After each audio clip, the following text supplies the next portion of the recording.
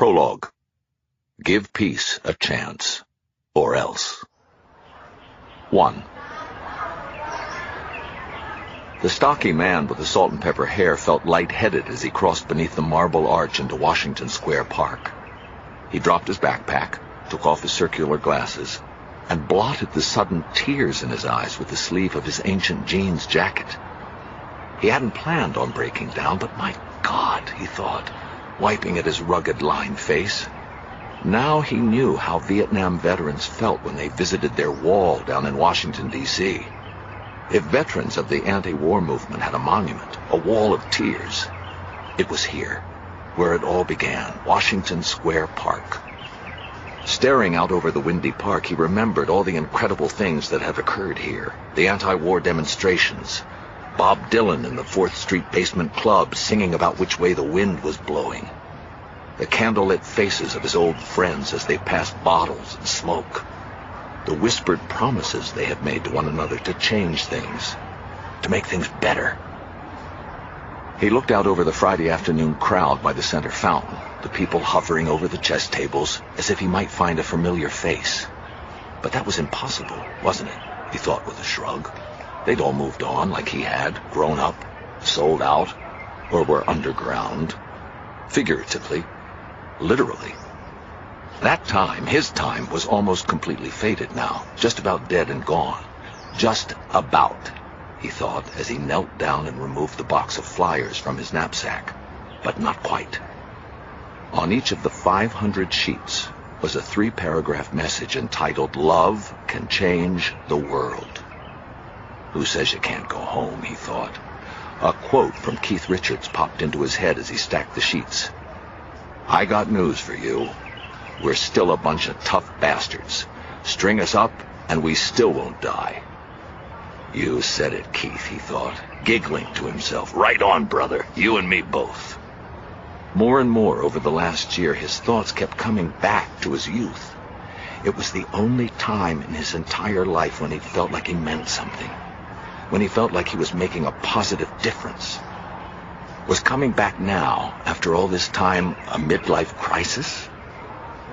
Maybe. He didn't care. He decided he wanted that feeling again, especially in light of recent events. The world now was in even more dire straits than the one he and his friends had fought to effect.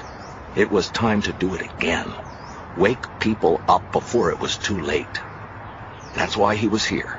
It had worked once. They had, after all, stopped a war.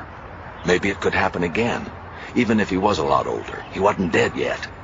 Not by any means. He licked his thumb and took the first sheet from the stack. He smiled, remembering the countless flyers he'd handed out in Berkeley and Seattle, and in Chicago in '68. After all this time, here he was. Unbelievable. What a crazy life. Back in the saddle again. 2. "Hi there," he said, offering the flyer to a young black woman pushing a toddler in a stroller. He smiled at her, making eye contact. He was good with people, always had been. "I have a message here I think you should take a look at, if it's not too much trouble. It concerns, well, everything." "Leave me the hell alone with that nonsense." She spoke with surprising vehemence, almost smacking it out of his hand. Had to expect a little of that, he thought with a nod. Some people were a hard sell, came with the territory. Unfazed, he immediately walked over toward a group of teenagers skateboarding by the statue of Garibaldi. "Afternoon, guys. I have a message here I'd like you to read. Only take a second out of your day. If you're concerned about the state of affairs and about our future, I think it's something you should really consider." They stared at him, dumbfounded. Up close, he was surprised to see the crow's feet around their eyes. They weren't teenagers. They were in their late 20s and early 30s, hard-looking, kind of mean, actually. "Holy shit, it's John Lennon!" one of them said. "I thought somebody shot you. Where's Yoko? When you getting back with Paul?" The rest of them burst into sharp laughter. Jerks, he thought, heading immediately over toward the center fountain, where a street comedian was giving a performance. Yeah, the fate of the world was a real rip, wasn't it? He wouldn't let those assholes get to him. He just needed to hit on the right person and things would start rolling. Persistence was the name of the game. People averted their eyes as he approached them. Not one person would take a flyer. What the hell was this, he wondered. It was 15 fruitless minutes later when a petite woman walking past took the flyer from his hand. Finally, the man thought. His smile collapsed as the woman crumpled it and dropped it to the paved path. He ran forward and scooped it up before he caught up to her. The least you could do was wait until you were out of sight before you threw it out in a garbage can, he said as he whirled in front of her. You have to litter, too? I'm, sorry? The woman said, pulling the white iPod buds from her ears. She hadn't heard a word he'd said. Were all young people today retarded or something? Didn't they see where everything was heading? Didn't they care? You certainly are, he mumbled as she walked off. You are sorry. A sorry excuse for a human being. He stopped dead when he got back to the park's entrance. Someone had kicked over the stack, and most of the flyers were wafting away under the arch, over the sidewalk, whipping north up Fifth Avenue.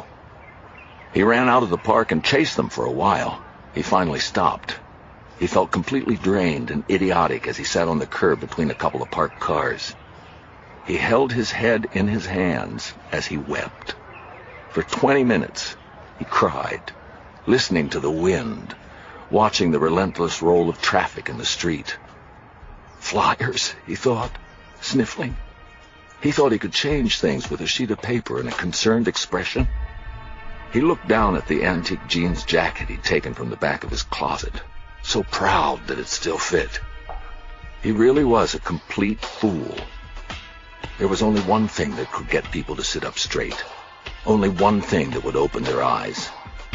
Only one thing then, and only one thing now. He nodded, finally resolving himself. He wasn't going to be getting any help. He had to do it himself. Fine. Enough of this nonsense. The clock was ticking. He didn't have any more time to fool the fuck around. He discovered he was still holding onto a crumpled flyer. He smoothed it out on the cold pavement beside him, took out a pen and made a vital correction. It snapped like an unfurled flag as he let the wind take it from his fingers. The broad man with the graying hair wiped his eyes as the sheet he'd written on caught high on the corner lamppost behind him. The word love in the title had been X'd out. Against an ash-gray sky above him it now said, Blood can change the world.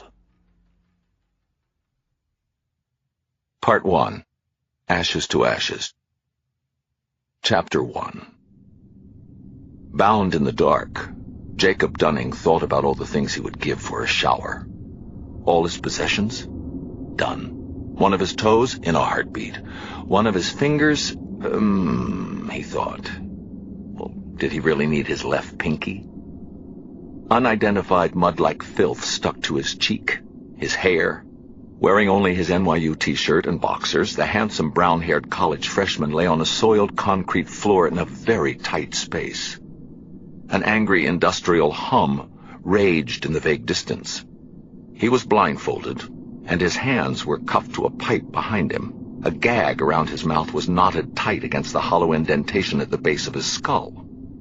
The indentation was called the foramen magnum. He knew. It was where your spinal cord passed into your skull. Jacob had learned about it in anatomy class a month or so ago. NYU was step 1 in his lifelong dream to become a doctor. His father had an 1862 edition of Gray's Anatomy in his study, and ever since he was a little kid, Jacob had loved going through it. Kneeling in his father's great padded office chair with his chin in his hands, he'd spend hours poring over the elegant, fascinating sketches, the topography of the human body shaded and named like distant lands, like treasure maps. Jacob sobbed at the safe, happy memory. A drop of lukewarm water landed on the back of his neck and dripped down his spine. The itch of it was unbearable. He would get sores soon if he wasn't able to stand. Bed sores, staph infection, disease. The last thing he remembered was leaving Conrad's, an Alphabet City bar that didn't care about fake IDs. After a monstrously long chem lab, he'd been trying to chat up Helly, a stunning Finnish girl from his class. But after his 5th mojito, his tongue was losing speed. He'd called it a night when he noticed she was talking more to the male model of a bartender than to him. His memory seemed to stop at the point when he stepped outside. How he got from there to here he couldn't recall. For the billionth time, he tried to come up with a scenario in which everything turned out all right. His favorite was that it was a fraternity thing. A bunch of jocks had mistaken him for some other freshman, and this was really a messed-up hazing incident. He started weeping. Where were his clothes? Why would somebody take his jeans, his socks, and shoes? The scenarios in his head were too black to allow light to enter. He couldn't fool himself. He was in the deepest shit of his young life. He banged his head on the pipe he was chained to as he heard a sound. It was the distant boom of a door. He felt his heart boom with it. His breath didn't seem to know if it wanted to come in or go out. He was pretty much convulsing when he made out a jangle, interspersed with the steady approach of footsteps. He suddenly thought of the handyman at his parents' building, the merry jingle of keys that bounced off his thigh. Skinny Mr. Durkin, who always had a tool in his hand. Hope gave him courage. It was a friend, he decided. Somebody who would save him. Jacob screamed from behind the gag. The footsteps stopped. A lock clacked open, and cool air pressed over the skin of his face. The gag was pulled off. Thank you. Thank you. I don't know what happened. Jacob's breath blasted out of him as he was hit in the stomach with something tremendously hard. It was a steel-toed boot, and it seemed to knock his stomach clear through his spine. Oh, God, Jacob thought, his head scraping the stone floor as he dry-heaved in filth. Dear God, please, help me.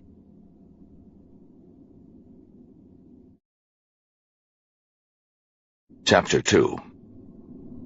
Jacob was uncuffed and pulled roughly for 20 or so steps and slammed into a hard-backed seat. Light spiked his eyes as his blindfold was sliced away, and his hands were cuffed again behind his back.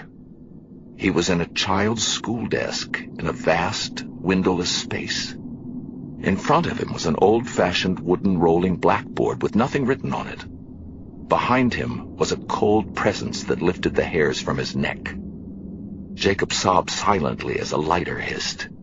The faintly spicy scent of tobacco smoke filled the air. "Good morning, Master Dunning," said a voice behind him. It was a man's voice. The man sounded perfectly sane, highly educated, in fact. He reminded him of a popular English teacher he'd had at Horace Mann, Mr. Manducci.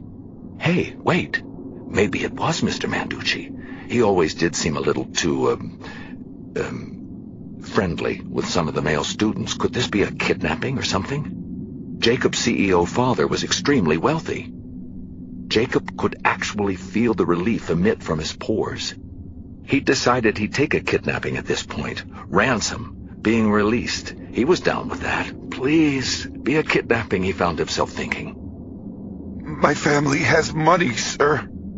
Jacob was carefully trying to keep the terror out of his voice and failing. Yes, they do, the man said pleasantly. He could have been the DJ for a classical music station. That's precisely the problem. They have too much money and too little sense. They own a Mercedes McLaren, a Bentley, and a Prius. How green of them. You can thank their hypocrisy for bringing you here. Unfortunately for you, your father seems to have forgotten his Exodus 20 verse 5. For I, the Lord your God, am a jealous God, visiting the iniquity of the fathers upon the sons. Jacob twitched violently in the hard chair as a stainless steel pistol barrel softly caressed his right cheek. Now, I'm going to ask you some questions, his captor said.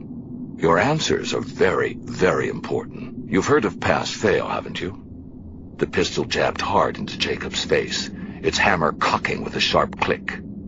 This test you're about to take is pass-die. Now, question 1. What was your nanny's name? Who? My nanny, Jacob thought. What the hell was this? Rosa, Jacob said. That's right, Rosa. So far, so good, Master Dunning. Now, What was her last name? Oh, shit, Jacob thought. Abondo? Abrado? Something. He didn't know. The sweet, silly woman that he played hide-and-seek with, who'd fed him after school. Rosa, pressing her warm cheek against his as she helped him blow out the candles on his birthday cake. How could he not know her last name? "Time's up," the man sang. Abrado? Not even close, the man said in disgust. Her name was Rosalita Chavarria. She was a person, you see. She actually had a first and a last name, just like you. She was flesh and blood, just like you. She died last year, you know. A year after your parents fired her because she was becoming forgetful. She went back to her home country. Which leads us to our third question. What was Rosa's home country? How the hell had this guy known about Rosa's termination? Who was this? A friend of hers? He didn't sound Hispanic. Again, what was this? Nicaragua? Incorrect again. She was from Honduras. A month after she returned to a one-room shack owned by her sister, she had to go for a hysterectomy. In a substandard hospital outside of Tegucigalpa, she was given a tainted transfusion of blood and contracted HIV. Honduras has the highest concentration of AIDS in the Western Hemisphere. Did you know that? Sure you did. Now, question 4. What is the average lifespan in Honduras for an HIV-positive person? I'll give you a hint. It's a hell of a lot less than the 15 years it is in this country. Jacob Dunning began to cry. I don't know. How would I know? Please. That won't do, Jacob, the man said, jamming and twisting the barrel of the gun painfully against his teeth. Perhaps I'm not making myself clear enough. There'll be no Ivy League A in this class, no tutors, no helpful strategies to maximize your score. You can't cheat, and the results are ultimate. This is a test that you've had your whole life to study for, but I have a feeling you are slacking off. So I try to think a little bit harder. HIV positive lifespan in Honduras. Answer now.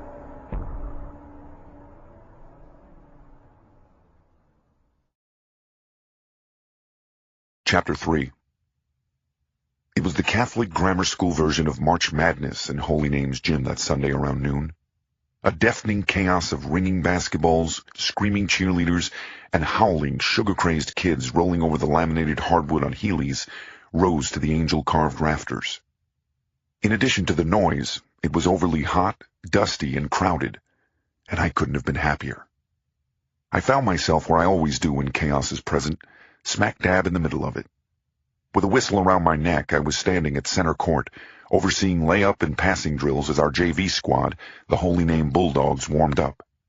St. Anne's, our crosstown rival from 3rd Avenue, was doing the same at the opposite end of the court.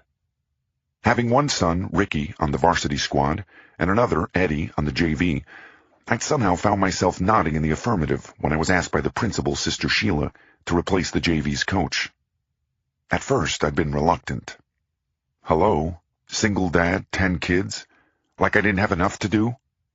But Sister Sheila can smell a sucker like me from 2 miles away. From ball handling drills to doing the X's and O's on the chalkboard to even putting away the folding chairs after the game, I'd actually come to get a kick out of coaching. I don't know if any of my 0-6 Bulldogs were NBA bound, but witnessing them gain confidence in themselves and watching the magic that came from going from a bunch of individuals to a somewhat cohesive team, I guess you could do worse things with a Sunday. The crowd had become so loud at the tip-off that I almost didn't hear the phone going off at my hip. I didn't recognize the number as work, but that didn't mean much. We rotated weekends on my new squad. Guess whose weekend this was? Bennett here! I screamed into it. Mike, it's Carol. Carol Fleming. Damn, I thought, closing my eyes. I knew it. Carol was my new boss. Well, my new boss's boss, actually. Her name was Chief Carol Fleming.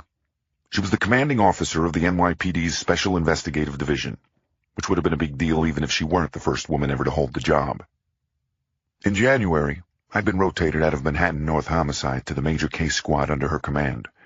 Although I preferred Homicide, I had to admit that Major Case, which investigated high-profile bank robberies, art thefts, and kidnappings, wasn't exactly putting me to sleep. "What's up, boss?" I said. We have a possible kidnapping uptown. You need to see April Dunning at 1 West 72nd Street, apartment 10B. Her son, Jacob, seems to be missing. Jacob's father, Donald Dunning, is founder and CEO of Latvium and Company, the multinational pharmaceutical company. I finished for her. I've heard of him. I'd actually read about him in a Forbes magazine at my kid's dentist's office. Dunning was a billionaire and one of the mayor's golfing buddies.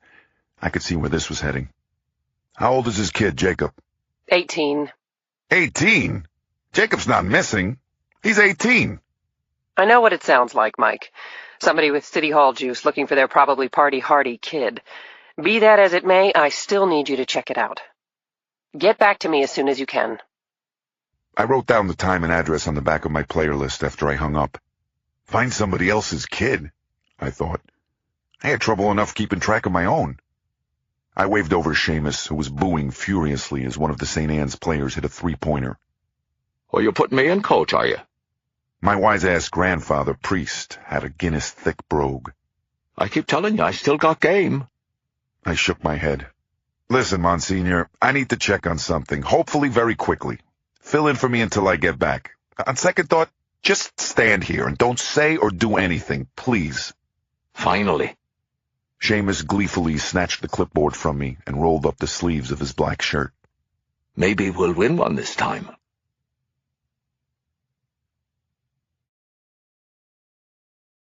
Chapter 4. 1 West 72nd Street turned out to be the Dakota, the famous Gothic castle-like building where John Lennon had lived before he was shot in front of it. It was also the place where the lady who gives birth to the devil in Rosemary's Baby lived, I remembered cheerfully. The good omens just kept on coming this afternoon. I passed the building and left my van up around the next corner on Columbus and walked back along 72nd. If in the unlikely case this was a kidnapping, it already could be under surveillance.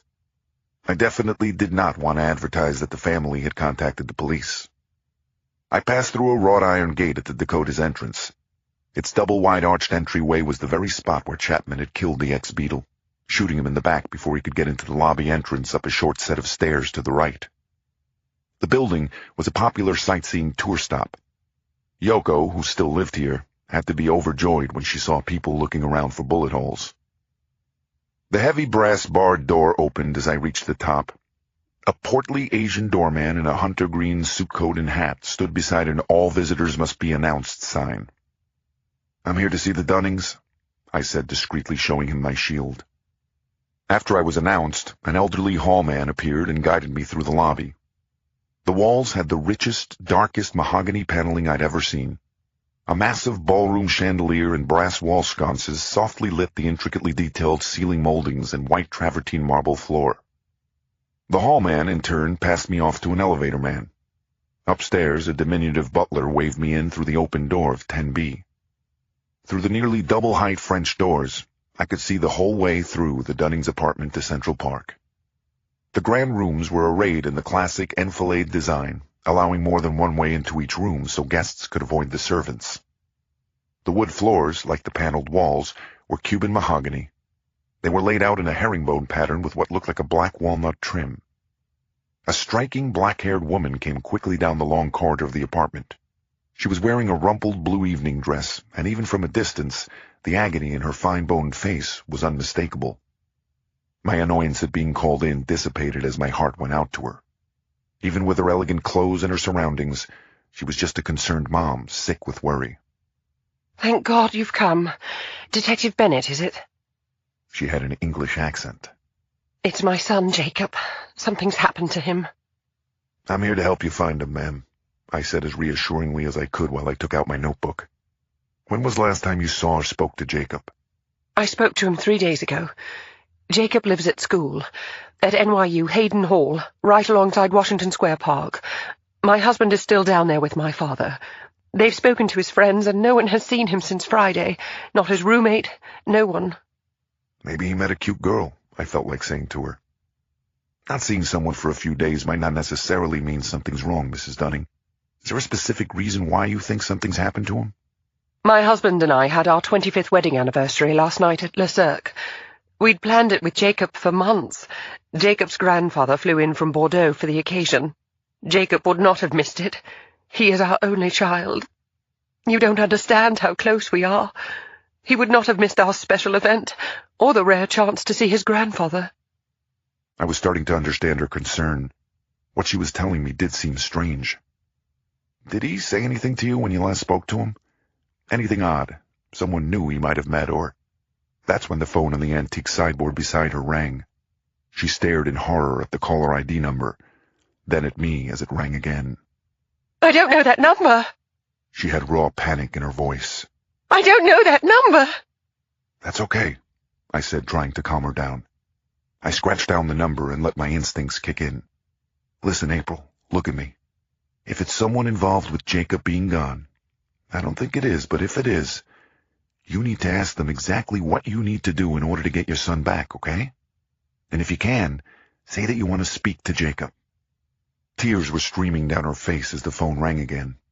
She used a shaking fist to wipe them away before she grabbed the receiver. I listened at an extension in the adjacent study. I pressed the phone's answering machine's record button as I lifted the receiver. Yes, this is April Dunning. I have Jacob. It was a strangely serene voice. Listen. There was a click and hum on the line, and then what sounded like a recording. Question number 9. If you were born in Sudan, what would be your chances of living to 40? And what does that have to do with your cute little red iPod Nano? I don't know. Then a sobbing voice. Stop. Please stop. The recording clicked off. You'll receive instructions in exactly 3 hours. Follow them to the letter, or you will never see your son alive again. No police, no FBI. The connection was cut. I was hanging up the extension when there was a crash in the hallway. Mrs. Dunning was kneeling on the herringbone floor, sobbing inconsolably. It's Jacob! That bastard has my Jacob! The butler arrived a step before me and helped her into a chair. I speed-dialed the chief. Unbelievable. This really was a kidnapping. We had no time to waste to get set up. We needed to hustle if we were going to have all our teams in place in 3 hours. It was going to be close. I frowned out the window.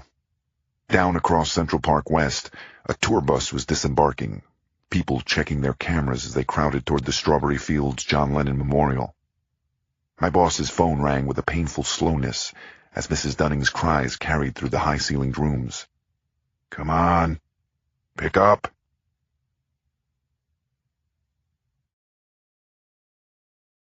Chapter 5. A business jet inbound for Teterboro Airport made FBI Special Agent Emily Parker duck her copper-colored head as she hurried across the Enterprise parking lot on Route 46 in New Jersey. She stopped for a moment and watched it streak down the runway toward the sleek Gulfstream G300 that had just dropped her off. She checked her watch after she turned over the engine of her rented Buick LeSabre. It was not yet 3. Her boss had called her at 12:30 at her home outside Manassas, Virginia. She'd traveled 250 miles in under 2 hours. Now that's what I call a rush job, she thought. Granted, she was used to the pace, having been in charge of the FBI's Northeast Regional CARD, or Child Abduction Rapid Deployment Team, for 2 years. The ADIC asked me to put my biggest badass on this one, Emily, John Murphy, the special agent in charge of the National Center for the Analysis of Violent Crime, had said to her. Guess what? You're it. She hadn't been told much, only that she was to be a special kidnapping advisor to the NYPD on the abduction of some kid named Jacob Dunning. Jacob's father, Donald Dunning, was actually the one who had sent his Gulfstream for her, which was about as far from normal procedure as you could get. She was beginning to wonder what kind of special assignment she'd just gotten herself into. She speed-dialed home as she gunned out of the parking lot. Her brother Tom answered his cell on the second ring. Just got off the plane, she said. How's she taking it? Everything's fine. We set up a lemonade stand at the end of the driveway. That's so cute that you guys do that every Sunday. That little fibber, Emily cried. A lemonade stand? Near the street? Oh, that's just like her. She's got her hooks into you already. I told her no last week. What about the traffic? Are you there right now? Who's watching her? Of course I'm here, Em. What do you think, I'm talking to you from a bar? Her brother said. Me and the Olive are glued together at the hip. Tom had gotten a job with a defense contractor in Bethesda after getting out of the Marines the month before. He was due to start next week. Renting him the basement apartment in her split level had turned out to be a win-win stroke of genius, a built-in babysitter. Emily grinned, picturing her precious goofball of a 4-year-old, Olivia, out by the end of the cul-de-sac in her winter coat, wondering where the customers were. "Do we even have lemonade?" she said. "I made a command decision and substituted Kool-Aid." "Kool-Aid? That's pure processed sugar and dye. Kool-Aid. She can only have one glass. One." "You sound like I'm force-feeding her antifreeze. Besides, she's not drinking it. She's trying to sell it. Try not to have an aneurysm, please. I survived Kabul. I think I can look after the Olive. You have any idea how long you're going to be gone for?" "Not yet, but I'll let you know. Kiss her for me, okay, Tom? I know you can take perfect care of her. I just get nuts leaving her since, you know." "The D-I-V-O. Shut up, Tom, would you? She can spell better than you. Goodbye." After her divorce the year before, Emily had taken a transfer to write a desk at CASMERC, the Bureau's Child Abduction and Serial Murder Investigative Resource Center, because it had regular hours. The case files that came in for review from every corner of the country weren't exactly light reading, but when you were a profiler, you had to take the work where you could find it. The job was ideal for taking care of Olivia, but to say Emily was starting to climb the beige walls of her cubicle in the basement office at the FBI Academy would be putting it mildly. Emily smiled as she dropped the Buick's hammer up the entrance for the turnpike, cutting off a tricked-out Cadillac SUV. Off to her right, New York City's metal and glass skyline appeared like a vision over the Jersey swamp. Still got it, she thought, keeping the gas on the floor. Gangway badass coming through. Chapter 6. I don't think I'd ever been as proud of the NYPD. In only 2 hours, we'd managed to get everything up and running. I, 2 other major case detectives, and a PD tech were stationed at the Dunnings' apartment. Another team of detectives was busy scouring NYU to find out where Jacob had last been seen. A third surveillance team, made up of undercover emergency service unit tactical guys, was spread around outside the Dakota, especially the Strawberry Fields area in Central Park. After Lennon was shot, the building had become a kind of morbid landmark, like the grassy knoll in Dallas.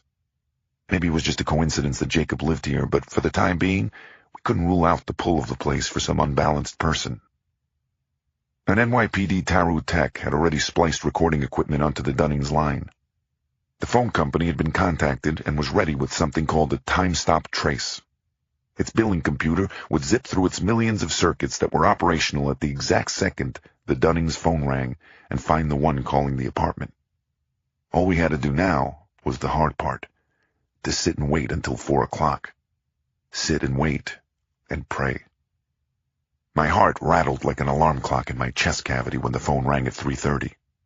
It took me a long second to realize that it wasn't the apartment phone, but the building's intercom buzzer in the kitchen. Armando, the butler, rushed to answer it. "There's an FBI agent in the lobby, sir," he called to Donald Dunning. "What?" I thought. "Who called the FBI?" "Send her up," Dunning said. Turning to me, he added, "Did I forget to tell you? I called the Justice Department when I was down at Jacob's dorm. The Attorney General, Fred Carroll, dated my sister in college. He's sending in his best, he told me. You can work together with the FBI, right?" "Sure," I said, exchanging uncertain glances with Detectives Ramirez and Schultz, the other members of my team. We had everything ready to go. Now the feds were here? What did that mean? We exchanged much happier looks as a tall, auburn-haired woman came through the door 2 minutes later. Good-looking women, even ones who were turf-invading FBI agents, were always a pleasant surprise. She spoke to Donald Dunning and his wife briefly in the foyer before stepping into the study. "Emily Parker." She offered her hand. She had a slight Southern or maybe Midwestern accent. "Mike Bennett, is it? I can see by your surprise that no one told you I was coming.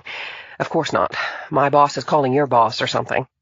I know you guys are as good as we are. I'm not here in any way to take the case away from you. Just here to coordinate resources you guys might not have, get you on the front of the line for databases and such.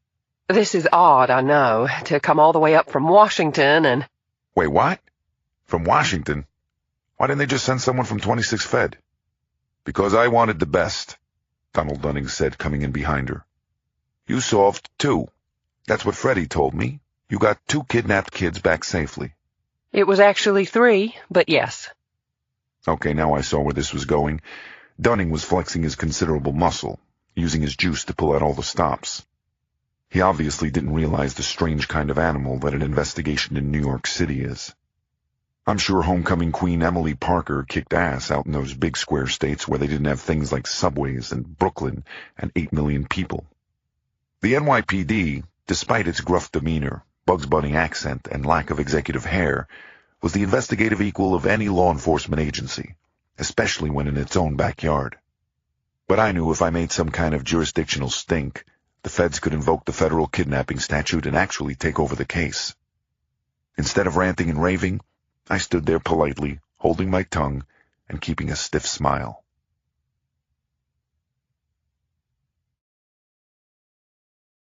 Chapter 7. Mr. Dunning, I'd like to speak to you and your wife further in a moment. Agent Parker's demeanor was the perfect mix of directness and caring. I just need to go over a few things with Detective Bennett first. Will you be in the kitchen? Oh, of course, Dunning mumbled before leaving the study. That was about as polite a get lost as I'd ever seen. I was impressed. Maybe Agent Parker had some chops after all. She closed the French doors tightly behind him. Did you check out the Dunnings for any domestic violence complaints or criminal records? I saw where she was going. It had to be verified from the start that it was in fact a stranger kidnapping and not a cover-up for a murder or something else. Step 1 was ruling out the family. I was way ahead of her. Both clean, I nodded. Was still checking out the staff. How'd the Dunning's demeanor seem to you? About right? The mom seems to be in a dissociative fugue, and the father looks like he's just chugged a quart of battery acid. Parker shrugged. In this case, both typical responses. You want me to toss their name at the white-collar squad just in case? Can't hurt to check out any recent debt or insurance activity. We could even look up psychiatric history, if any. Wow, I thought. Talk about trusting no one and no thing. I liked that in a cop. Do it. She took a pad from her briefcase and scribbled on it. Any witnesses to the abduction? None. A girl in one of his classes has Jacob leaving some shithole in Alphabet City at 1 o'clock in the morning Saturday. Alphabet City? The neighborhood near his school, Detective Schultz piped in. A skanky one, added Ramirez. Go on. She gave a nod. We're thinking he was grabbed right then because by the look of things, Jacob never made it back to his dorm room. We already interviewed his roommate and tossed the building. Nothing. If he went on a trip, he forgot to tell everyone he knows. I handed her the rough copy of the victimology report I'd already done, along with a current photograph. This report is excellent. Parker turned the pages with an impressed nod. Physical characteristics, behavior, personality, and family dynamics. This NYPD thing doesn't work out. We could use you down in Quantico. Tell me about the contact with the kidnapper. I went to the desk and pressed play on the answering machine. Special Agent Parker squinted with surprise as the strange question-and-answer recording echoed through the room. I clicked it off when it was over. Parents confirm the person being questioned is Jacob. Have you ever heard anything like that before? Parker shook her head. Not even close. Sounded like an odd game show or something. Have you? I let out a frustrated breath. Sort of. About a year ago, there was this guy who called himself the Teacher. Like this guy, he would blather on about our unjust society, right before he blew holes in people. Of course, the spree killer. The plane that crashed in New York Harbor, right? I read about that. I nodded. Wait, the cop in the plane? Bennett! My God, that was you? I nodded again as she took that in. So you think this is some sort of copycat? I took a breath, remembering how hard I'd knocked on death's door. For this family's sake? I shook the last drop of coffee from my cup. I hope not.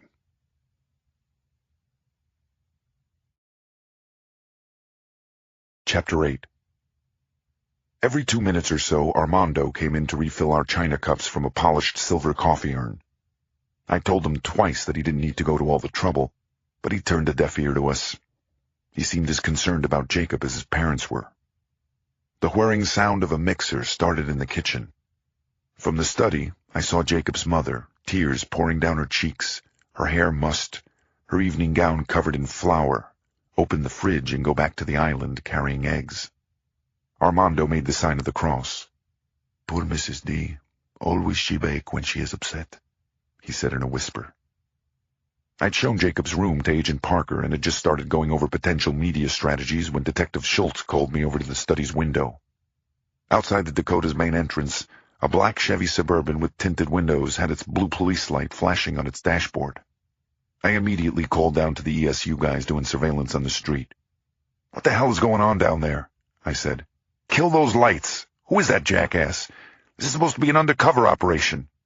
"Someone from the mayor's office," an ESU sergeant stationed in the lobby said. "She's on her way up." A minute later, a sharp-featured 50-something woman with a salon-perfected blonde bob came through the apartment's front door. "April, I came straight here when I heard the news." Mrs. Dunning seemed taken aback as she was engulfed in the tall woman's vice-like embrace. So did Mr. Dunning when he was given the same treatment. "Christ, this is all we need," I mumbled. It was the first deputy mayor, Georgina Hottinger. Before being promoted to the mayor's second in line, she'd been in charge of the New York Improvement Fund, which roped wealthy individuals into paying for city events, which would have been useful had this been a charity function instead of a kidnapping investigation. "Who's in charge here?" She burst into the study. I guess she was through with the air and ass-kissing. "I am. Mike Bennett, Major Case Squad." "Every development in this case is to be sent immediately to my office. And I mean every one. The Dunnings will be shown every imaginable courtesy in their time of need. First and foremost, being their privacy." Staring into her ice-picked blue eyes, I suddenly remembered the nickname the City Hall press corps had given Hottinger. Still resembling the ballerina in the San Francisco ballet that she'd once been, the take-no-prisoners politico was called the Barbed Wire Swan. "This woman is a personal friend of mine, Detective, so I hope we're clear on how this thing is to be run. I'll be holding you personally responsible for any fuck-ups. Why are we running this, by the way? Are we even capable? I thought kidnappings were a federal offense. Has the FBI been informed?" "Yes, they have, actually." Emily Parker glared at her. "I'm Special Agent Parker, and you are?" Georgina whirled around, looking like she wanted to give Emily a roundhouse pirouette to the jaw. "Me? Oh, no one, really. I just happen to be the one who's in charge of the capital of the world until the mayor comes back on Tuesday. You have any other stupid questions, Agent?" Emily was nonplussed. "Just one. Did it occur to you when you pulled up with your lights flashing that the person responsible for abducting Jacob could now be watching this building? They demanded that no police be contacted. Now it looks like you've blown that. I believe you were saying something about fuck-ups." I got between the two ladies before the first started flying, and they say men can't get along. I decided I was starting to like Parker a little. "I'll be in contact with your office, Deputy Mayor. As soon as I hear anything, so will you." I guided her out into the hall. "We're still waiting for the perpetrator to call back, so if you'll let us get back to work." Parker was blowing out a flushed breath as the apartment's front doors slammed behind Hottinger. "This political personal service crap pisses me off to no end, Mike. First the Attorney General, now the mayor's office is involved. I actually got here on Dunning's jet. Did I tell you that? Do you think for a minute that there'd be this much effort if some poor nobody kid was abducted?" Probably not. But think about it. If your kid were in danger, wouldn't you pull every string you had? In the kitchen, Mrs. Dunning slammed a muffin tin hard enough to shake the glass in the French doors. Parker nodded. "You're right, I would. Can we at least both agree that the deputy mayor is one rabid bitch?" Now on that one, I'm with you 100%.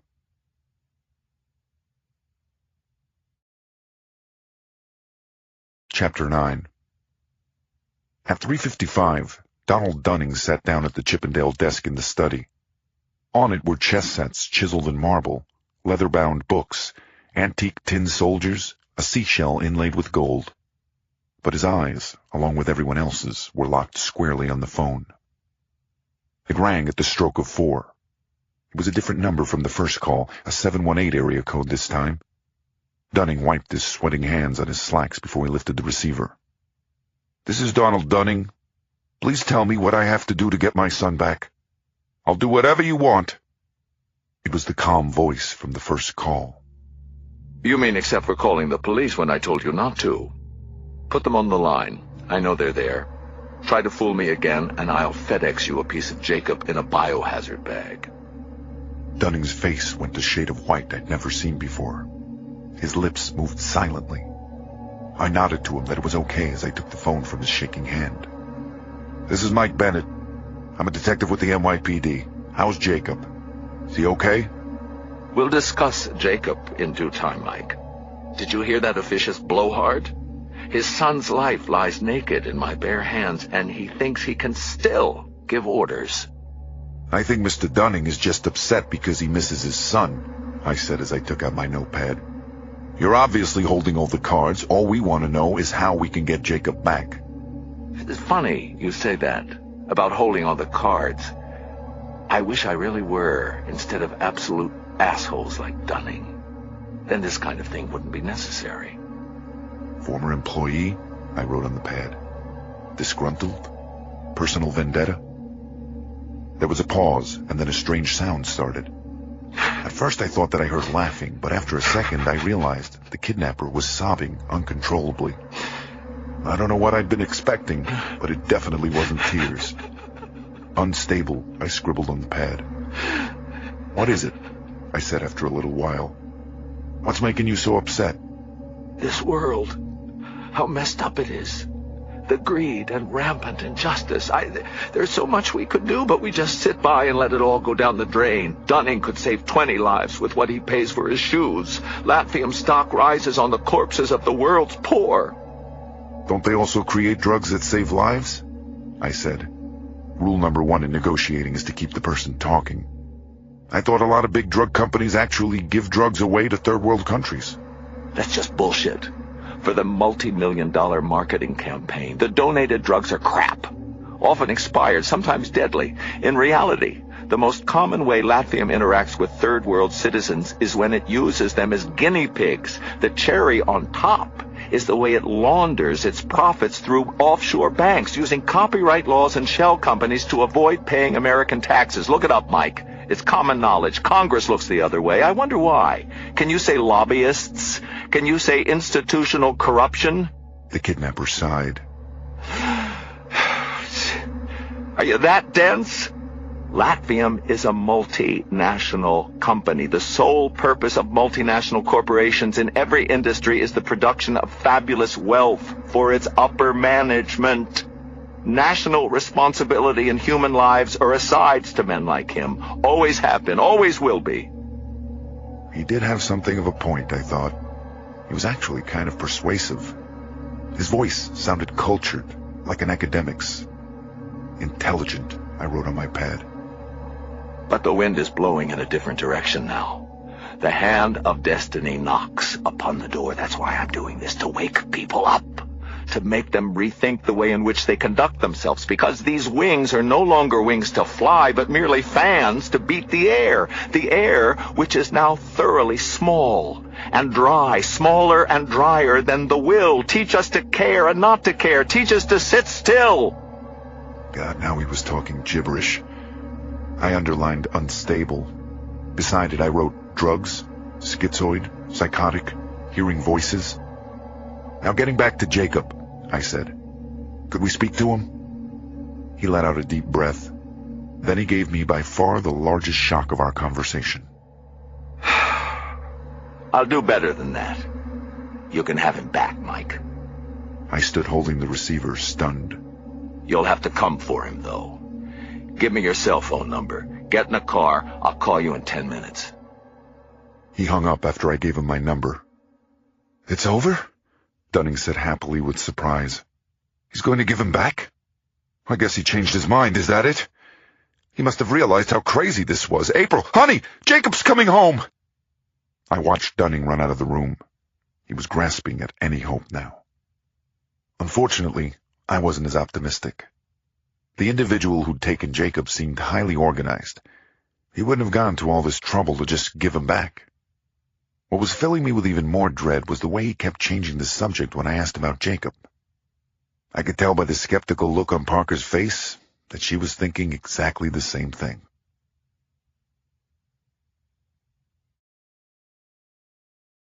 Chapter 10. An unmarked black Impala was gassed and waiting in the cold rain around the corner on Central Park West. In the front seat, I handed Parker one of the Kevlar vests draped across the dashboard and slipped into the other. We would be the lead car, with Schultz and Ramirez loosely tailing us. Aviation had been called, and a Bell 206 was en route from Floyd Bennett Field in Brooklyn for high-altitude covert surveillance. "What was that about the wings?" I said to Parker as we sat there waiting for the kidnapper to call back. I think it was a poem. It's on the tip of my tongue. My college English professor would kill me. Where'd you go to school? UVA? Virginia. So that explains the down-home accent. Accent? Y'all Yankees are the ones with the accent. An FBI agent with a sense of humor, I thought, listening to the drum roll of rain on the roof. What were the odds? I put my phone on speaker and was adjusting the no-hands microphone when it rang. It was yet a different number, I noticed. A Long Island 516 area code, the third number so far.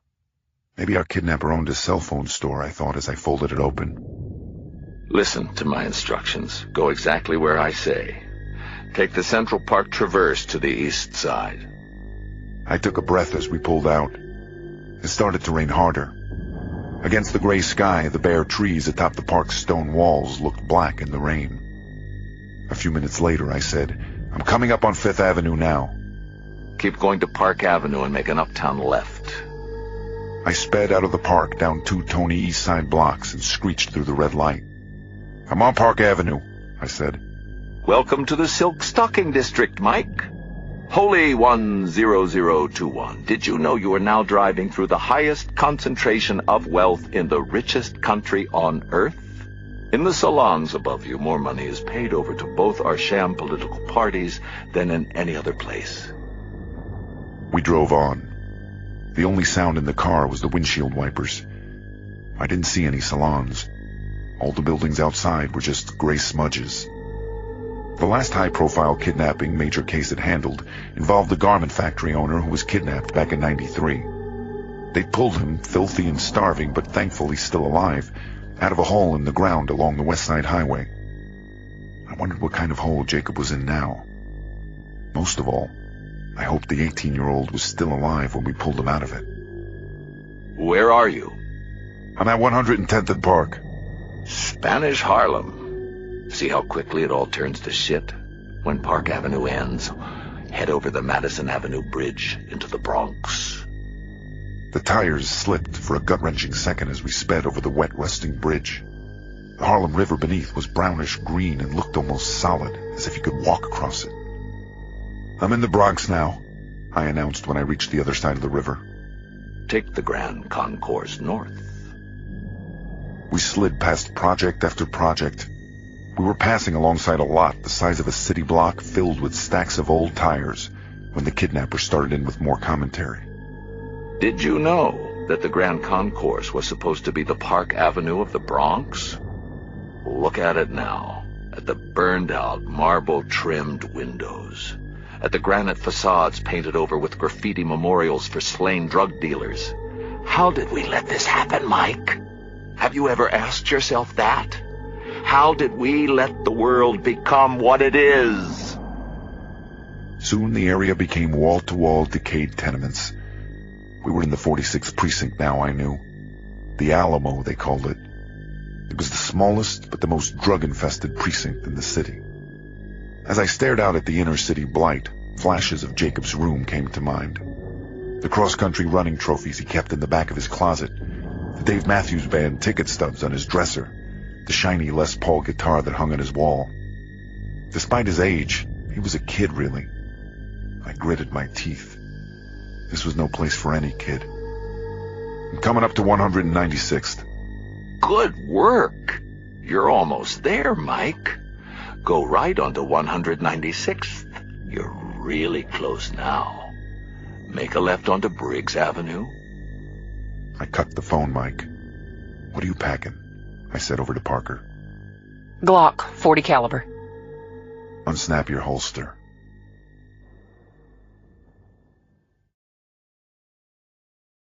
Chapter 11. A hard-looking black kid in a new North Face jacket twirled a Gucci umbrella in the corner.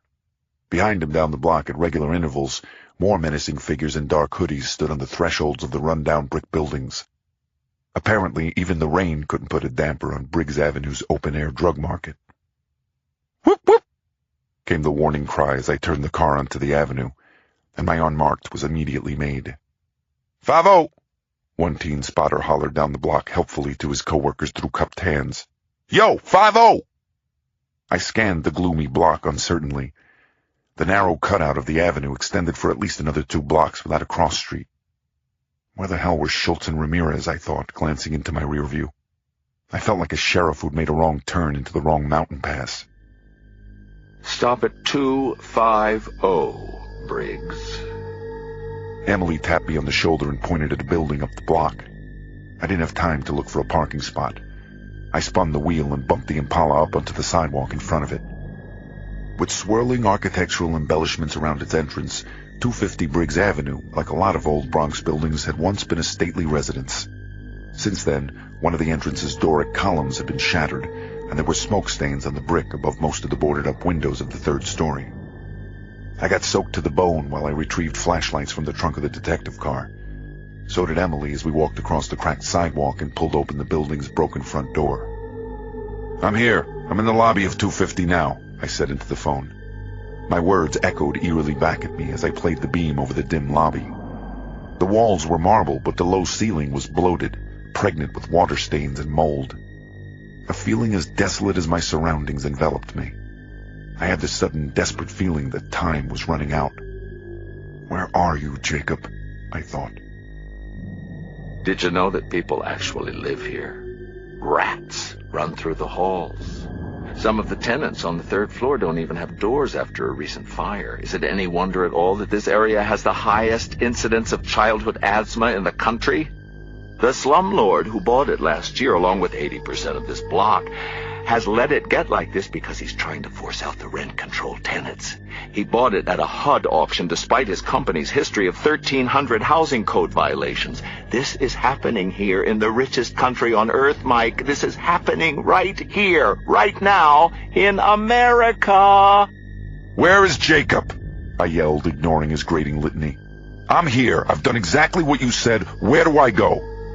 Out back, through the courtyard. Go through the laundry room door on your left. We found a door at the end of the lobby and went back out into the rain. A cracked toilet lid floated beside half a dozen faded phone books in the courtyard's standing water.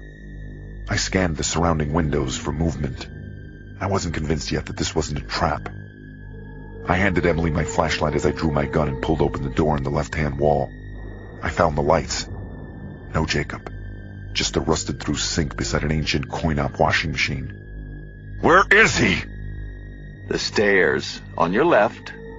Take them down. Beyond the washing machine, iron steps descended through a raw concrete stairwell. The beams from our flashlights flickered wildly as we flew down the steps 2 at a time.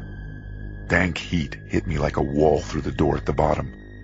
In the distance, a boiler screamed as if it were being tortured. The basement walls looked like hewn stone, and I felt like we were entering a cave. Or a dungeon, I thought. This is where I'll have to end our little conversation for now, Mike. Down the hall, to your right. Take Jacob away. He's all yours. The kidnapper hung up.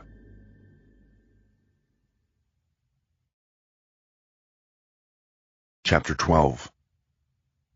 I covered Emily as she jogged ahead. Even in the dimness, I could see her eyes widen in shock as she stuck her light and gun through the right-hand doorway.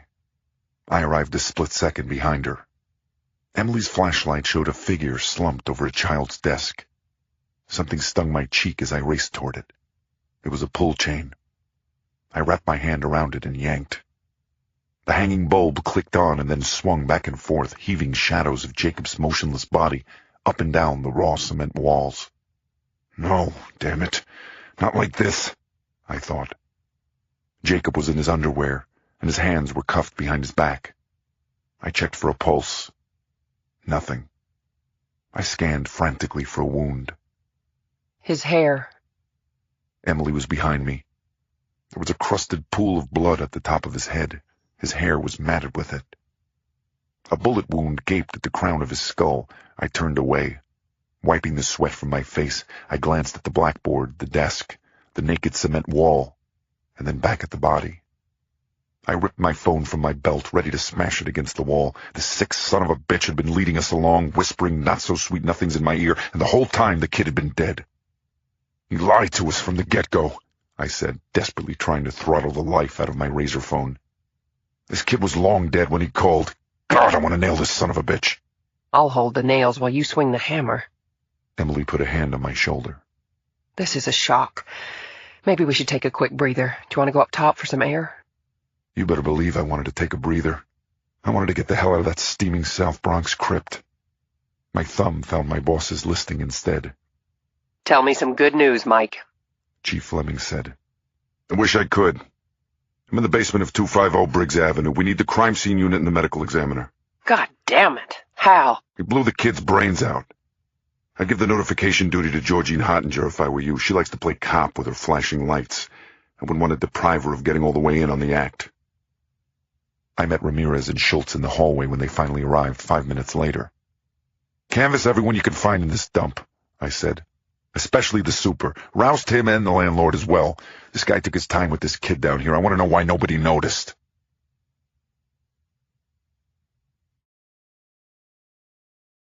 Chapter 13.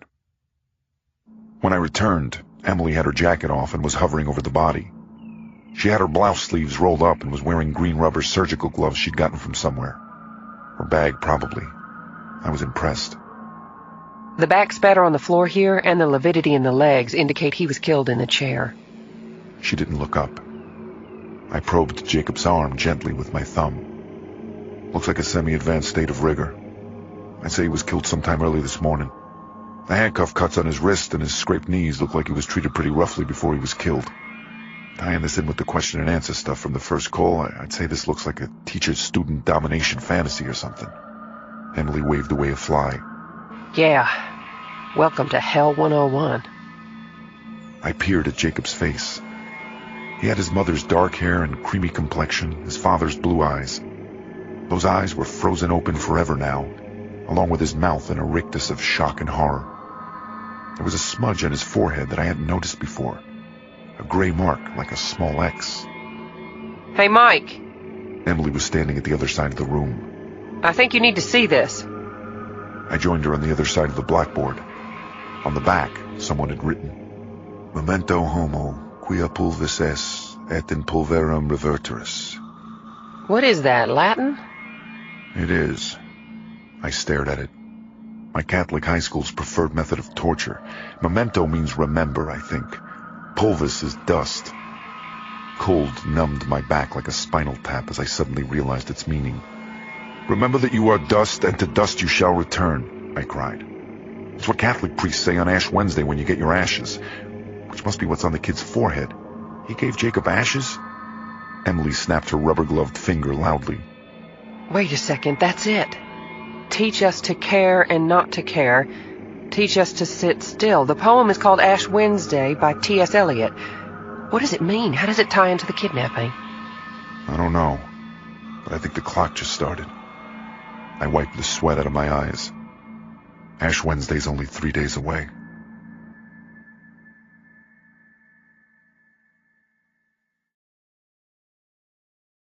Chapter 14. The super was nowhere to be found. The closest occupants to the basement were in a crack house on the second floor, but to no one's surprise, the strung-out inhabitants hadn't noticed anything. I was happy for the cold rain now as I climbed out of that hot pit. I needed something to wash the smell of death from my clothes, off my skin. Despite our attempts to keep things under wraps, I spotted the police reporter from the Post standing behind the police tape among the half-dozen Briggs Avenue drug dealers. Once the word was out, reporters and producers would pounce on Briggs Avenue like sharks on chum. A billionaire's kid getting kidnapped and ritually murdered wasn't just news, it was the next news cycle. I headed for my car when I spotted the first news van. Media storms were like real ones, I'd found. The only way to truly withstand them was to evacuate immediately. Emily was coming out of the corner bodega as I got to the car. She took the items from the bag as I cranked the heat in the front seat. Paper towels and a couple of cans of Coke. They didn't have any scotch, but at least it's full sugar. She handed me one. I put the cold can to the back of my neck before I crunched it open. Full sugar. I just might have to tell your supervisor about you, Emily Parker. Not for nothing, but you were great in there. You know your way around a body. I thought you were just a kidnapping expert. I did time in the behavioral analysis unit as a profiler. Lucky me, huh? I watched her rub her hair with a wad of paper towels. It was the color of black cherry soda where it was wet along the nape of her neck, I suddenly noticed. She paused as the ME's techs brought out Jacob in a plastic bag. They slid him into the back of the beat-up Bronx County Medical Examiner's van parked beside our Impala. I lost 4. Emily was staring out the rain-streaked windshield. What are you talking about? Dunning was so impressed that I had found 3, but nobody told him that I lost 4. She looked into my eyes. Actually 5 now. I lifted my soda and took a sip. It wasn't black cherry, which I had a distinct pang for all of a sudden, but the sugar rush would have to do. 3 for 7. That's great. If this were baseball, you'd be Ted Williams. This isn't baseball, though, is it? I took another sip of my Coke and dropped the transmission into reverse to let the death van out. You're right, I said as we bumped off the sidewalk onto the wet street. There's no crying in baseball. Chapter 15.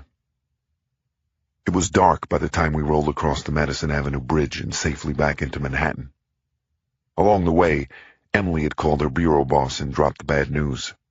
Then she made another call to what I assumed was her family. It sounded like she was talking to a little kid. Then and only then did I check her hand for a ring. Yes, men are that dumb. At least I am. There was no ring, which meant what? Maybe she didn't wear one at work. I shouldn't get my hopes up. Was I getting them up? I guessed I was. As I drove, I called the Taru tech for an update about the phone leads. They'd actually made some headway. The phone numbers recorded at the Dunnings and the ones to my cell phone were from prepaid cells bought at 3 different locations in Queens, Manhattan, and 5 towns out on Long Island. Precinct detectives were being sent to interview the salesmen to see if they remembered anything about the purchaser. My next call back to the crime scene guys was less promising. There were no bullet casings or fingerprints anywhere. Our guy had even had the presence of mind to take the piece of chalk he'd used to write the message. All in all, this animal who'd killed Jacob had been calculated, methodical, and very careful. All negatives from where we sat. I still couldn't get his perfectly inflected PBS voice out of my head. We were on 5th Avenue, just passing Central Park North, when I looked up. I was supposed to drop Emily off at the Hilton near Rockefeller Center, but I decided I couldn't wait any longer. The suspense was killing me about my kid's game. If Seamus had shown me up in the coaching department, I didn't know if I'd be able to live it down. Emily looked confused as I stopped in front of my building on West End. I need to stop in my apartment for a second. I have to, see about something. You want to wait in the car? What the hell, come up. I'll get you an umbrella and a real scotch if you need one. I know I do.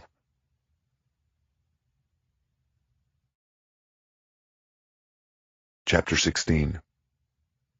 Emily looked even more confused as my doorman, Kevin, opened the lobby door. We headed for the elevator. How much do they pay New York City cops? Very funny. Don't worry, I'm not on the take. It's a long story, but basically, I won real estate lotto. You could hear the ruckus as soon as the elevator opened in my foyer. Is someone having a party? I laughed as I opened the door. Well, the party never ends around here. Everyone was in the living room. Seamus, the teens, the tweens, and the little ones, who were getting bigger and more expensive by the hour. Wall-to-wall people laughing, fighting, gaming, watching TV. The mosh pit that was my home life. "Dad!" several of my kids cried when I was eventually noticed. When I turned back to Emily, I could see that she was beyond confused, and now deep in utterly bamboozled territory. I smiled, remaining silent. Teasing her was becoming quite pleasant. They're not all yours. Except for the priest. I made an expansive gesture with my hands. He's just a loafer. Very funny. We won, so there. No, it's not possible. How? You threatened to excommunicate the other team? No, I tried something you wouldn't know about. Sound coaching techniques. Take that, you wise ass. Now, how about introducing me to your lovely friend here? Emily, me Father Seamus Bennett, our local pastor, and, though I don't like to admit it too often, my grandfather. We're working together on a case, Monsignor. Emily's an FBI agent. Oh, FBI. Seamus, impressed, shook her hand. Oh, gee, lady in the flesh. Is it true they let you torture suspects now? Just annoying old men, I answered for her. The kids, finally noticing that there was a stranger in their midst, quieted down and sat staring. Trent, one of our family's many comedians, stepped over like a 4-foot-tall butler. "Hello," he said, offering his hand to Emily. "Welcome to the Bennett home. May I take your coat?" Emily stared at me as she shook his hand. How do you do?" said Ricky, getting in on the act. "It's so nice of you to come for dinner, ma'am." "All right, you goofballs, enough," I said. Just then, Juliana, my oldest girl, stopped as she came in from the kitchen. She pulled out her ever-present iPod earbuds before turning back for the kitchen. "Mary Catherine, Dad brought a guest home. Should I set out another plate?" Mary Catherine appeared a minute later. Of course. Oh, I couldn't. I wouldn't want to impose, Mrs. Bennett. "Did you hear what she said?" cried Chrissy. "Hey, everyone, did you hear that? She called Mary Catherine Mrs. Bennett." I'm sorry? Emily looked at me, raw pleading in her face. "That's it, you guys. Back off now, and I mean it," I said. I turned to Emily. "It's a long story. Mary Catherine and I aren't married." I started. I laughed suddenly. That didn't come out right. What I mean to say is... What he means to say is that I work for this crew. Pleased to meet you. Mary Catherine shook Emily's hand briskly. Oh, my mistake. Just then, the saliva-inducing scent of rosemary, garlic, and pepper hit us like a freight train. Emily turned as Juliana placed a massive roasted leg of lamb on the dining room table. It smelled insanely good. "On Sundays, Mary Catherine pulls out all the stops," I explained. Emily's eyes went wide as Brian came in carrying mashed potatoes on a platter the size of a toboggan. "You definitely do not have to stay," I said to Emily. "Don't let these tricksters fool you with their polite routine. We redefine the term family style." Saki began rubbing himself on Emily's shin. "But Daddy, look, even Saki wants her to stay," said Chrissy, batting her butterfly wing eyelids up at Emily. Emily knelt down and finally petted the cat. Well, if Saki says I should, I guess I have to. "In that case, here," I said, pouring Emily a huge glass of red wine. "You're going to need this." Chapter 17. Trying to keep her balance amid the swirl of kids in motion in the bright, warm apartment, Emily Parker sipped her wine and smiled. Incredible, she thought. All these children, so many races. They had to be adopted, right? At least some of them did. And was there a Mrs. Bennett? She'd definitely gotten single vibes off Mike. She watched as Mike knelt down and lifted up the 7-year-old black boy and softly judo flipped him over his shoulder onto the couch next to an Asian girl. She certainly hadn't expected this. "Hey!" one of the kids yelled. "Check it out!" On the TV screen, Emily and Mike were on the sidewalk in front of the Bronx building. The coverage of the kidnapping had already begun. The children all started clapping. One of the tween girls put her pinkies in her mouth and whistled like a doorman hailing a taxi. Emily chuckled as she watched Bennett take an elaborate bow. "Thank you, everyone. No autographs, please. Enough fame for now. It's time to eat." And the dinner, Emily thought as they finally sat, looked incredible. One of the hugest dining room tables she'd ever seen, and set with china, no less. How did they manage that? Looking at the faces of the kids finding their seats, she thought of herself and Olivia, eating lean cuisines at the kitchen island in her silent townhouse. Could this be more different? They all folded their hands together and closed their eyes as the priest led them in saying grace. Bless us, O Lord, and these thy gifts, which we are about to receive from thy bounty through Christ our Lord. Amen. Now pass the gravy. She didn't just see that, did she? The setting looked like a lost cover of the Saturday Evening Post, only it was real. The only time she ever had a home-cooked meal like this was on Thanksgiving at her dad's house. The last thing Emily had expected when she was called on special assignment this afternoon was that she'd be eating dinner with some crazy, enormous, happy family. She couldn't wait to call her daughter and tell her all about them. She shook her head as she caught Mike's eye at the head of the table. "And a cat, too?" she said. "Ah, he's just another loafer, like the priest." Chapter 18. After we ate, all the kids lined up to say goodnight to Emily. "It was indeed a pleasure to meet you," Trent said, still hamming it up. "And good night, Father. Do sleep well." "Oh," I said, tickling him hard enough to make him squeal, "do sleep well yourself, Sir Hamlet." When we were finally alone, I poured Emily the last of the wine and gave her the short version of my life story. I told her about Maeve, my wife, how we'd adopted our kids one by one until we turned around one day and saw that we had 10. I even told her how my wife had passed away, how Mary Catherine and Seamus and I struggled to keep the wheels from falling off. "But enough about me," I said, getting that off my chest. "Fair's fair. It's time for you to give me the vitals on Emily Parker." There's not much. I have one daughter, Olivia. She took a picture out of her bag. "Oh, cutie," I said, leaning in close to Emily to see the picture. "Like her mother," I almost said. It was amazing how comfortable this was starting to feel. "How old is she?" 4. "The only age we don't have in this house. What are the odds?" Mary Catherine came in with 2 plates and caught us laughing. Mary, that isn't what I think it is it? Apple pie? Mary Catherine dropped the plates loudly on the table. I left the stove on. She quickly turned around. Would that be all tonight, Mr. Bennet? "Sure. That's fine, Mary," I said, a little confused. When the kitchen door closed, I lifted the picture of Olivia off the table. "So, where's Olivia's dad?" I said. I put the picture down. Wow, did I just say that out loud? Real subtle there, Mike. I'm sorry. You don't have to answer that. No, it's okay. Olivia's dad is in, California. We've been divorced 2 years now. We met in the Air Force. John was a little rough around the edges, but he was loving and funny and a brilliant natural mechanic. I always thought of him as the impulsive yin to my everything in its place yang. In the beginning, everything was fine. John ran the service department of the Bethesda Mercedes dealership as I got promoted up through the ranks of the bureau. It was hectic, of course, juggling 2 jobs and then Olivia, but we were a team, a real family.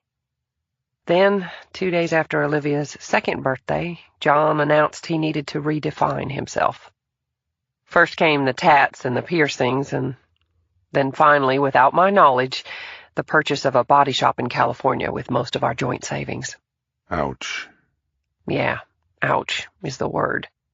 John's Rods does custom hot rods for all the stars now, GTOs, Shelby Cobras.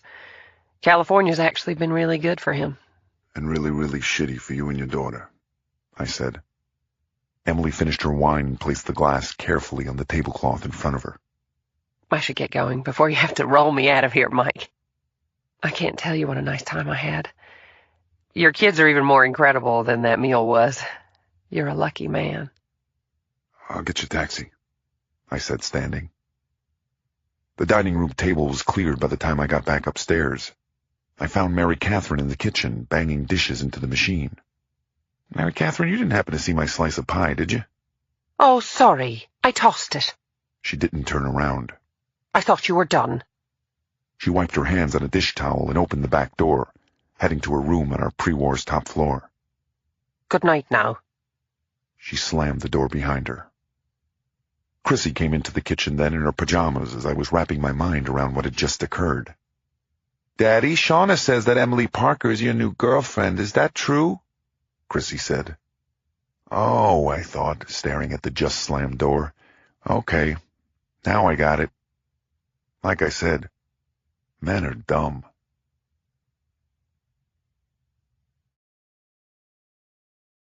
Part 2. Final Exam. Chapter 19. Chelsea Skinner couldn't stop trembling. At first it was strictly because of fear, but after 3 hours of lying bound on a bone-numbingly cold stone floor, she felt like she was actually freezing to death. The only other time she could remember being as cold was when she was skiing in Colorado for the first time when she was 6.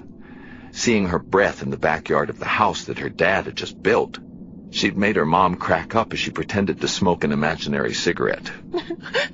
Chelsea began to cry through her chattering teeth. That was her problem right there, wasn't it? Always wanting to be older, always having to push it. Why couldn't she just be satisfied? It was as if there were a hole inside her, and no matter what she tried to fill it with, clothes, food, friends, drugs, boys, there was always just a little itty-bitty space left that kept her from feeling like a whole person. She practically deserved this. It was bound to happen. It was... Stop, she commanded herself. You stop that right now. She'd been abducted, and she was getting down on herself, blaming herself. That had to stop. Yesterday, this wasn't therapy. This wasn't a confidence-building activity at Big Country, the wilderness rehab camp that her parents had sent her to last summer to get her rear in gear, as her dad had so cornily put it. This was real. Fact. Someone had knocked her out in front of her house as she was coming back from a night of dancing. Fact. Someone had removed her jeans and t-shirt, and she was now in her bra and underwear. Fact. Her hands and feet were bound with giant plastic twist-tie strips, and she was being held against her will in what felt like a crypt. All the facts were bizarre, horrible when you got right down to it, but very, very real. She suddenly remembered something that Lance, her Big Country eco-psychologist, had kept stressing. You make your own reality. At the time, she thought it was the stupidest thing she'd ever heard, but now, as she considered it, maybe this was what he meant. When you were in a very bad situation, you could either feel sorry for yourself, or you could... Chelsea stilled herself as the lights went on. The door to the dilapidated room she was locked in creaked open. The saliva in her mouth evaporated. At the threshold stood a man wearing a suit and a ski mask. This isn't happening, she thought, as the man stepped in and knelt down beside her. Hey, Chels, the man said in a polished voice. Then he headbutted her in the face and the world dimmed. She gained consciousness to a zipping sound. The man in the ski mask was tightening the last of the straps of the appliance hand truck that she was now lashed to. He rolled her out of the room and bumped her up some steps and whirled her dizzily around a long tiled corridor. The room they entered had a low ceiling and a long stainless steel counter that ran the length of one wall. She came to a clanking stop. I didn't...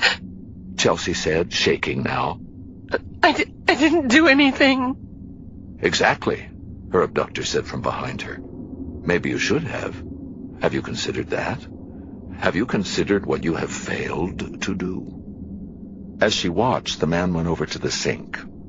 He lifted an orange 5-gallon Home Depot bucket from underneath it and opened the tap. Now, I want you to take a little test, he said as he filled the bucket. The subject is water. Did you know that 1.1 billion people worldwide lack access to fresh drinking water? That's a lot of folks, wouldn't you say? Now, my question is this. How much clean water does it take to wash your Abercrombie & Fitch t-shirt and Dolce & Gabbana jeans? I am having a nightmare, Chelsea thought, staring at the man as he turned off the tap and stepped back, holding the heavy bucket easily in his left hand. I am Alice, and I have dropped down the rabbit hole and eaten the wrong slice of cake. Chelsea finally lowered her eyes. I don't know. Without warning, the man grasped the bottom of the bucket and swung it forward. The water that hit her full in the face was frigid. If she thought she was cold before, she was out of her mind. She was Arctic Sea cold now. Deep space cold. "It takes 40 gallons," the man in the ski mask screamed. "In the villages of rural Cambodia and northern Uganda, 200 to 300 people struggle daily to share one hand pump in order to get the water they need to survive. Families die for water. The only time you give it the foggiest thought is when a waiter asks you if you want yours sparkling or not." Now, question number 2. How many thousands of children die every day throughout our world from water-related illnesses like cholera, dysentery, and hepatitis? Chelsea was no longer listening. She was too cold to hear, to think. It was like a glacier was moving through her body now, petrifying her muscles and tendons and bones. It would reach her heart soon, she thought, and the cold would make it seize up like a frozen engine. The man went back to the sink with the bucket. He began whistling the theme from Final Jeopardy as he squealed open the tap again.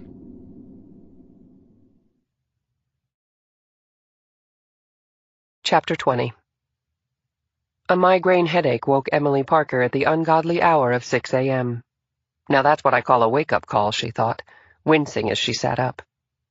She'd been suffering from migraines on and off ever since she was in college. The pulsating, stabbing sensation was always in the same place, above her left eye, as if something were trying to dig its way out of her skull with an ice pick. Sometimes it was so bad it made her vomit.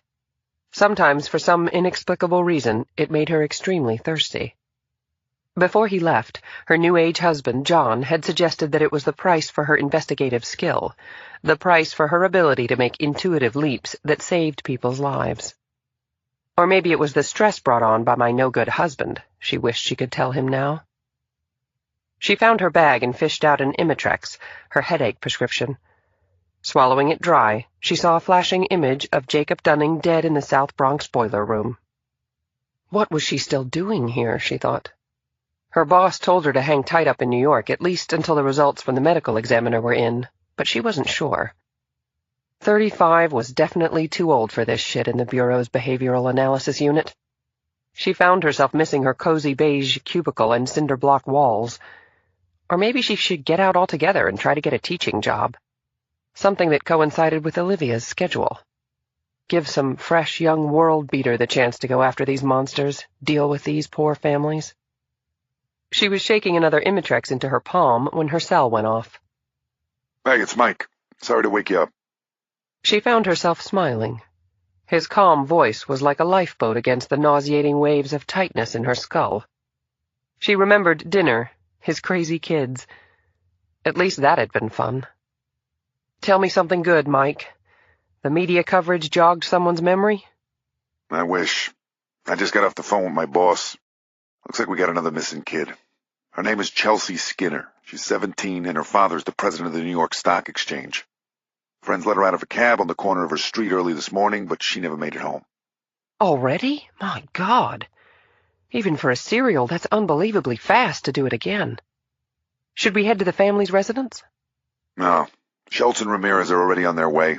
Our presence has actually been requested at the task force meeting they're putting together down at headquarters. I'll pick you up at 8:30 so we can get our game faces on. You like lox on your bagel? I don't think the Jewish deli I go to has grits, but I can ask. What are grits, anyway?" Tell me, Mike, are all New York cops wise-asses 24/7? "Just the good-looking ones with double-digit kids. See you in a few hours, Agent Parker." Chapter 21. The task force meeting was at a brand-new section of One Police Plaza's 10th floor. They must have pulled out all the stops with Homeland Security money because it looked like a war room out of Hollywood. There were brand-new flat-panel monitors everywhere, state-of-the-art telephone and radiocom hookups, and huge PowerPoint screens covering one of the large space's long walls. You could still smell the chemicals on the new carpet. Or maybe that was just the shoe polish that glossed the expensive wingtips of all the high-powered attendants. The mayor was back early, I noticed, with our old pal Georgina Hottinger hovering around him like a scavenger fish around a shark. They were busy conferring with Police Commissioner Daly and his contingent of white uniform-shirted chiefs. There was even a group of healthy-looking guys with executive hair whom I could only assume were colleagues of Emily's. Emily went over to powwow with the other Fibbies a moment after we entered. I made myself busy by taking out my cell phone and checking for any updates. Right before the festivities were about to begin, Emily returned to where I was sitting double-fisted with coffees. I put a rush on the lab down in Washington for the ashes on Jacob's forehead. The eggheads are waiting with bated breath. Good. I heard back about the phone numbers. Looks like our guy hired illegals to buy the phones in cash from the 3 different stores. Also, Verizon Wireless pinpointed where his calls were made from. The first came back on the West Side Highway and the second one from the FDR Drive. Apparently, he was on the move the whole time he was talking to us. 10 minutes later, Emily and I went to the front of the room and briefed everyone about Jacob Dunning. Sometime in the early morning hours of Saturday the 21st of February, Jacob Dunning was abducted outdoors by an unknown subject. The subject contacted the family on Sunday. A second call was made a few hours later, during which the abductor requested to speak to us. Proceeding by the abductor's instruction to 250 Briggs Avenue, a high-crime area of the Bronx, we found Jacob in the basement, shot once in the head with a .380 caliber bullet. The body was found in a child's school desk in front of a blackboard, indicating a high level of scene staging. There was what appeared to be a cross or an X, made probably of ashes on the victim's forehead. No foreign DNA, latent prints, or ballistic casings were found. I nodded to Emily. In terms of motive, there's no clear indication as of yet. No monetary demands were made. We're not sure if the kidnapper was about to ask for money, but then didn't because of police interference. A question-and-answer sequence between the abductor and the victim does seem to suggest some vague political motives. Preliminary voice analysis seems to indicate that the subject is male, over the age of 35, and highly educated. The subject also seems to have known many intimate details about the victim and his family, so some connection to the Dunnings by the suspect remains a distinct possibility. That's all we have. Chief Fleming stood. For those of you who don't already know, early this morning a 17-year-old Riverdale resident by the name of Chelsea Skinner was reported missing. Her father, Harold Skinner, is the president of the New York Stock Exchange. Though there's been no contact from anyone yet, we're treating this as an abduction by the same person until further notice. There was a lot of shocked head-shaking as we returned to our seats, and even more grumbling. Right now we had no good leads, just about the worst-case scenario for the department in a high-profile media case. I wasn't surprised at all when Georgina Hottinger sat herself next to us a few minutes later. Giving her useless 2 cents seemed to be her favorite hobby. There are to be no information leaks from this task force, and I mean none. Anyone who is thinking of calling their hook at whatever media outlet better think again if they value their jobs. The last thing we need is some media circus. She turned and stared directly at Emily. Am I coming in loud and clear? Not that clear. Emily gave her charming southern smile. But definitely loud.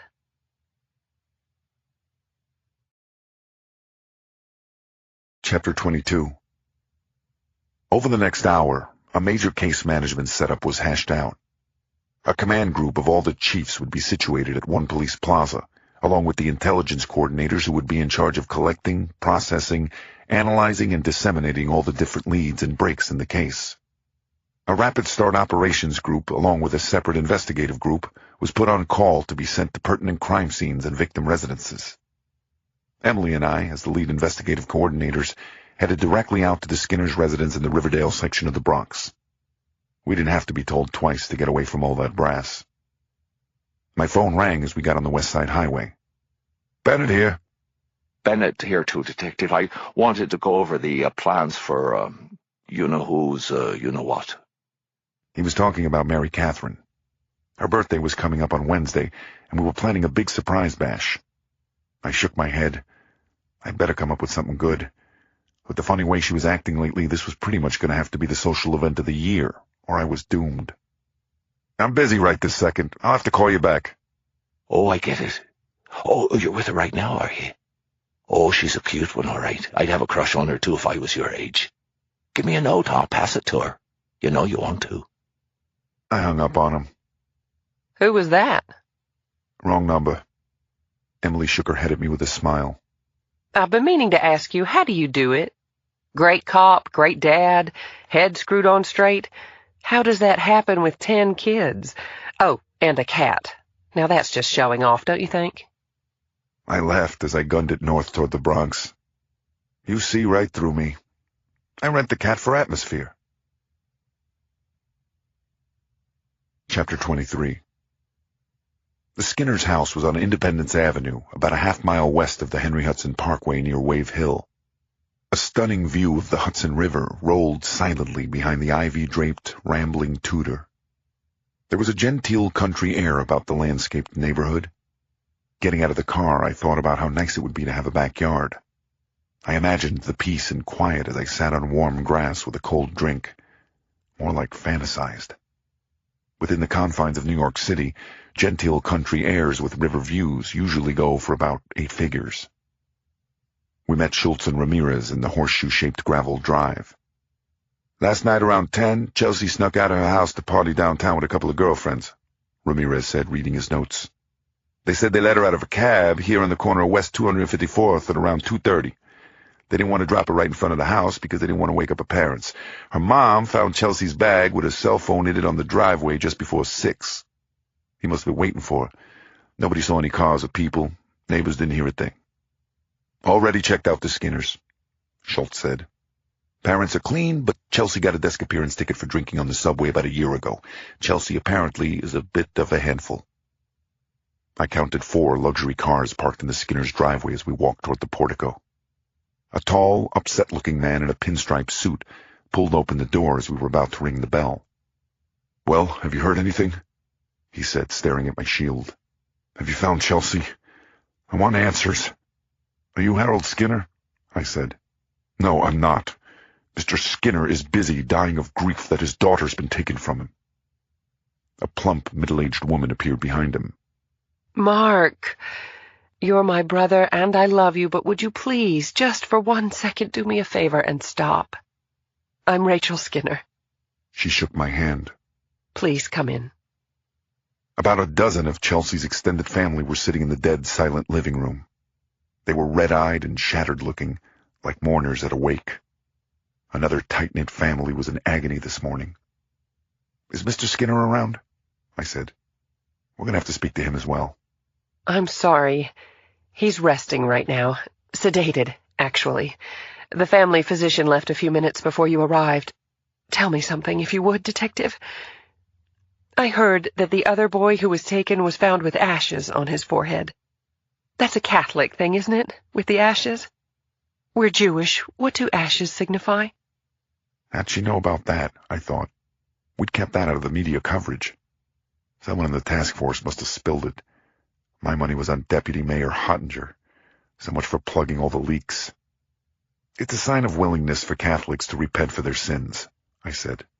"In addition to abstaining from indulgences like smoking or drinking and eating meat on Friday, it's a way to symbolically share Christ's sacrifice during Lent." I see. Then this person, the kidnapper, is Catholic? "We don't know what he is. We don't even know that Chelsea's been kidnapped. Don't assume the worst, ma'am. Let's take things one at a time."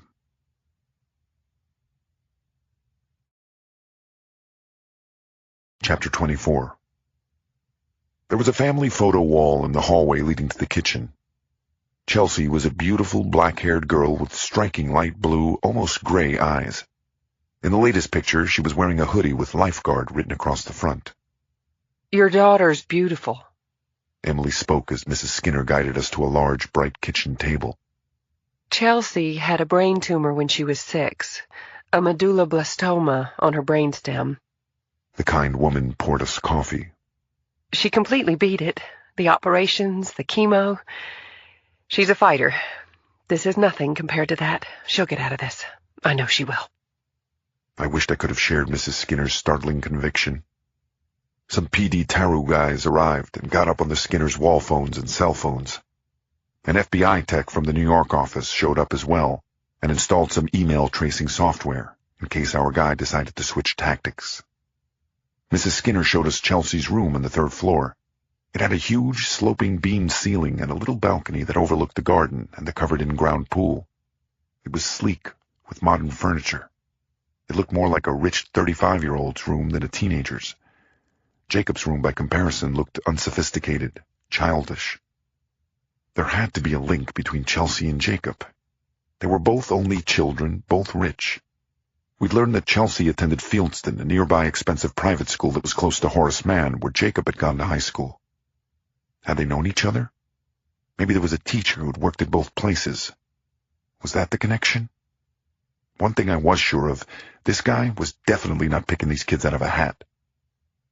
After Mrs. Skinner left, Emily pulled on a pair of rubber gloves and got on the kid's laptop. Chelsea's homepage was her MySpace page. Over Emily's shoulder, I read parts of Chelsea's blog. Some of what she was saying was pretty out there. Sexual boastings, violent fantasies. I was shocked to see that there were some fairly explicit photos of her. Is this what kids are up to now? I shook my head alongside her as a photo of Chelsea with mascara-thick eyelashes leered from the screen. Was this what I would have to look forward to when my daughter Julia turned 17 in 3 years? God, I hope not, I said. Note to self. Become Mennonite and save money for house in the middle of nowhere. I have 10 kids. We could learn to farm, right? Get back to Mother Earth, reduce our carbon footprint, and build character all at the same time. Don't forget the cat. Saki, right. He could herd the cows. Chapter 25. I was coming out of Chelsea's room when the phone rang. But it wasn't the Skinner's phone. It was mine. Mike? Hello? How'd you sleep? Well, I hope. Son of a bitch. I stopped in mid-stride, adrenaline jolting through me like a live wire. It was him. The sly bastard was calling me instead of the house. Fine, I said, ungluing myself from the carpet and racing downstairs into the study where we were set up. I found the department tech and pointed excitedly at my phone. He retrieved a handheld voice recorder from a laptop bag and handed it to me. I held it by my phone's earpiece. I'm glad you called back. Where are you? Maybe we could talk in person. Maybe. But then again, maybe not, Mike. How do you like the Skinner's place? Exquisite, wouldn't you say? What? He knew I was here? Or was he just guessing? Was he watching the place? And that view? The grandeur of the mighty river beneath those austere cracks? Truly to die for, if you'll excuse the term. Thomas Cole himself could hardly have done it justice. Wouldn't you agree? Oh, but what am I doing? Dropping such names to a policeman? Thomas Cole was a painter, you see. He started the Hudson River School. Was Frederick Edwin Church a Hudson River School guy? I kept him talking. Why, yes, he was, Mike. You know your art history. Where'd you go to school? The police academy, scumbag, I felt like saying to him. Instead, I said, Manhattan College. Never heard of it. Well, it's pretty small. Could we speak to Chelsea? We're ready to give you what you want if you'd only tell us. Then he said the words I was dreading. If that's the case, then listen closely. I want you to come and get it. I want you to come and get little Chels and bring her back to Mumsy. You know the drill. Get in a car, 10 minutes. You can bring your pretty little FBI friend, too, if you like.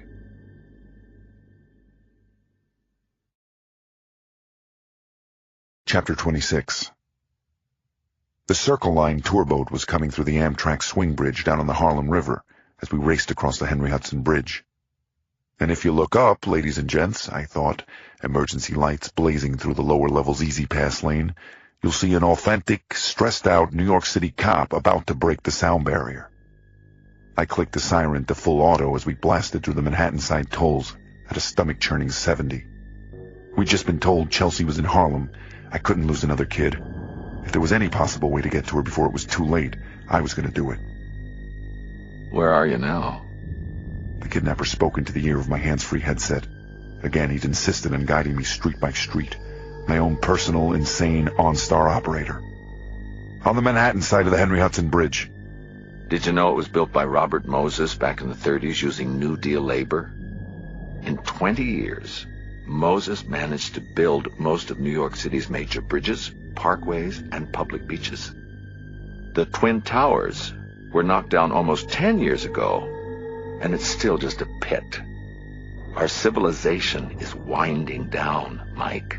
It's obvious. So's our planet. Take a fork out of the drawer and turn off the oven timer. This place is done. Hello? Hello? I think the signal's breaking up. I whipped off the headset to clear the sweat and bullcrap out of my ears. Beside me, Emily was working 2 radios and her cell phone as we gunned it south. I cupped my cell's microphone. "How we looking?" I whispered.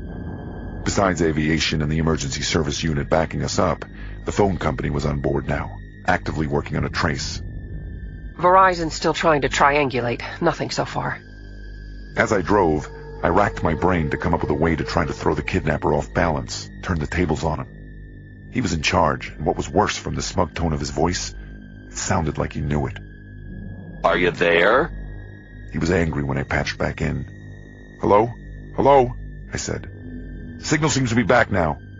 The signal, huh? I believe you, Mike. Almost. Now, take the George Washington Bridge exit. Shit, I thought. That exit was already blowing past on my left. I spun the wheel, mercilessly mowing down a family of construction traffic cones on the exit's shoulder. We missed the head-on with a construction light cart by a few millimeters as I just made it back into the lane. Can you hear me now? Head over to Broadway, if it's not too much trouble. Chapter 27. I followed the kidnapper's instructions through Washington Heights and on deeper into Harlem. As we turned off Broadway at St. Nicholas Avenue, we passed a series of enormous housing projects that were as stark and depressing as warehouses in an industrial plant. Bulletproof windows began to appear on the corner delis and Chinese takeouts. It looked a lot like the section of the Bronx where we'd found Jacob Dunning. I was on another magical misery tour of the inner city, complete with constant narration. Take a good look around, Mike. Remember the war on poverty? Poverty won. African Americans and Latino immigrants were lured into the cities because of jobs, and then the jobs moved away with all the white people. The racial and economic inequality that still exists in this country makes me physically sick sometimes. It's not just here either. Look at places like Newark, Pittsburgh, St. Louis. It's the 21st century and still there's a lack of decent employment and no shortage of discrimination toward people of color. Where to now? Oh, you're getting warm.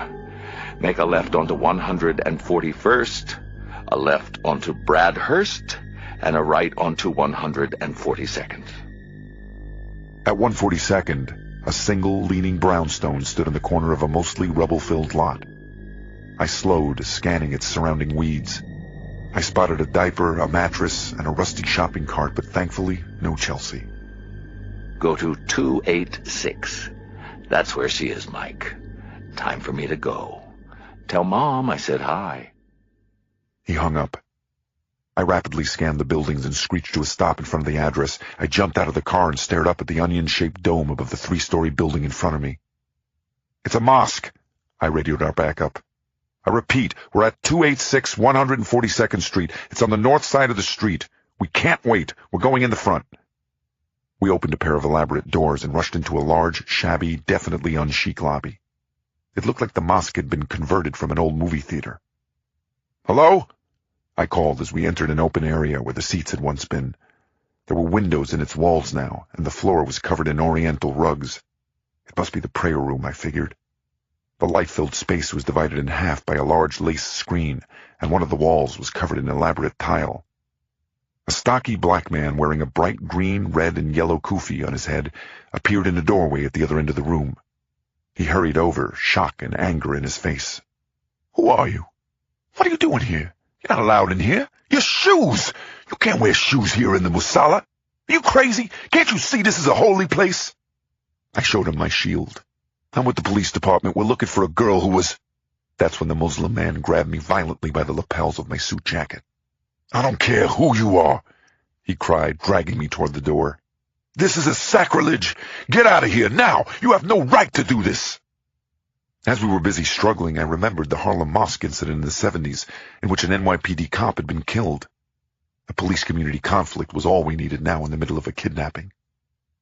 A moment later, the muscular man suddenly fell to his side.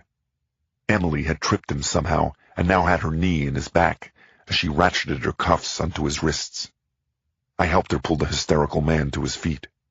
Sir, please calm yourself. We're sorry about the shoe mistake. We were unaware and apologize. We are law enforcement officers looking for a kidnapped girl. We were told she was here. Please help us. A young girl's life is at stake. I see. I'm Yassin Ali, the imam here.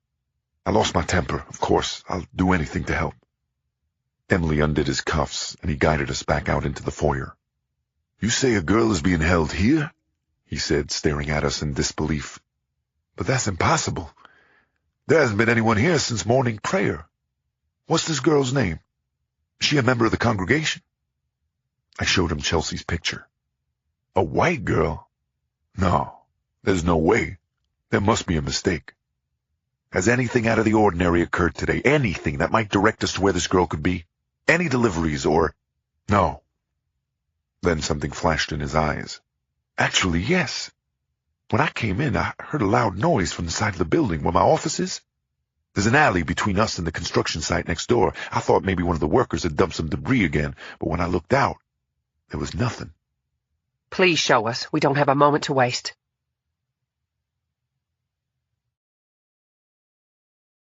Chapter 28. The side alley Yasin showed us was appalling.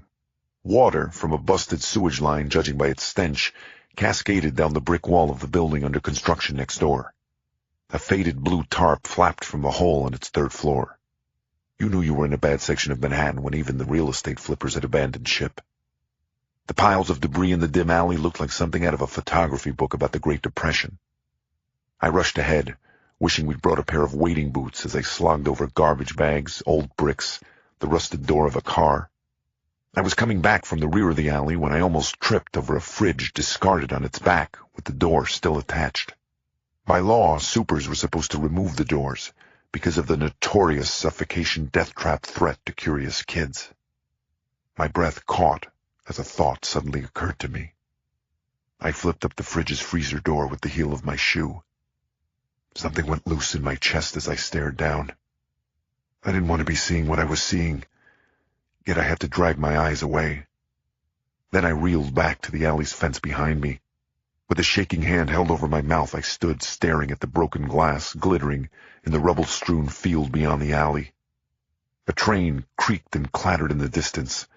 The wind played with a plastic bag.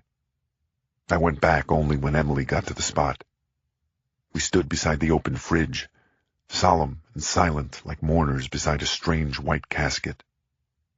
From inside, Chelsea Skinner stared back at us.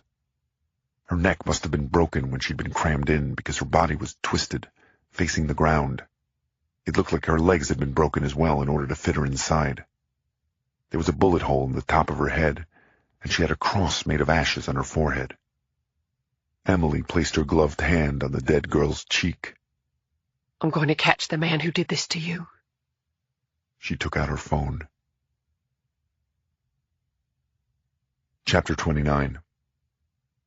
The subwoofer thumping of the low-flying PD chopper seemed to echo through my raging blood as I left Emily and threaded the narrow alley back to the sidewalk. I stared at the line of decrepit 3- and 4-story brick townhouses across the street.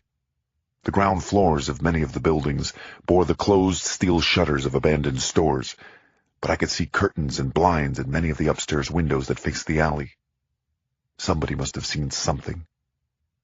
A crowd had gathered around the just-arrived emergency service unit truck, which was parked in front of the mosque.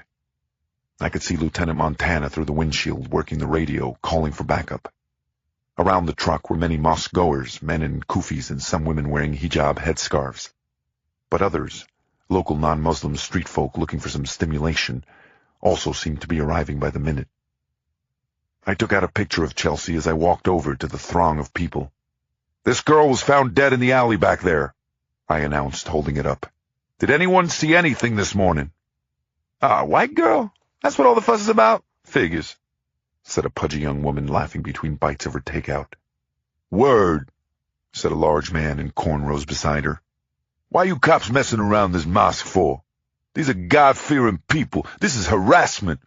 Religious and racial discrimination. We don't know anything about any white girl." From the way the large man stood, half-turned, unconsciously shielding his right side, I would have bet my paycheck that he was carrying under his XXL Giants jersey. I wanted to bust him right there and then, make the wise ass the recipient of the anger that was still reeling through me. I almost didn't care that it would probably incite the rest of the gathering crowd. I exhaled a long breath and let it go as a couple of 25th Precinct radio cars turned the corner a moment later. I was heading back toward the crime scene when I heard a window slam across the street. Behind the pane of dusty glass in one of the townhouse's second-story windows, a thin, middle-aged black woman stared down at me. She made extended, knowing eye contact with me and nodded before fading back further into her apartment. She wanted to talk, but not in front of the neighborhood. Please let this be a lead, I prayed as I went to get Emily. I left a couple of uniforms to cordon off the alley and took Emily with me across the street. The townhouse's inner door's lock buzzed as we entered the foyer. As we reached the top of the narrow stairwell, a door cracked open down the hallway. The woman whom I'd seen in the window put her finger to her lips and motioned us silently inside. The apartment was immaculate. The furniture was arranged tastefully on polished hardwood floors, and there was a granite island in the stainless steel kitchen.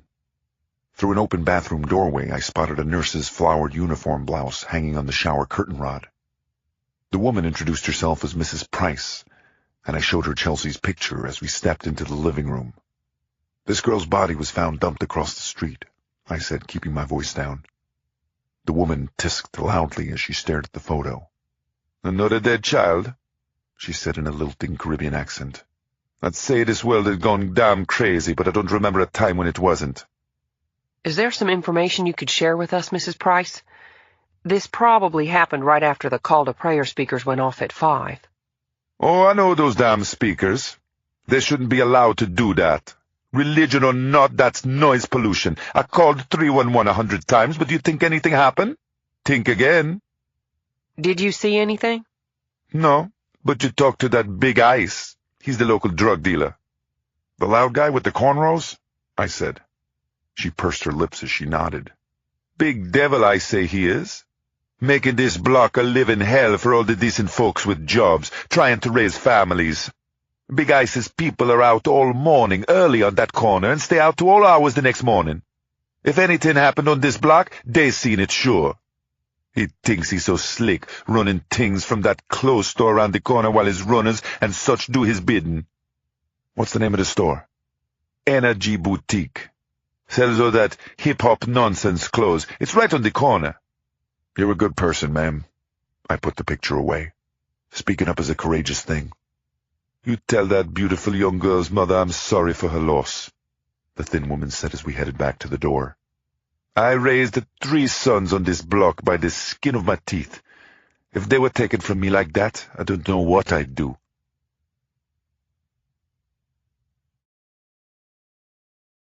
Chapter 30. The Energy Boutique was right where our witness said it would be. I thought it was going to be a fly-by-night front sort of place, but it actually seemed legit. In the window were name-brand clothes from the Wu-Tang Clan, Fat Farm, Sean John, G-Unit, FUBU. They apparently sold footwear, too, to judge from the neon Timberland and Nike signs on the plate glass door. The clerk, plucking her eyebrows behind the counter, didn't have a chance to say, "Can I help you?" by the time Emily and I, plus a couple of ESU SWAT cops, had crossed the store with our guns drawn. Big Ice was sitting on the shoe department's try-on bench, slipping on a pair of Nike Dunks when we approached him. "Yeah?"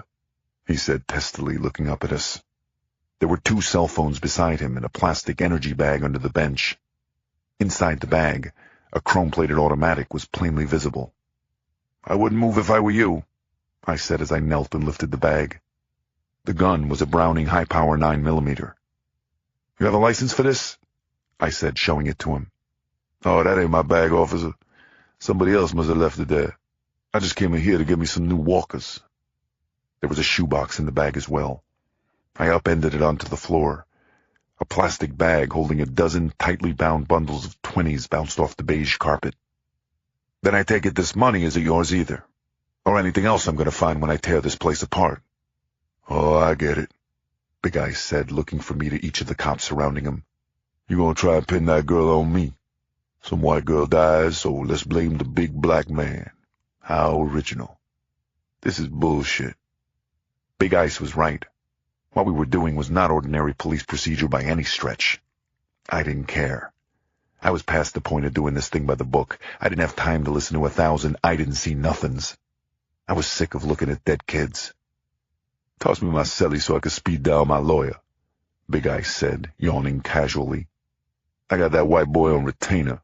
He gonna blow your inadmissible, illegal-ass search the fuck up." "Maybe," I said, "but Clarence goddamn Darrow isn't gonna be able to get you back this shoebox full of 20s. Big Ice suddenly looked at me as if I'd grown another head. "Ah," he said, smiling. "You won't play deal or no deal. Why didn't you just say so instead of bulling in here getting my lady all up in a dander? You come to the right place.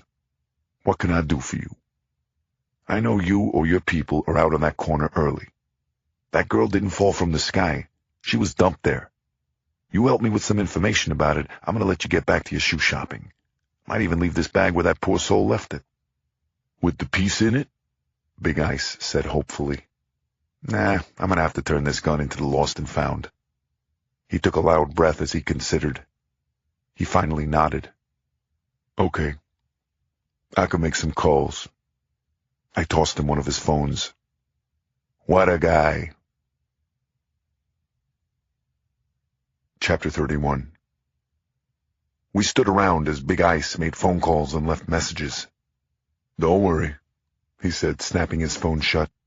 "They know what'll happen to him if they don't call me back in less than 10 minutes. On the wall above a rack of Averex leather jackets was a flat-screen TV tuned to the BET channel. Big Ice stood up laboriously, found the remote under the cash register, and changed it to CNBC. He stared at the screen intently as a bald white man in suspenders talked about IPOs. "Damn, you think I'm bad?" Big Ice said. "How about you go after some of those private equity joints?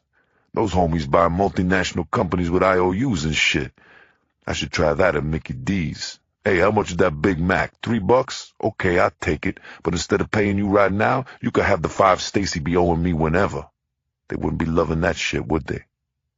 But you times that scam by a couple of billion, you got a hospital named after you. Now how'd that work?" Emily rolled her eyes at him. You in the market? Big turned and stared at her. "I look like someone who's risk-averse to you, shorty? Course I'm in. I've been working my S&P portfolio all the time, re-up all those sweet dividends. You think them Knicks floor seats I got come cheap? You want, I could put you together with my broker," he said with a wink. Would you? One of Big's phones rang. "Listen good, Snap," Big Ice said into it.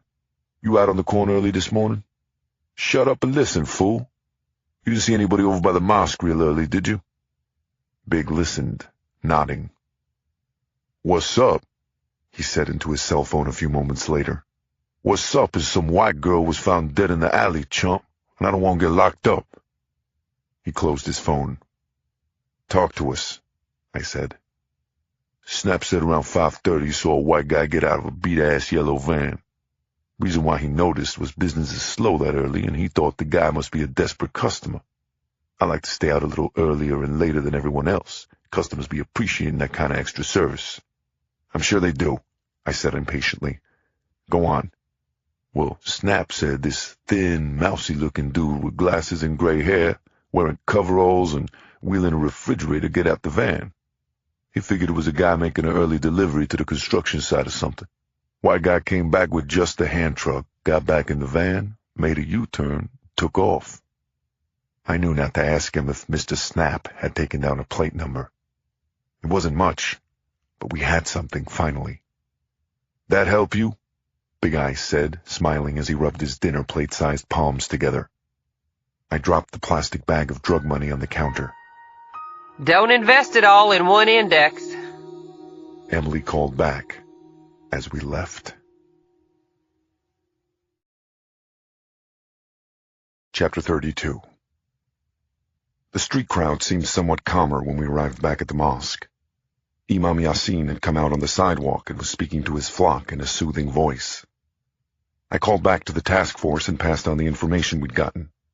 I said the tip was anonymous to avoid further inconveniencing the NYPD's newest friends, Big Ice and Snap. "Okay, I'll type up the DD-5 for you and get it to the appropriate people," said Detective Kramer, the major case detective who'd been put in charge of the intelligence squad. I was getting paperwork done for me? I thought as I hung up. I was starting to like this task force stuff. I caught up to John Cleary, the crime scene unit supervisor, who was walking toward the alley with a biohazard box. Turns out the suspect didn't dump the body into the fridge, John, I said. This guy actually dumped the fridge with the body already in it. No shit, Cleary said, removing his cell phone from where it was clipped to the collar of his Tyvek suit. In that case, instead of dislodging the body here, we'll put the whole fridge onto a flatbed and do it at the lab. Back in my unmarked car, I called Detective Ramirez, still at the Skinner's house, and broke the bad news. He let out a deep breath. That sucks, Ramirez said. This poor woman, she doesn't deserve this. I'll let her know, Mike. I'd rather shoot myself in the kneecap, but I'll tell her. Not wanting to hear the grieving that would soon follow, I hung up quickly. So, what do you think? Parker got back into the car. I think we should eat. I know the perfect place. It'll almost make you forget the past couple of hours. 10 minutes later, we walked through the door of Sylvia's restaurant on Lenox Avenue a few blocks away. Now you're in luck, I said to Emily, pointing to the menu after we sat down in the cozy, incredible-smelling place. Not only do they have grits, they have collard greens, too. Emily wafted an imaginary fan at herself. Collard greens? Well, lordy me. I'll never be hungry again. Though I definitely wouldn't have pegged you as a soul food aficionado, Mike. Don't get me wrong, Parker. I could put away a six-pack and potato with the best of me Irish brethren. It was my wife who introduced me to it. She was the foodie. Every Saturday she'd con Seamus into watching the gang, and she'd take me to new places. We used to come to the jazz brunch they throw here on Saturday afternoons. Over a couple of racks of Sylvia's fall-off-the-bone ribs, we went over the case. Emily spoke between bites. I think things are looking up a little. The witness was horrible, but by allowing there to be one, at least it means our guy is human, capable of making mistakes.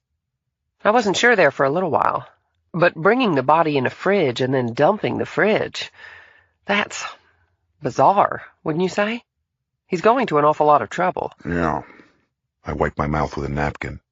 Yeah, it's not just a job for this freak, it's an adventure. I keep asking myself why he's doing it. Why bother pretending it's a kidnapping at all? He hasn't asked for any ransom. I mean, why even contact the families if you're just going to kill the Vicks? Attention? Has to be. He's making this as dramatic as he can. Why do most of these psychopaths do this? They're inadequate in some fundamental way, yet have this grandiose ego. Look at Oswald, the Columbine fools. They can't be famous in a regular way, so they get attention by killing. Emily raised a barbecue sauce-coated finger across the table. But you've spoken to this guy, Mike. He seems educated and very articulate. He doesn't strike me as inadequate. I shrugged. Then he must be deformed or something, because no way is that staging and Q&A stuff is set up. Our cultured friend is getting his rocks off. You have a point there. I was shocked when the waitress came back around and Emily ordered a Jack Daniels. What happened to the full sugar Coke? You hear that rumbling sound? That's the sound of J. Edgar rolling over in his grave. What can I say, Mike? You've completely corrupted me. Emily winked. They warned me about you New York cops. Stupid me, I should have listened. When the check came, I tucked my credit card over the bill. Hold on, what are you doing? Emily went into her purse. We're splitting this. You're acting like this is a date. Am I? I said, staring into her eyes as I handed the bill to the waitress. She stared back for a couple of long, very pleasant moments. She blushed. No, actually, that was me. What the hell I was doing, I didn't know. My wife had been dead 2 years, and usually I felt unsettled when it came to new lady friends. Special Agent Emily Parker was different, I guess. Or maybe I was just going crazy. That was probably it.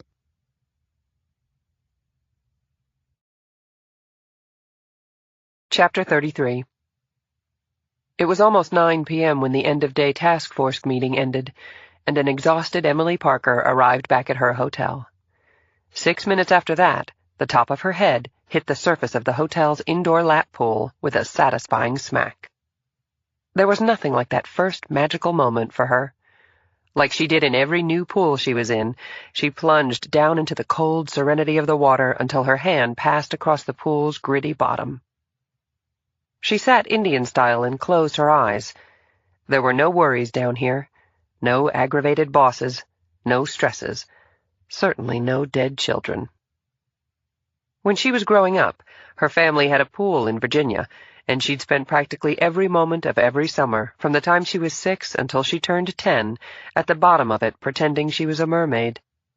She'd close her eyes and put out her hand, waiting for it to be enveloped by her beloved mer prince, who'd take her away to her lost kingdom. When her lungs began to burn almost a minute later, Emily remembered that Chelsea Skinner had been a lifeguard. She broke the surface and started her workout. Usually laps were enough to clear her head, but even after 5, she couldn't help thinking about the case. Swimming the English Channel probably wouldn't have been enough to get her mind off this one. The PD's lab had still been working on the body by the time the task force meeting wrapped up. Mike had told her they'd had to cut off the top of the freezer with a sawzall in order to get Chelsea out. There was something so disturbing about this killer. Most serials went out of their way to avoid attention, Emily knew. This one seemed to relish it. It was as if he wanted to rub their noses in what he was doing. What had he said? "Tell Mom I said hi?" Even for a sociopath predator, the callousness and arrogance of it was mind-blowing. This guy wasn't just confident, he was cocky. With the exception of letting the one drug dealer spot him, he hadn't made a single mistake. 20 laps later, Emily Parker carted back into her room and called home. "How is she?" she asked her brother Tom. "You're going to love this, Em. Today, one of Olivia's knucklehead boy classmates overheard the teacher call her Olivia Jacqueline, and then proceeded to call her O.J. Parker for the rest of the morning." "That little bum," Emily said. "No, wait," her brother said, laughing. "The kid's name is Brian Kevin Sullivan, so the Olive dubbed him B.K. Sullivan. Now everybody calls him Burger King Sullivan. How do you like that? I think Burger King is going to think twice next time he wants to mess with the Olive."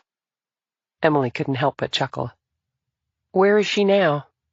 "She's in bed. Her My Twin doll came for a sleepover tonight, so quarters are a little tight. She wanted to remind you that the American Girl store is on 5th Avenue, and to make sure you say hi to Eloise at the Plaza Hotel." "Done," Emily said, feeling a lightness in her heart that was sorely needed. "You're the best uncle who ever lived, Tom." "Don't forget the best brother," he said. "Stay safe." As she hung up, she noticed that someone had left a message. Listening, she heard Mike's voice, and she called him back. "What now?" she said when he picked up. Nothing. I just wanted to let you know that there haven't been any kidnappings in the past half hour. She thought of him, their lunch, the wonderful dinner with his family. She sat staring at the utter loneliness of her room, her life. She hadn't even thought of getting involved with anyone since her husband had abandoned ship. The more time she spent with Mike, though, the more she was starting to consider the possibility. "Where are you now, Mike?" she discovered herself saying. What the hell was she doing? I can't hear you. One of these kids is screaming bloody murder. Hang on.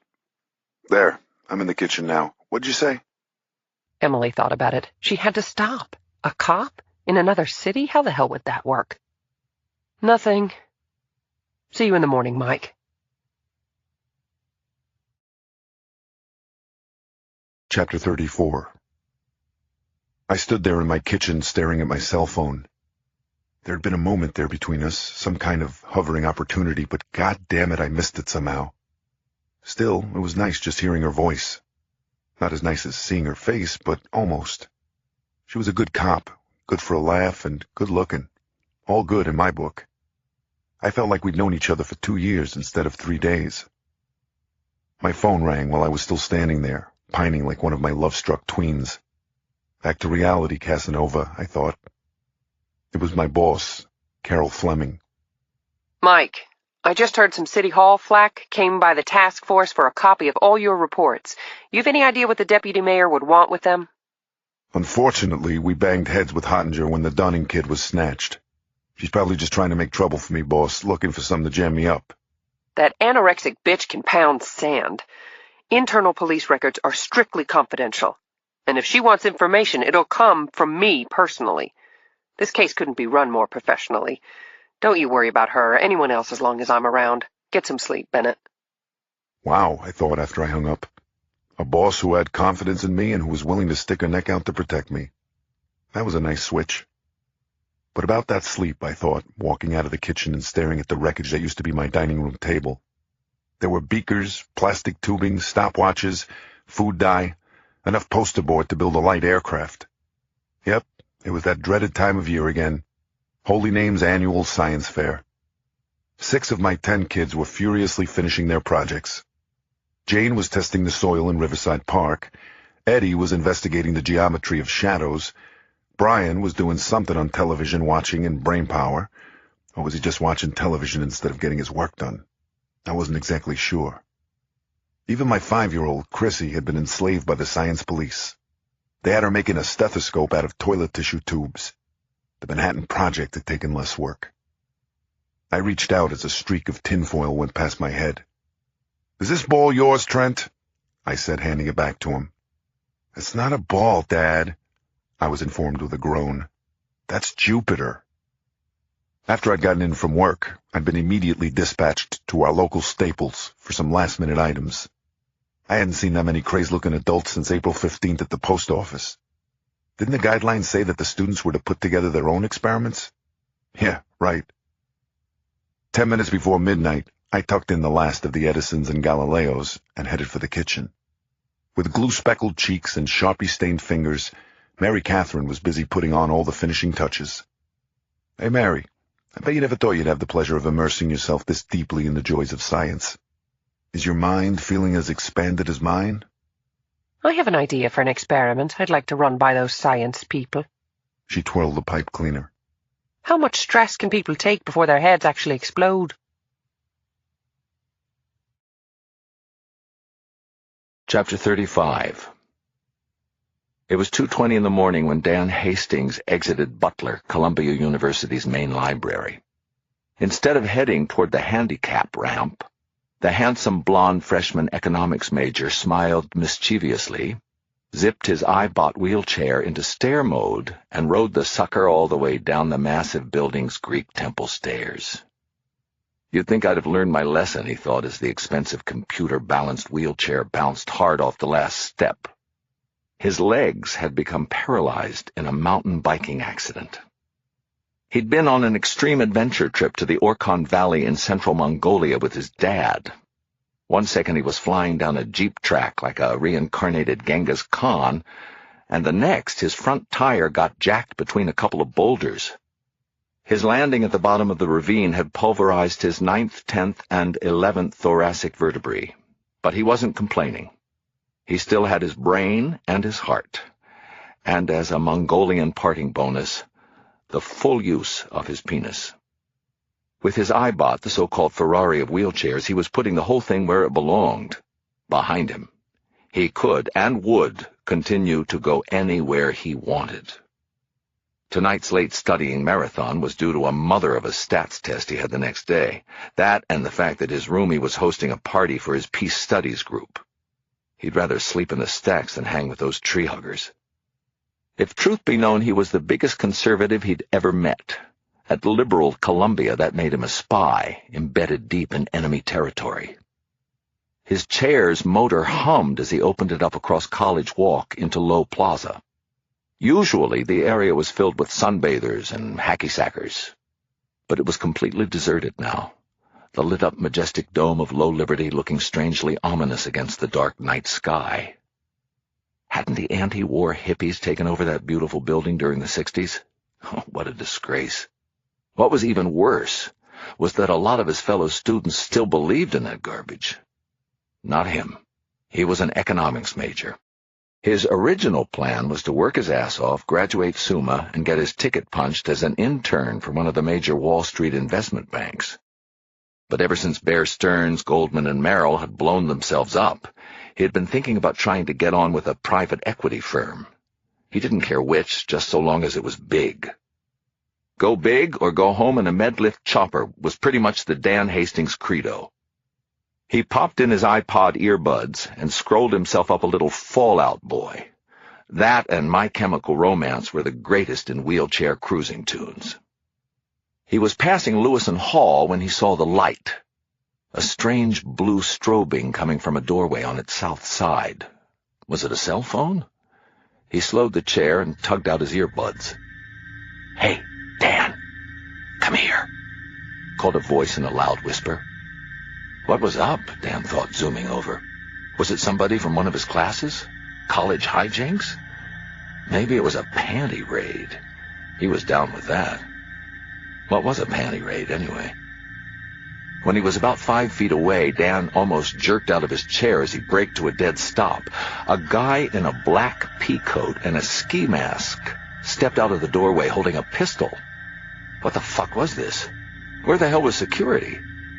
He'd heard that Morningside Heights, the neighborhood around the Ivy League school, was notoriously dangerous, but he'd never heard of someone actually being mugged on campus. "Take it," Dan said, offering the iPod. "There's $150 and an American Express card in the wallet in my bag. You can have that too, buddy." "Gee, aren't you nice?" the man wearing the ski mask said as he grabbed Dan by his jacket and ripped him full out of the chair. The service door beside the man boomed as he kicked it open. "What the fuck are you doing?" Dan cried as he was carried into the dark building. The man hoisted him over his knee and violently wrapped his arms, legs, and mouth with masking tape. "Shh, shh, shh, shh, shh," the man said, slinging him over his shoulder. "Quiet down now. No talking in class."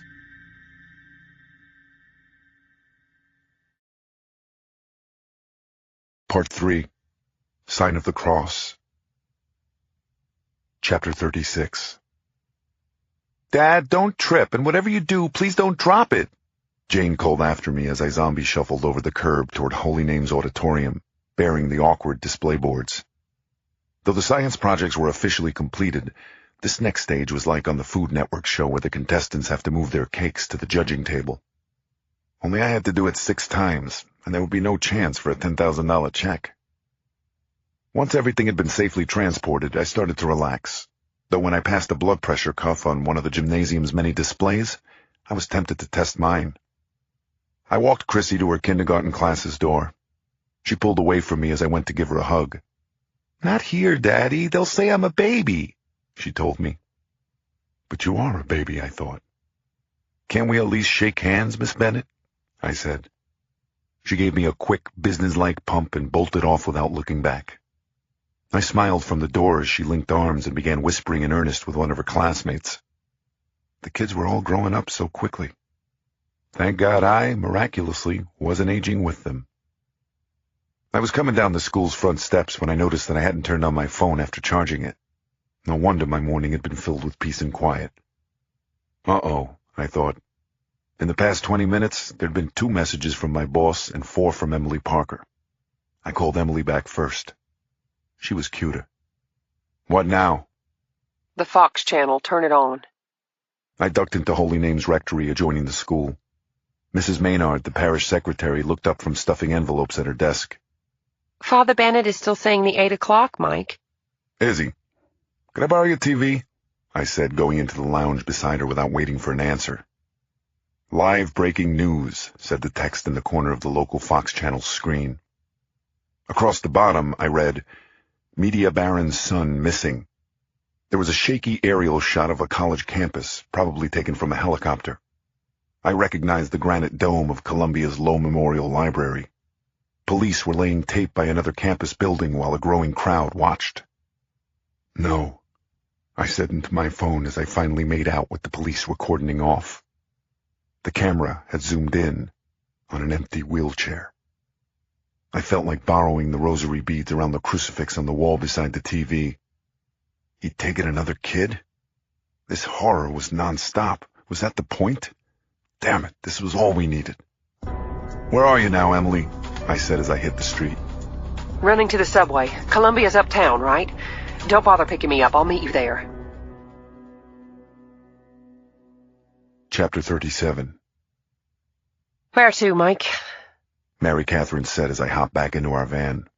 "Starbucks. Oh, that diner on 11th. No, how about we score a couple of warm H&H bagels and eat them in the park? I'm famished after that all-nighter." Change of plans, Mary Catherine. Another kid just got kidnapped. I have to head over to Columbia yesterday. Mary Catherine's eyes lit up as she revved the engine. She was a notorious leadfoot. Hit the lights, Starsky. I'll get you there in no time. On our way to Columbia, I called Chief Fleming. There you are. The press found out about it before we did. Are you there yet? Just about. The TV is saying that it's the media mogul Gordon Hastings' son, but that hasn't been confirmed. That'll be the first thing on my list, I said as we arrived at the campus. A mob of students and press had crowded into Low Plaza at 116th and Broadway.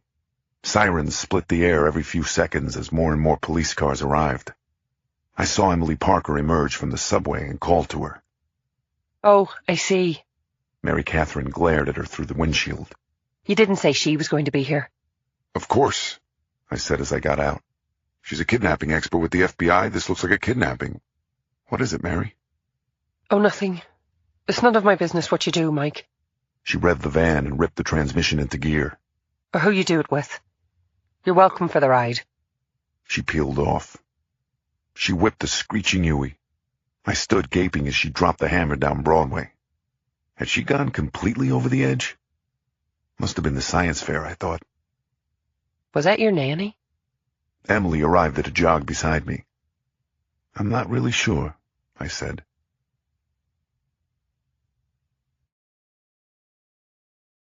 Chapter 38. Francis X. Mooney carried a briefcase and a venti latte as he hurried with the morning rush-hour crowd through Grand Central Terminal.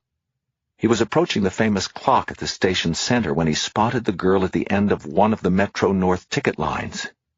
He halted, weak suddenly, his heart snaring, unable to breathe. The milky skin, the long black hair. My God, it was her, he thought, panicking. He'd messed up somehow. Chelsea Skinner was right there. She was still alive. When the young woman turned to open her purse, the spell was broken. Francis felt a head rush of relief as he realized it was actually a 30-something businesswoman, much too tall and heavy to be the young woman he had abducted and shot. What the hell was wrong with him? He thought as he unrooted himself. Things were getting to him. The lack of sleep, the physical exertion. He was losing it, actually hallucinating. He stopped at a line of Verizon phone kiosks. He removed the vial of Ritalin that sat beside the 9mm Browning at the bottom of his briefcase. He'd been practically living on amphetamines for the past 3 weeks. Adderall, meth, bennies. He'd read somewhere that the Air Force gave its pilots amphetamines to keep them alert on long-range missions. He was on a mission too, wasn't he? The most important mission the world had ever known. He needed anything and everything that could keep him going. After he swallowed 6 pills, he took off his glasses and laid his forehead against the aluminum coin slot. The thunder of feet on the station's marble seemed to triple in volume as the speed cut into his bloodstream. He put his glasses back on and made a laser line for the bustling station's Lexington Avenue exit. Directly across Lex, he entered the marble and stainless steel lobby of the Chrysler Building. He shifted the latte to his case hand as he passed the company's electronic Passover security turnstile scanner. His law firm's shining brass, Erickson, Weymouth, and Roth sign greeted him outside the elevator on the 61st floor. At 29, he had been the youngest to ever make partner. There was a time he'd wanted and probably could have gotten the name Mooney added to that sign. That time was long over. In fact, this was his very last day. He made a quick left before the glass door that led to his firm's reception desk and snuck in through the back way. He needed to keep a low profile. Calling in sick the whole week before, he'd caused a case-load logjam of startling proportions. At his Forbes 100 top-flight bill-or-die corporate firm, erratic attendance was a sin equivalent to pissing on the senior partner's desk. His personal assistant, Carrie, almost fell out of her chair as he ducked into her cubicle. "Oh, Francis! What a happy surprise! I wasn't sure if you'd be able to make it in. I was just about to call you. Your 9 o'clock Steinman just called. Something came up at the studio. He said he won't be in New York until next Thursday." Francis breathed down a spike of anger. Something came up at the studio was Hollywood bullshit for the check is in the mail. He'd only decided to waste time and risk coming in because of the potential good that could have come out of the meeting with the multimillionaire movie executive. He'd been stupid. He was trying to accomplish everything, but even flying on speed, that was impossible. And, oh, Carrie said, lifting a memo sheet out of her inbox, I heard from reception that Kurt from New York Heart called last Friday. He said it was urgent. New York Heart was a privately funded anti-poverty organization that Mooney did pro bono work for. He'd been advising them on a case about a destitute Harlem man who was on death row in Florida. Francis winced. With everything else going on, he'd forgotten all about it. An urgent message about a death row appeal couldn't be good. He thought about his plans, his time frame. It would be an incredible crunch, but he had to try. Even with everything he'd put into motion, he didn't have a choice but to swing by the charity. Drop everything and cancel the rest of my meetings until further notice, would you, Carrie? I have to head up there. Are you sure you should, Francis? Carrie whispered with concern. You haven't been here for a week. I think some of the clients, and even more so the junior partners, have been complaining. Mr. M? In fact, Mr. Weymouth is livid. Is there anything I can do? Do you need someone to talk to? Francis smiled at his personal assistant's concern. Ever since she'd begun working for him 7 years before, she'd been terrific, so smart and precise and loyal. When it all came out, would she understand what he had tried to do? Would anyone? That was beside the point, he thought, steeling himself. It didn't matter what people thought about him personally. It wasn't about him. He planted a kiss on her forehead. You're so sweet to think about me, Carrie, but believe it or not, I've never felt better in all my life, he said as he headed back for the elevators.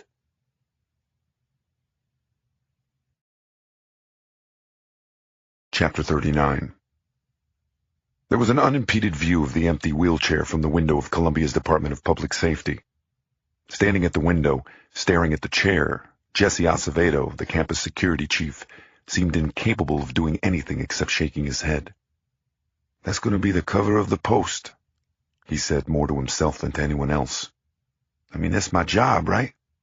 Handicapped student gets snatched on campus? Oh, I'm sorry, the handicapped son of one of the world's most powerful men? My daughter goes here. Once I'm out, no more staff scholarship. What the hell am I going to do? I felt bad for the guy. I knew full well the kind of bullshit blame he'd be getting. But I didn't have the time to sympathize. Tell us about the tunnels again, I said. Shit, I'm sorry, he said, coming back to his desk. When his phone rang, he lifted the receiver and clicked it back in its cradle. When it rang again, he unclipped the phone cord from the back of it. The tunnels, he said after a deep breath. Right. The tunnels connect some of the campus buildings. Lewison, the one next to where we found the empty chair, has tunnels that go to Havemeyer, Math, and the Miller Theater. There's another older one that actually goes under Broadway to one of the Barnard College buildings on the other side of Broadway. Reed Hall, I know, I said. We'd already found that the basement door in that building had been propped open. John Cleary and his CSU team were there now, going over every square inch of the basement with an evidence vacuum and Q-tips. The killer must have gotten in and taken the kid out through there. Who else knows about the tunnels? Students, maintenance, faculty. We blocked off some of them, but the kids still use them as shortcuts sometimes. Like hotels, every campus has its ghost stories, and the tunnels figure in a lot of the urban legends that get told around here. I kept thinking about the kidnapper's cultured, educated voice. He most definitely could have been an Ivy League academic. One more question. Has a teacher ever been caught down there? I don't know, Acevedo said. I'll look into it and let you know. Or at least I'll leave a note for my replacement. I'm actually starting to respect this nut. Emily and I headed down the stairs. I've never seen someone so prolific. This guy is a gold medal-winning kidnapper. Emily ducked into the cafeteria on the ground floor of the building and came back with 2 coffees. This morning she was wearing a form-fitting French blue blouse and navy skirt. Her hair was still wet. I liked that she wore hardly any makeup. The way she did a cute, earlobe-tugging thing when she was thinking, and especially the spark that flashed in her blue eyes when she was fired up. Now what?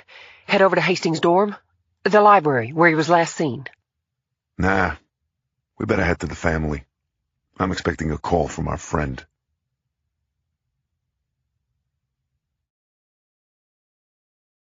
Chapter 40. The Harlem satellite office of the social service nonprofit New York Heart was on 134th Street off St. Nicholas Avenue. The sour scent of sweat and marijuana made Francis X. Mooney nostalgic as he mounted the unswept stairs 2 by 2. For the past 10 years, Mooney had been the main advisor of their legal outreach program, which took on cases for the poorest of the poor. He stared at the posters and photographs of the organization's community theater and community garden that covered the stairwell walls and smiled. New York Heart was truly a labor of love. "What's cooking, kids?" Francis said after he gathered the half-dozen social workers in the cramped conference room 10 minutes later. Francis X. smiled around the battered table at the lanky 20-somethings. He remembered being that young, having that fire in the belly to set things straight. Not every young person was a selfish, whining brat, he thought. "I just got your message this morning, Kurt," he said. "How's Mr. Franklin's case going?" Kurt, the social services in-house law advocate, looked up from his bagel and cream cheese. He'd gone to Fordham and hadn't passed the bar yet, but Francis had faith in him. The kid's heart was in the right place. The reason I called is that Mr. Franklin's last appeal pretty much got slam-dunked into the shitter, Francis," he said between bites. "The fuckers are going to fry him this Friday, and the rednecks down there will probably tailgate in the prison parking lot. What are you going to do? Hope the Republicans are happy. Another one bites the dust." Francis couldn't believe it as chuckles exploded around the room. Mr. Reginald Franklin, the son of a destitute local resident and borderline retarded, was about to be executed by the American government. How was that funny? "Did you look over the habeas corpus?" Francis said. "Of course," Kurt said. "The appeals court decided to go by the trial record." "That's what they always do," Francis said, raising his voice now. "Did you get a copy of the police report, like I told you to? Did you look into the adequacy of his first attorney? The man supposedly fell asleep at one point." The room was silent now. Kurt set his bagel on the table as he sat up. "No, I didn't get a chance," he finally said. "I did call you." "Didn't get a chance? Didn't get a chance?" Francis yelled. His chair made a thunderous shriek as he leapt up. "Are you out of your fucking mind? The man is about to die!" "Jeez, Francis," Kurt mumbled with his head down. "Relax." "I won't," Francis X. said. He didn't want to cry. Not in front of those kids, but he couldn't help it. A torrent of hot tears poured down his reddened face. "I can't relax. Don't you see?" he said as he stormed out. "There's no more time."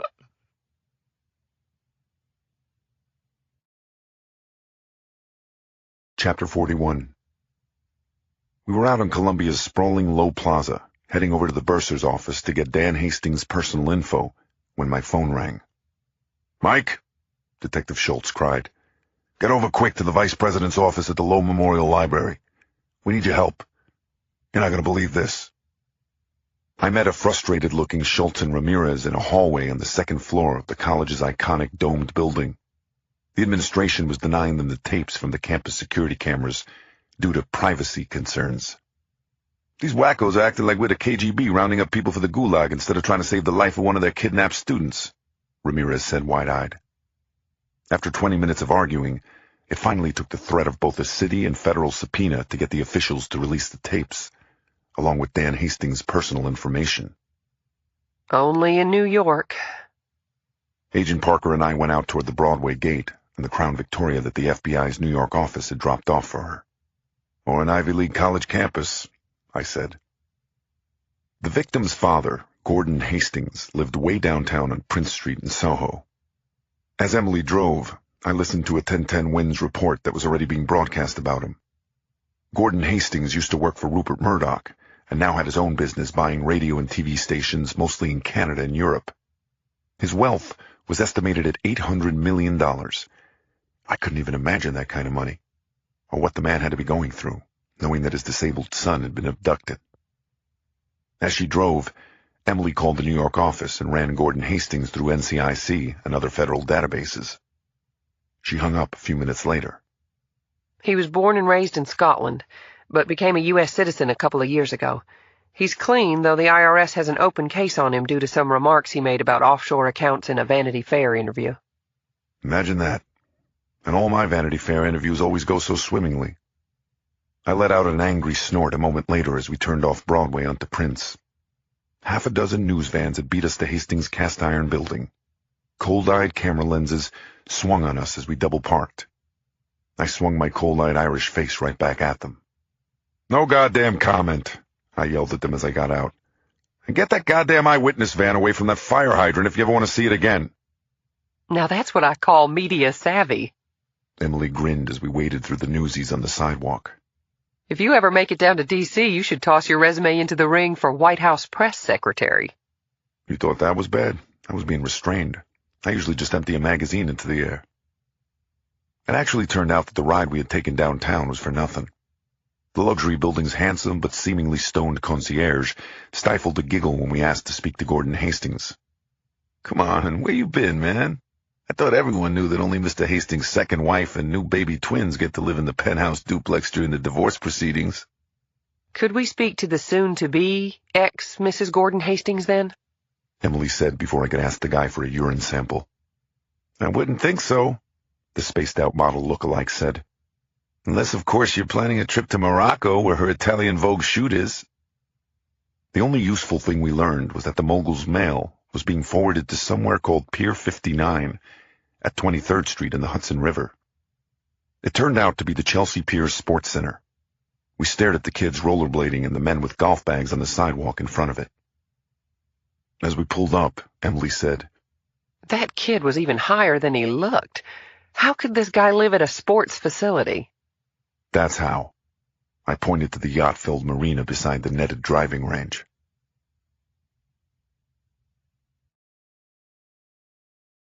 Chapter 42. Over 200 feet long, Gordon Hastings' yacht, the Teacup Tempest, turned out to be the largest one at the marina. 10 minutes later, we sat waiting to meet the mogul at the rear of its massive, cherry-paneled forward salon. There were antiques and paintings. There were also row upon row of flat-screen TVs. Smaller computer screens on scattered desks showed investment graphs. In addition to the ship's crew, there were 8 or 9 business people, Hastings' corporate team that actually worked from the ship. Like us, they were just standing around waiting, with stressed-out looks on their faces. The captain of the vessel, John McKnight, who'd escorted us on board, told us about the accident that had crippled the abducted Columbia freshman. "It was on a mountain biking trip in Asia that was all Mr. H's idea," the captain said in a low voice. "He completely blames himself. That's what led to his divorce, if you want my opinion. Now with Dan being abducted, it's just unbelievable, unbearable, for all of us. Dan was the most down-to-earth, lovable kid you ever met. He took the accident like it was nothing. He was inspiring." "He still is inspiring, as far as we know, Captain," I said. "You can't forget that." A barefoot figure in a Hawaiian shirt and khakis finally emerged from one of the rear staterooms. The wiry, deeply tanned man came directly over to us and shook our hands, and we introduced ourselves. I noticed that his heavy gold watch had nautical flags on it instead of numbers. I could also see the top of his pajama pants above the waistband of his khakis. He didn't stagger or smell of alcohol, but I could tell the distraught father had been drinking. "Thank you so much for coming." He had an unexpected, thick Scottish burr. With his bald head and mustache, he actually looked a little like Sean Connery. "Have you learned anything?" There's been nothing so far, sir. I can't imagine what you must be going through. He stared at Emily a moment, and then a vicious look crossed his face. "Oh, maybe that lack of imagination is the reason why the first 2 victims ended up dead, Agent Parker. Oh, I just bought the New York Mirror a few weeks ago, you know. One hears these things." Wow, I thought. Looks like James Bond, acts like Attila the Hun, and make that drinking heavily. I understood that Hastings was hurting, but his nastiness was inappropriate and completely uncalled for. "The pattern of the man who kidnapped Jacob Dunning and Chelsea Skinner is to contact the family," I said, edging myself between Emily and Hastings. "We don't know if the person or persons who seem to have taken your son are the same, but we'll go on that assumption. With your permission, we'd like to put trap and trace equipment on your phones." "I guess." Hastings brooded. Thank you, sir. Emily grinned. You wouldn't happen to know either the Dunnings or the Skinners by any chance, would you? Of course not. What kind of question is that? Do you think we're part of some billionaire cabal? Don't they have any actual professionals who take care of kidnappings? Right here, sir. Emily gave an even wider, lovelier smile. You're looking at them. Thank you again for your cooperation. Way to handle that, jackass, Parker, I said as the millionaire left. I've learned from the best, Mike. Emily grinned.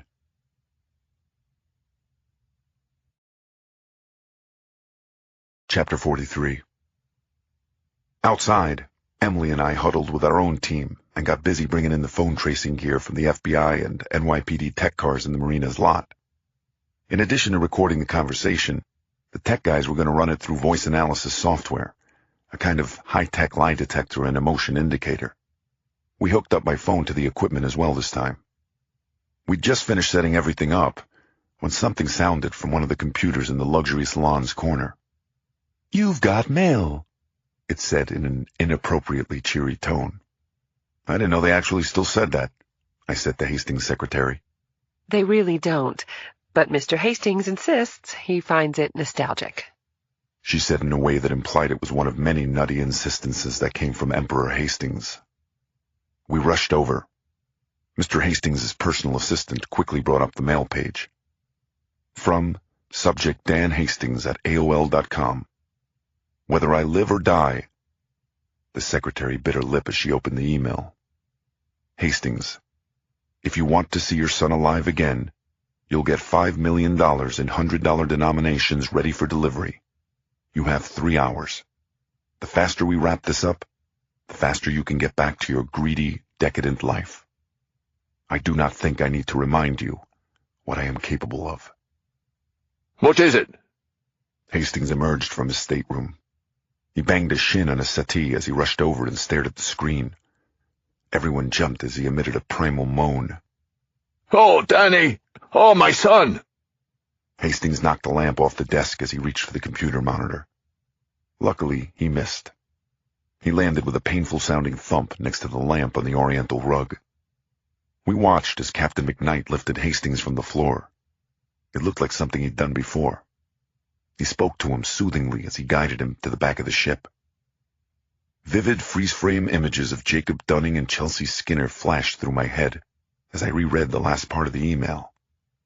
I do not think I need to remind you what I am capable of. No, he didn't, I thought. He was right about that. Chapter 44. As our techs got busy tracing the email, I caught Emily's attention. "Could I talk to you out on the Aloha deck?" I said, motioning for the salon's exit. On our way outside, through an open doorway, I spotted a dining room set with crystal and silver for 20. I found the sight of it, for some reason, the most lonesome thing. No wonder Hastings had gone over the edge. Even with $800 million, life had rammed him completely through the ringer. Despite his drunken melodrama, I truly felt sorry for him. "I don't like this, Parker," I said as we stood outside watching yuppies hit golf balls on the converted dock beside us. "Something smells. On the one hand, switching to emails in keeping with our guy's pattern of changing methods, but on the other hand, our guy loves the sound of his voice too much to send an email. He loves talking to me, crying on my shoulder. I'm not convinced this is the same guy." Ramirez suddenly stuck his head outside. "Mike, get in here quick. And I thought Colombia was bad. Now this is really getting nuts." Back inside, I saw a large, bald gentleman in a pinstripe suit collecting the laptops off the desks. "Sick 'em, then!" Hastings yelled from the couch with a laugh. He lit a cigar. "Tell them their services are no longer required." "Vinny Carbone," the new arrival said, offering his hand. "I'm Mr. Hastings' attorney. I'm going to be representing Mr. Hastings in this matter here."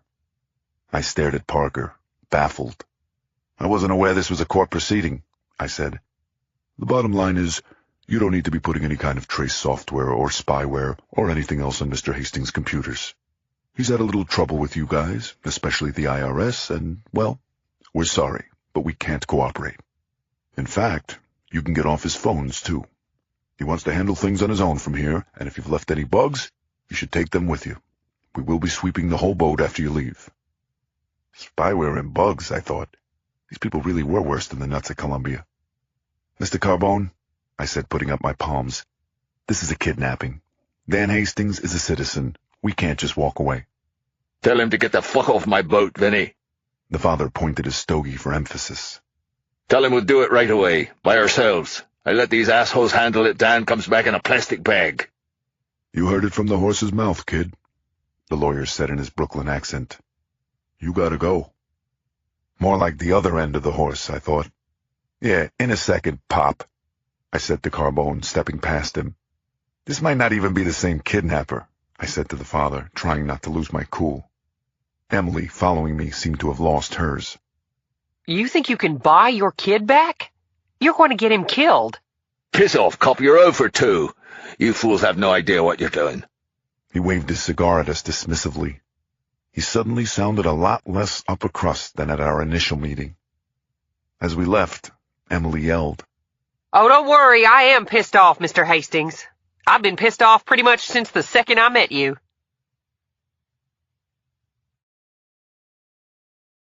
Chapter 45.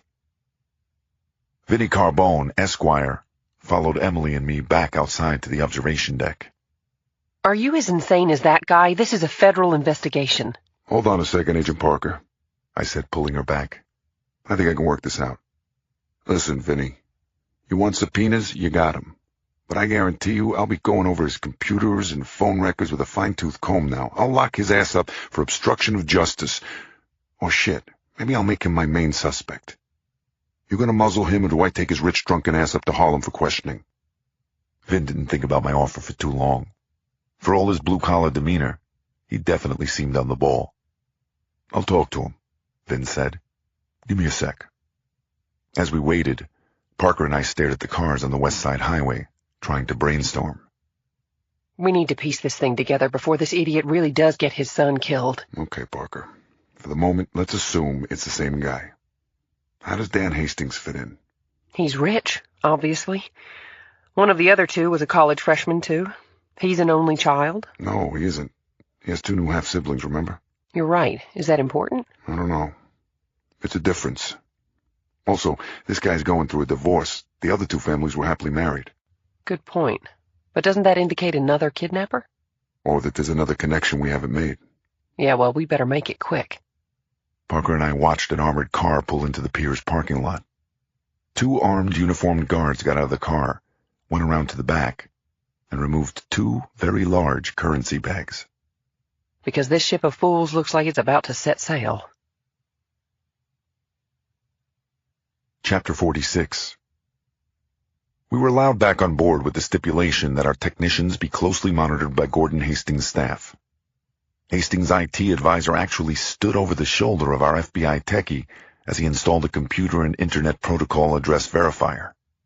The petty squabbling was still going on when the next "You've got mail" came at 3 o'clock on the button. Hastings himself opened up the email. The following instructions will be followed to the letter. 1.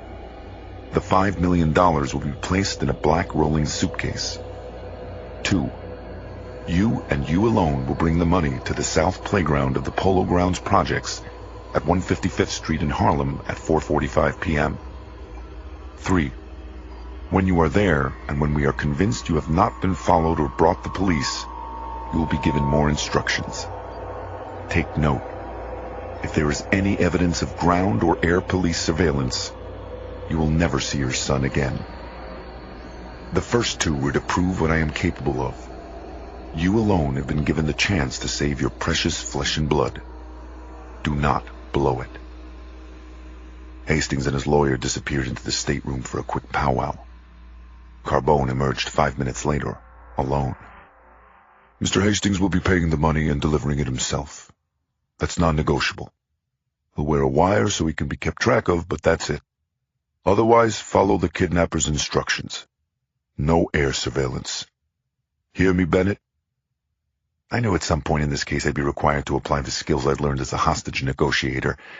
I just never thought I'd have to use them in dealing with the victim's father. We reluctantly had to agree. It really was up to Hastings how he wanted to play things, especially with the ransom. But that didn't mean we would shirk our responsibility and not use everything within our power to get his son back alive. Emily and I quickly made calls to our respective agencies to relate how badly things were stacking up. My boss, Carol Fleming, told me she'd heard of Hastings' mouthpiece, Carbone. The lawyer was known to represent mob types. Could that fit into this? I didn't know, but we didn't really have the time to check it out. We had a deadline in less than 2 hours, and we needed our people in place yesterday. Standing by the bar, Mr. Hastings was drinking coffee now as our techs wired him up. His corporate people were busy packing the money. I understood the instructions for it to be in a rolling suitcase because even in $100 bills, the ransom would weigh almost 90 pounds. This guy can hardly tie his shoes. How's he going to save his son? He's not. We are.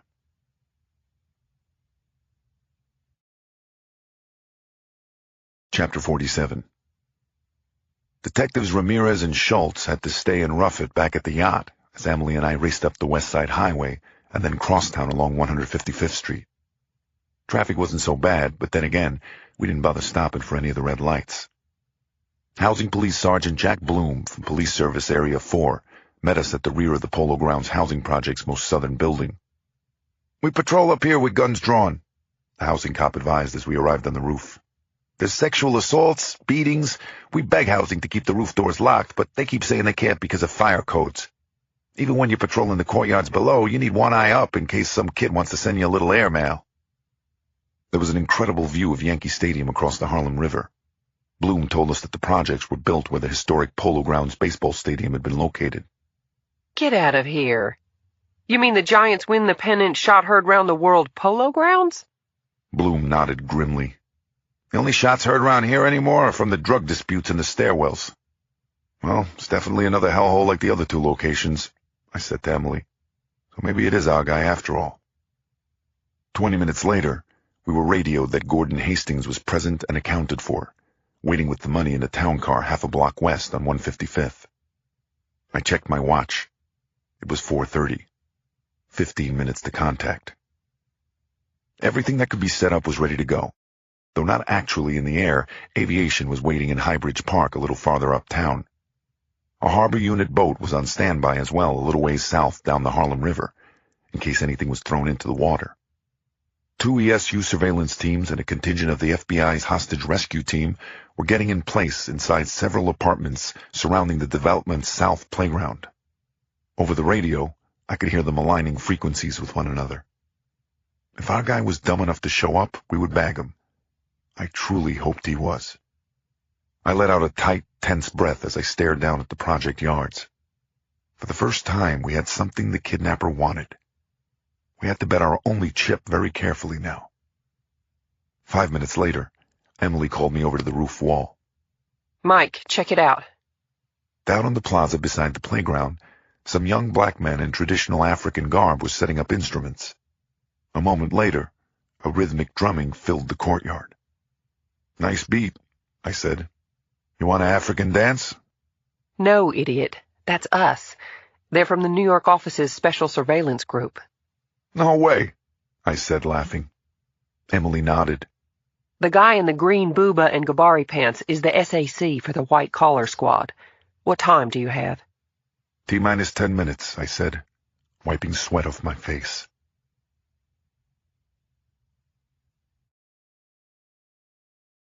Chapter 48. The wind and my heart rate both picked up as Hastings finally exited his car on Clayton Powell Jr. Boulevard. I tracked the harried-looking father through the stark cement courtyard with a pair of high-powered Nikon binoculars. "Be advised," crackled the voice of a member of one of the surveillance teams over the radio. "Male black in a brown leather jacket is approaching from the south." Agent Parker and I scurried over to the southeast corner of the roof. Directly below our vantage point, a young, bald black man wearing sunglasses was moving through the southern parking lot, making a beeline for Hastings. He called out as Hastings was entering the courtyard's amphitheater. I turned up the other radio, which was tuned to Hastings' body mic. "Over here," the man was saying. Hastings stopped. He stood, breathing loudly, both hands now clutching the suitcase as the man approached. Where's Danny? Where's my son? Ignoring him, the man took an already opened cell phone out of his pocket and handed it to Hastings. Even without the binoculars, I probably could have detected the happiness that flashed across the father's face a second later. Oh, Danny. He began to cry. It's you! My God! I thought you were dead. Are you all right? Are you in pain? I felt a short jolt of relief as I exchanged a surprised look with Emily. Our abductor had slaughtered his first two victims pretty much outright. The fact that Dan Hastings still seemed to be alive was a very welcome sudden change of M.O. I'm going to get you back now, Danny. I'm going to do what they say. You're going to make it back home to me. The mogul's joyful expression fled as suddenly as it had appeared. The kidnapper must have gotten on the line. It was extremely frustrating not being able to hear both sides of the conversation. Yes, of course I had the money, but you won't get one penny till my son is released. We watched helplessly as Hastings listened to something the kidnapper was saying. Look where? The phone? The mogul lifted the phone off his ear and looked at its screen. What was happening now? Was he being shown a picture? A live video feed? Does anyone have a view of the phone? What's he looking at? I called into the surveillance radio. It's someone in a wheelchair, maybe. One of the HRT snipers cut in. I can barely make it out. Okay, good. Hastings pushed the money at the man with the phone. Whatever Hastings had seen had obviously convinced him that they were releasing his son. I wasn't there yet. Take it now. It's all there. It's yours. I've done what you said. Now let Danny go.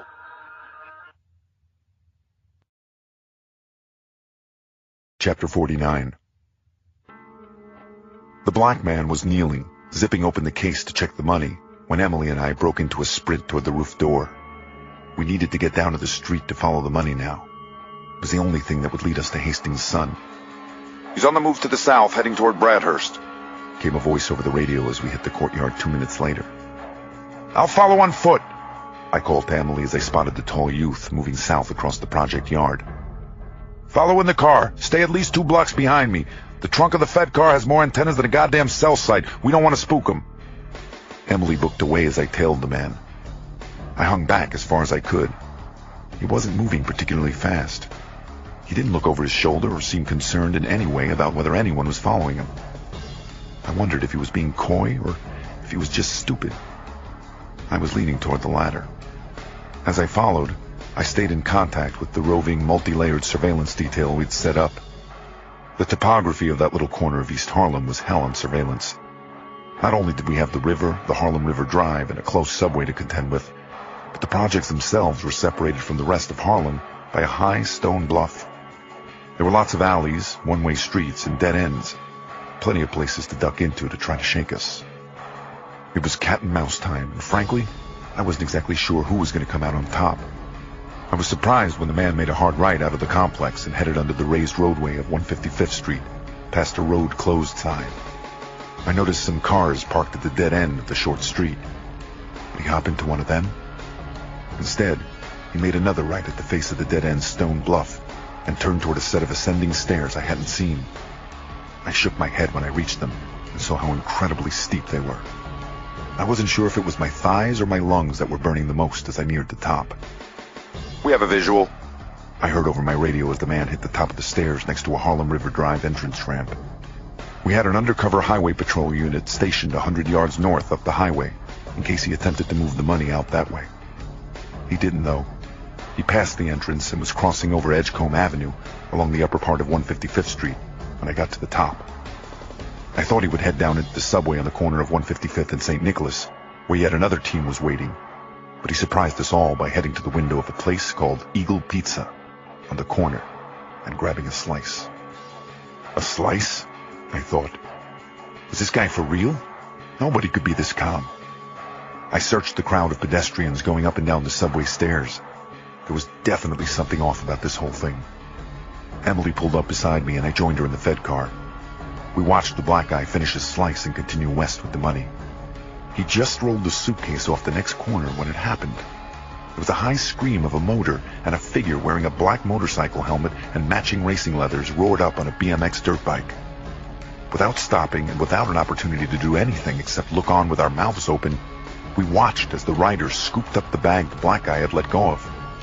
He gunned the cycle through the red light, almost hitting the hood of our car, and raced the opposite way down 155th.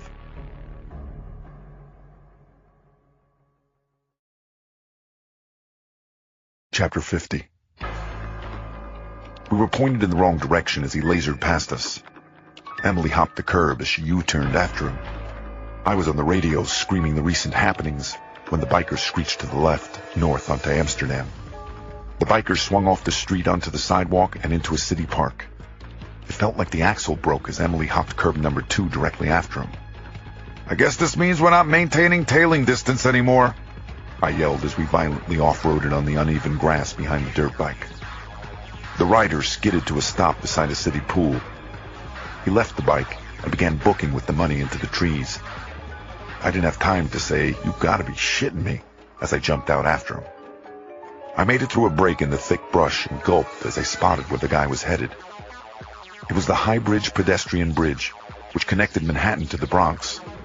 Built in the mid-1800s, the 13-story narrow stone walkway that spanned the Harlem River had originally been used as an aqueduct that carried the city's water supply down from upstate. Now it was an abandoned structure, just south of the Cross Bronx Expressway that city administrations debated whether they should renovate or tear down. Motorcycle Man swung the bag onto his back, hopped onto some ancient scaffolding, and started climbing. In a moment, he hopped over a break in the razor wire and was hightailing it toward the Bronx over the bridge's weed-filled cobblestone pavers. Call the Bronx, I radioed my backup. The 44th Precinct. The crazy son of a bitch is headed over the High Bridge walkway toward the Bronx. And so's this one, I mumbled to myself as I tucked the radio into my pocket and pulled myself onto the scaffolding. I paused as I hopped down from the fence onto the bridge itself. It was maybe 10 feet across, with only flimsy waist-high cast-iron railings between me and a horrifying fall to my death. Talk about vertigo. Motorcycle Man was going flat out at the other end of the bridge when he shrugged the bag off his back and chucked it. I thought it would hit the river, but I saw it land with a puff of dust on the Bronx side between the Major Deegan Expressway and the Metro North train tracks. He tossed it, I called. Get somebody across the river and down by the train tracks. The money is next to the Bronx side tracks. When I looked up, I saw the Motorcycle Man running in a new direction, directly at me. He had his jacket off and was grasping something in his hand now. It had wires coming out of it. They seemed to go over his shoulder toward his back. Bomb? I thought, drawing my Glock. What the? Down! Now! I yelled. The guy was a bad listener. On your knees! I yelled. He kept coming. The sight of him silently running at me for no conceivable reason was beyond surreal. I was about to squeeze off a shot when he did it. The craziest thing of all. Without pausing, he veered to my left, bounded up onto the low iron railing, and dove, without a sound, off the bridge. I think my heart actually stopped. I ran to my left and looked down. The guy was plummeting toward the water when there was a strange bloom of color that at first I thought was an explosion. I thought he'd blown himself up, but then I saw the orange canopy of a parachute. Son of a bitch, I thought. He hadn't committed suicide. He base jumped off the bridge. I knew I should have shot him. I debated whether I still should as he sailed up the river. Get Harbor and Aviation up, I screamed. Son of a bitch just did a James Bond off the bridge. He parachuted off. I repeat, he just parachuted off the bridge.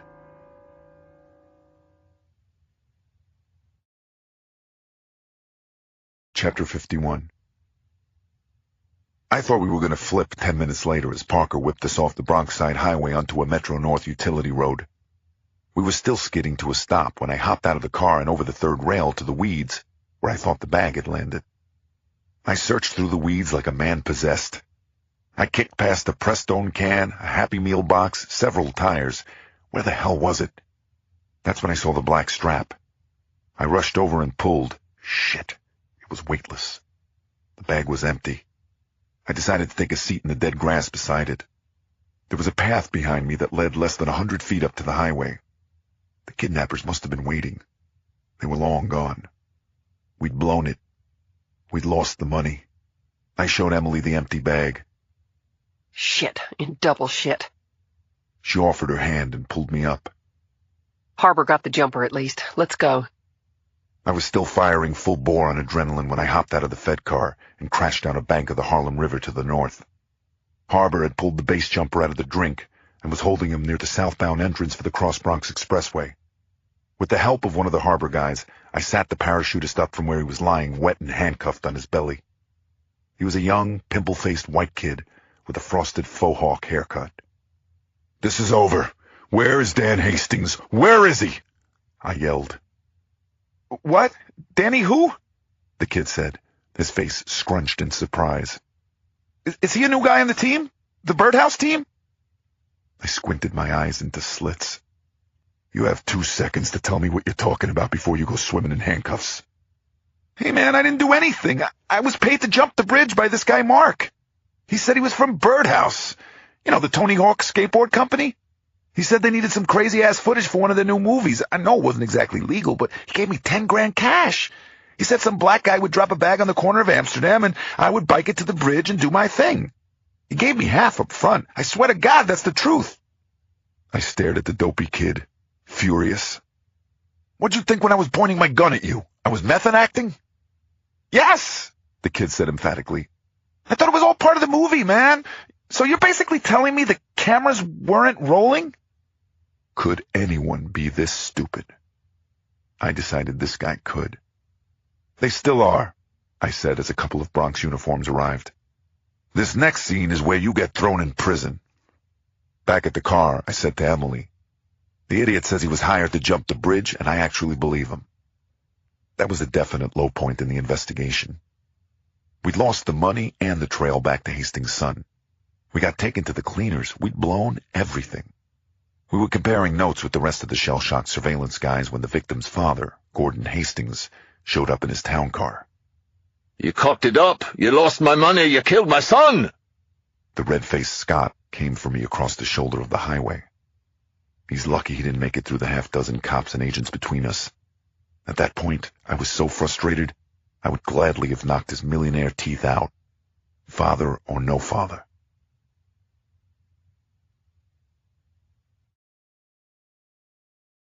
Chapter 52.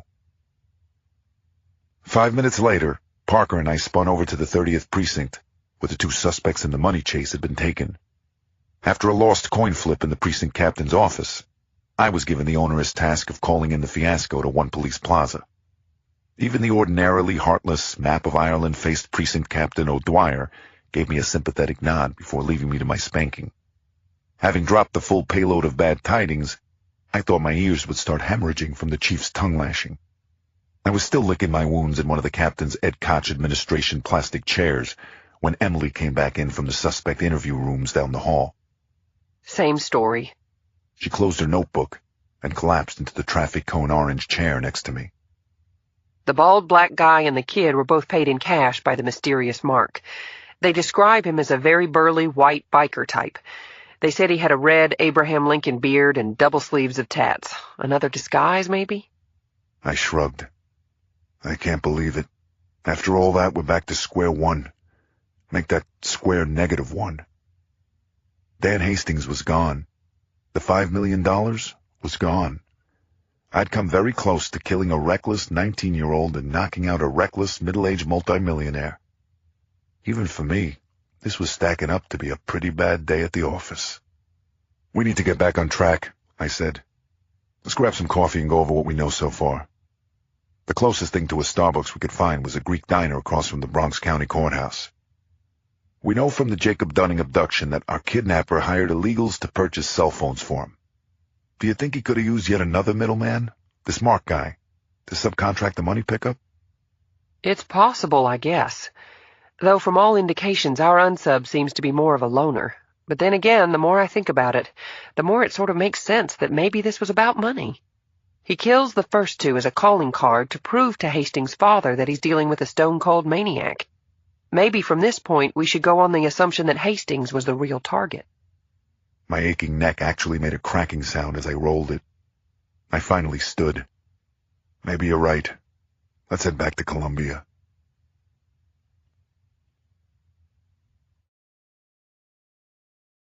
Chapter 53. From the 30th Precinct, we headed directly over to Dan Hastings' residence hall at Columbia. Because of his disability, or maybe because of his father's connections, Dan Hastings had scored a room at the new dorm on 118th, which was otherwise reserved for law students. One of the public safety guys keyed us into his suite. It was neat as a pin. There were some very expensive-looking custom furniture pieces and a closet full of clothes from stratosphere-priced Barneys. Beside the bed, we found copies of the National Review and the latest Sean Hannity book. Even Dan's 60-inch plasma was tuned to the Fox News channel. A closet conservative at Columbia? How do you like that? As we watched, a report about the Mardi Gras celebration down in New Orleans started. I remembered the forehead ashes on the bodies of Jacob Dunning and Chelsea Skinner, and the references to Ash Wednesday. Even though this was starting to look like an elaborate kidnapping for ransom plot, I couldn't completely shake the feeling that the 3 kidnappings were still related to this somehow. Back down at the security desk, we got the cell number for Hastings' neighbor in the adjoining suite.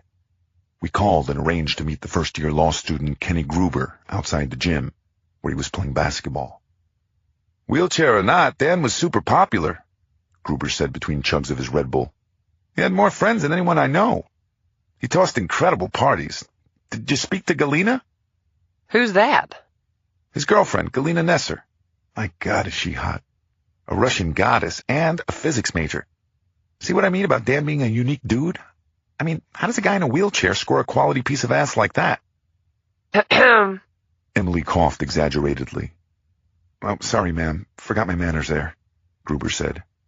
You want to know more about Dan, you should talk to Galina. Ma'am? Emily and I headed for the nearest campus exit. Do I look like a ma'am to you? Of course not. You look like a quality piece of... I sidestepped as Agent Parker punched me in the arm. What was that for? I said, rubbing it. I was merely going to say you look like a quality peace officer. Jeez, what did you think I was going to say?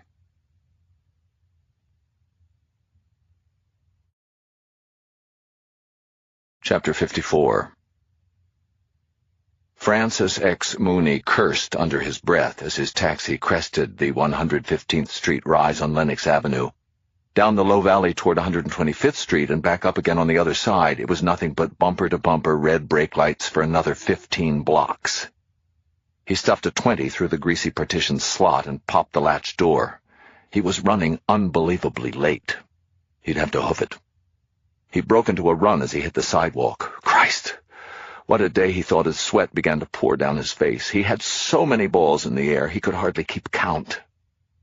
He got to 137th Street without a minute to spare. He was headed to the apartment of the death row inmate Reginald Franklin's mother. Even with all his plans and all his incredibly important work, his conscience wouldn't let him forget the doomed man. Off Lenox Avenue, down from the Harlem Hospital Center, he entered the battered front door of a narrow 3-story brick tenement. The barking started the second he stepped in through the open inner door and into a rancid-smelling stairwell.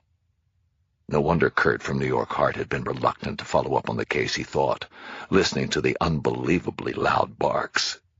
No matter. Dogs or no dogs, someone's life was at stake here. The door to Mrs. Franklin's second-floor apartment cracked open when Francis X. made the landing. He froze as an enormous dog lunged out of the apartment. It looked like a monster. It was a Presa Canario, the same breed of unbelievably vicious dog that had mauled a woman to death in San Francisco. It had a brindled coat and had to weigh close to 150 pounds.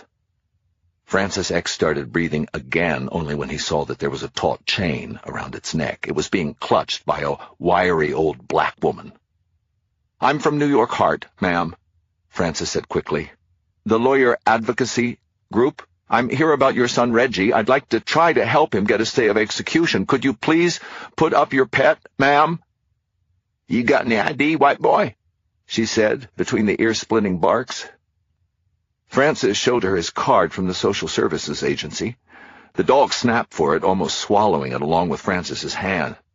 Okay, just a second," the old woman finally said. Was it him, or did the old African-American woman have a smirk on her face? "You said you was coming too, right? Must have forgot. Sit tight till I get Chester back in the closet." The door shut and opened again. The sound of Chester going absolutely batshit came from the rear of the apartment.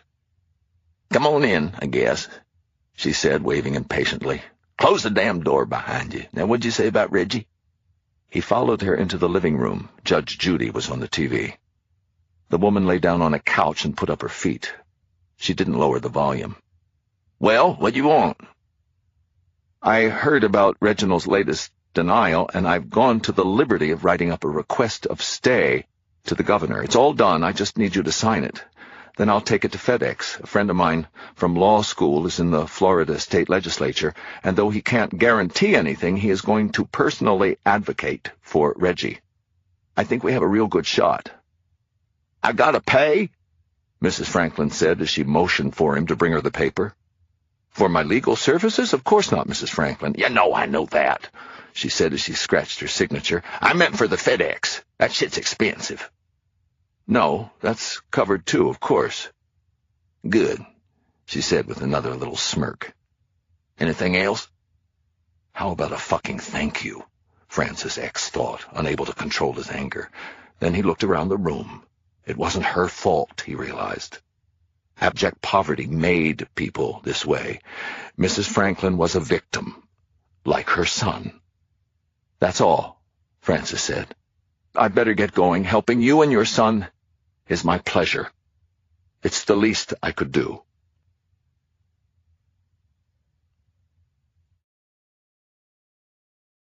Chapter 55. It was coming on 5 when I had Emily drop me off at my apartment. The end-of-day task force meeting downtown at headquarters had been bumped up to 6:30, and I was in desperate need of a shower and a change of clothes. I wasn't looking forward to the meeting. They would be looking to blame someone for the missing $5 million. Inside, I grabbed a suit fresh from the dry cleaners from the front hall closet. It's always been a policy of mine to make sure to look my best when I'm going to be called on the carpet. "It can't be, but it is. Daddy's home before dinner. Ah!" One of my daughters, Fiona, shrieked ecstatically as I appeared in the dining room doorway. The gang, still in their school uniforms, were home from school and in the midst of getting their homework out of the way. I went around slapping high fives and administering hugs and even a few atomic tickles where appropriate. Many cops I've worked with have asked me why the hell I would want so many kids, and I've always had trouble explaining it. Yes, there are fights, legendary lines for the bathroom, clutter beyond the nightmares of professional organizers, not to mention the expense. I envy people who can live paycheck to paycheck, but it's moments like these, when my guys are all safe and happy and busy and together, that every bit of it is incredibly worth it, when it is pure, unabashed happiness. The kids are simply my tribe, my pack. We gathered them together, and everything good that my wife Maeve and I had ever learned, we passed on to them. Not only have they taken those lessons to heart in our house, being kind to one another, being polite, being good even when they don't feel like it. As they get older, they've started spreading that goodness to the world. I can't count how many times teachers and neighbors and school parents have said to me how wonderful, polite, and thoughtful they thought my kids were. Maeve and now Mary Catherine, being home with them every day, could take 99% of the credit for that. But that 1% that makes me proud of myself exceeds everything I have ever accomplished professionally, hands down. Mary Catherine smiled up at me from where she was surrounded by a sea of blue and gold Catholic school plaid. "Mike, is it you? Can I fix dinner?" "Don't bother," I said, putting my cell on the sideboard as I headed for my room. "This is just a pit stop. I have an hour, maybe less, until this evil object summons me again." 20 minutes later, wearing a suit not covered in sweat, antifreeze, and grass stains, I stepped back into the dining room and almost fainted. Instead of being covered in textbooks, workbooks, red pens, calculators, and rulers, the table was set like it was Sunday all over again. Mary Catherine and Brian and Juliana came in a second later with a plate of homemade fried chicken, jalapeno cornbread, and a fresh salad. Another incredible meal brought to you by my personal savior, Mary Catherine. I shook my head at her for going to all the trouble. Besides my wife, Mary Catherine was the most genuinely generous person I'd ever met. Who knew? Maybe this meant she was even a little less pissed at me. After we said our prayers, I wolfed down a piece of hot cornbread. I closed my eyes in ecstasy. How can an Irish girl do Southern cooking this well? Let me guess. You're from the southwest part of Ireland. The smiles and happy, fuzzy mood all popped like a cigarette in a balloon when my blasted phone rang. I was standing up to get it when Chrissy reached back and grabbed it. "Oh, no, Daddy," she said, tossing it across the table to Bridget. "You're staying right here. No phone means no work." They actually started chanting, "No phone, no work," as our game of monkey in the middle began. Guess who the monkey was? "That's not funny, guys," I said, trying not to laugh and failing. I also failed to get to the phone. A game of monkey in the middle really isn't fair against 10 people. 11, actually, as Mary pretended to offer it to me and then passed it behind her back to the waiting Brian. He tossed it to Eddie, who opened it. "I'm sorry, but Mr. Bennett is not available," Eddie said as everyone cracked up. "Please leave your name at the sound of the beep. Beep!" Mike, is that you? I finally wrested the phone from him. "Sorry about that, Parker. My family is being funny. At least they think they are. What's up?" One guess. No. Yes. Another kid was grabbed, Mike. I'm pulling up in front of your building right now.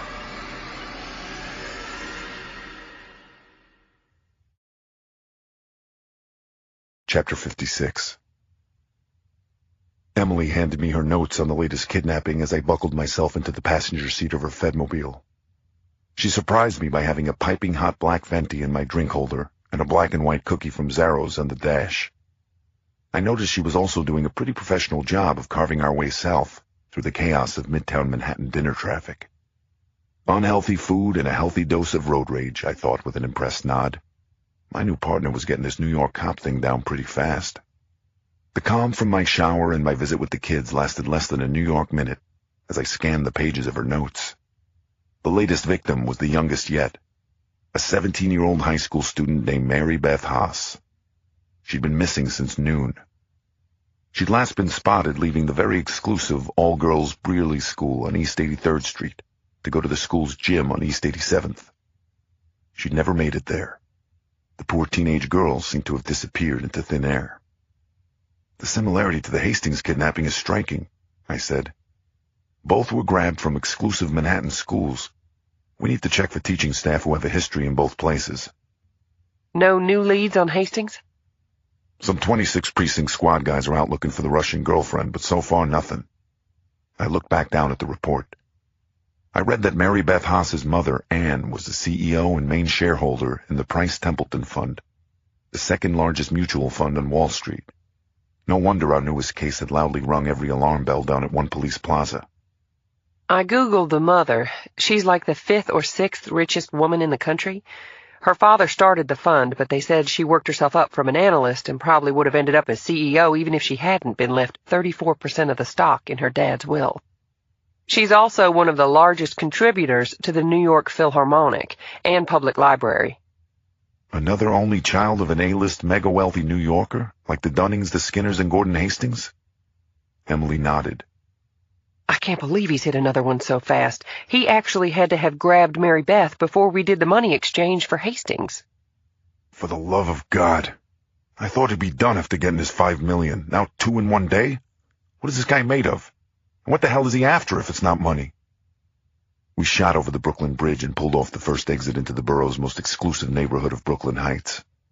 2 undercover cars were already parked in front of the Haas's stately Greek Revival brownstone on a tree-lined street called Columbia Heights.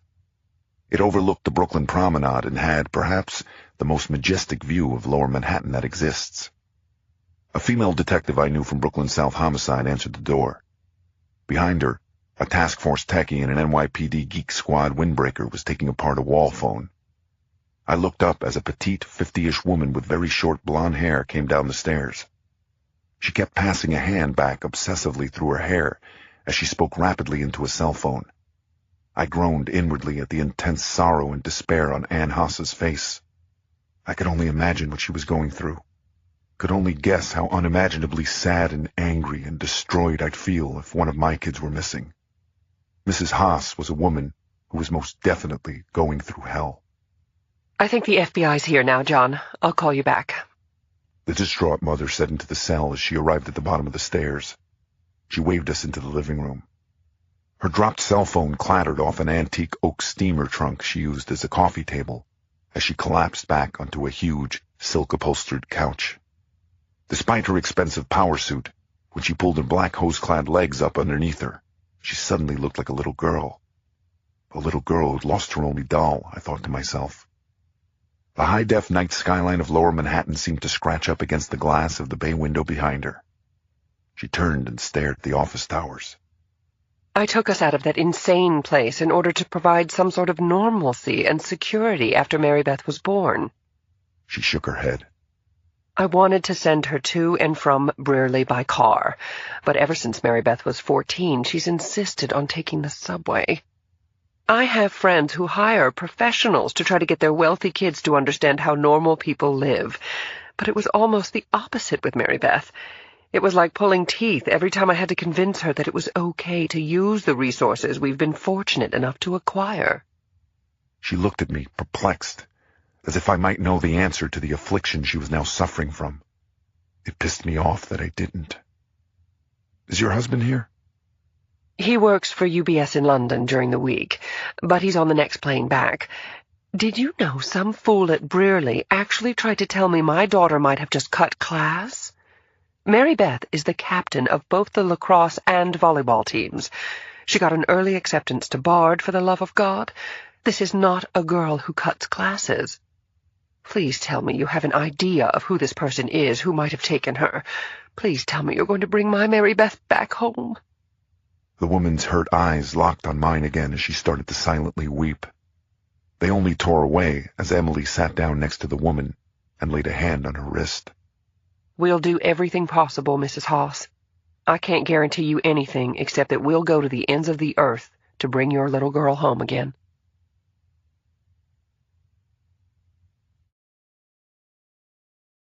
Chapter 57. Despite Anne Haas's obvious pain, she managed to tell Emily and me about her daughter, Mary Beth. She was a solid 4.0 student whose dream was to help the poor of Latin America, where she'd summered from the time she was 14 at various volunteer camps.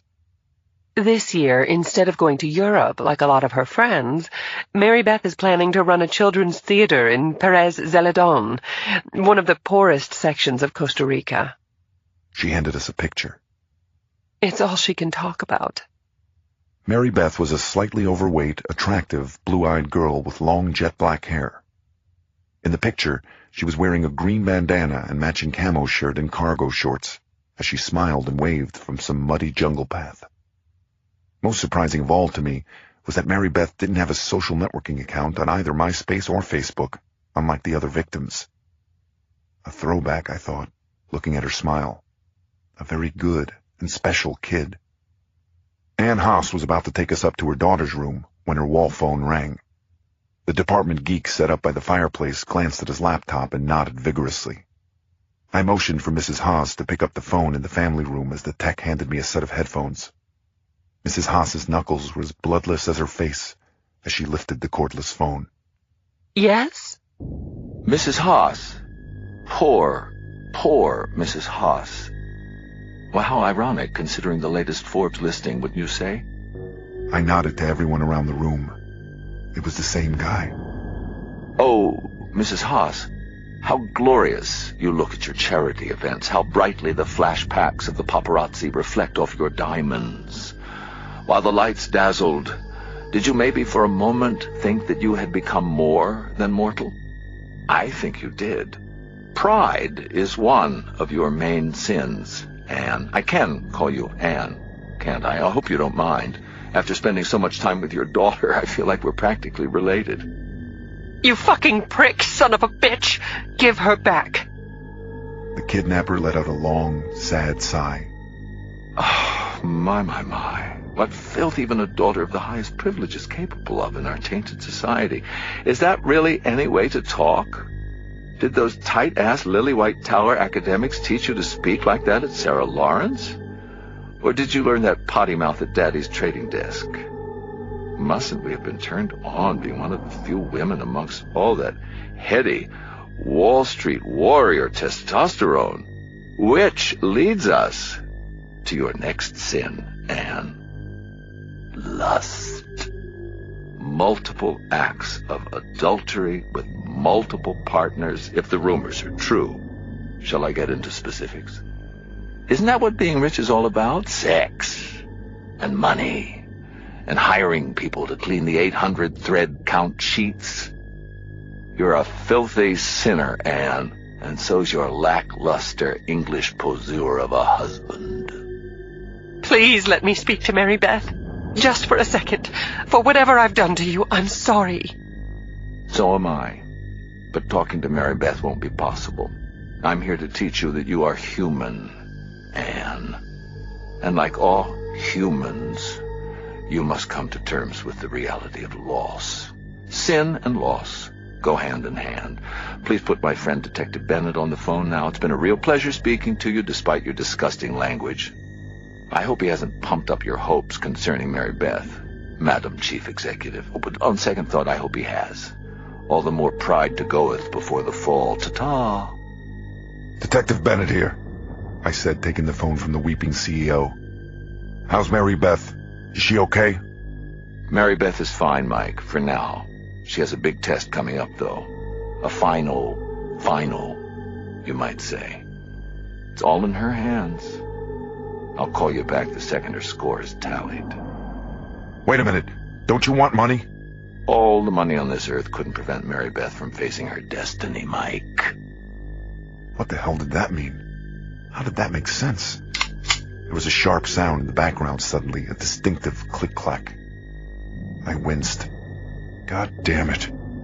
He just chambered an automatic pistol. Pray for her, Mike. That's all she has now.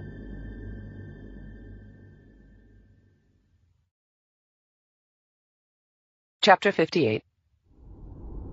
Mary Beth Haas bit harder into the thick wraps of gauze gagged into her mouth as she wrestled herself up into a cramped, seated position. She was in a pitch-black metal box with a low lid and cold, rusty walls and floor. Her arms were tightly wrapped around herself in a straitjacket. She'd been in the box for several hours. At first, she'd been terrified, then angry.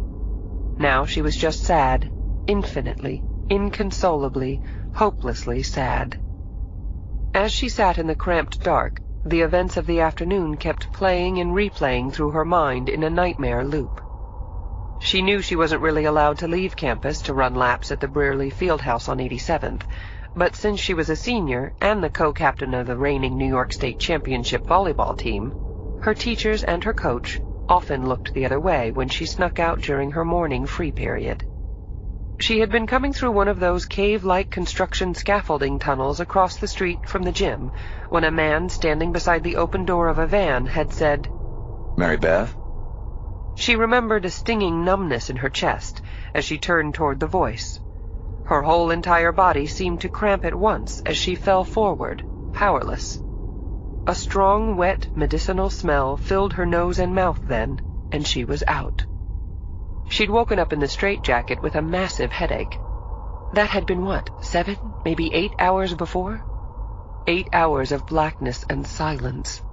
8 hours of being starving and thirsty, and dirty and having to use the bathroom. It was like she was stuck at sea, a sea of darkness where there seemed to be no hope of being rescued.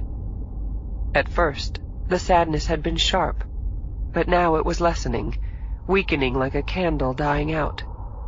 She thought of her friends and teachers, her mom. I'm sorry, everyone, she thought. Sorry for being so stupid. Sorry for messing up. She didn't know how much more time had elapsed when she heard the clacking of a steel shutter rolling up. Oh, God, somebody was coming. The man who had taken her. An unhinging bolt of animal panic gripped her, froze her. He would touch her now, wouldn't he? That's what they did, right? Crazy men? Hurt you? Raped you? Killed you? She whimpered. It would be better just to be buried. She didn't want to be in pain. That's when she shook herself out of her pity. She found a hard place inside herself and went there. She would fight for her life.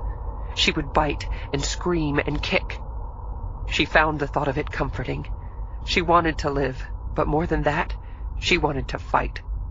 She suddenly knew she could. and that was somehow better.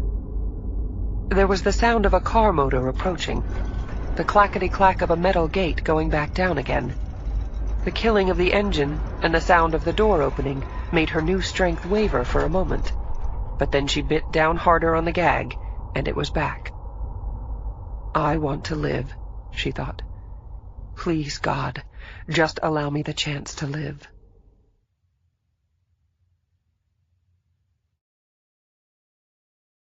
Chapter 59. The metallic scrape of a lock was loud right next to Mary Beth's ear. The lid of the steel box screeched as it opened. Even in the poor light, she knew it was him. The suit, the gray hair, and the glasses. He looked intelligent, fatherly, like a kindly doctor or a popular professor. How could men be so evil, she thought. Her arms, and especially her hands, were strong from volleyball. He'd free her to get at her, wouldn't he?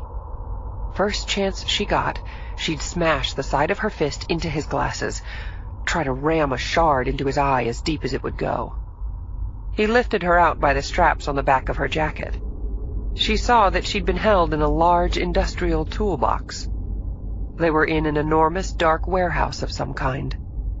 Behind the van were girder-like pillars and welding gas tanks. Could she kick one over and start a fire? Best of all was a high window above the steel shutter of the door. The world lay on its other side. Make it there, she urged herself. For everything that everyone in your life has done for you, make it there. The man sat her on a bench beside a metal table and sat down on the other side of it. He took 2 items out of his jacket pockets and laid them on the tabletop for her to see. She made another whimper at the sight of them. They were a straight razor and a black pistol. I'm going to remove your gag. If you scream, I'm going to have to cut up that flawless face of yours, Mary Beth. Nod if you understand.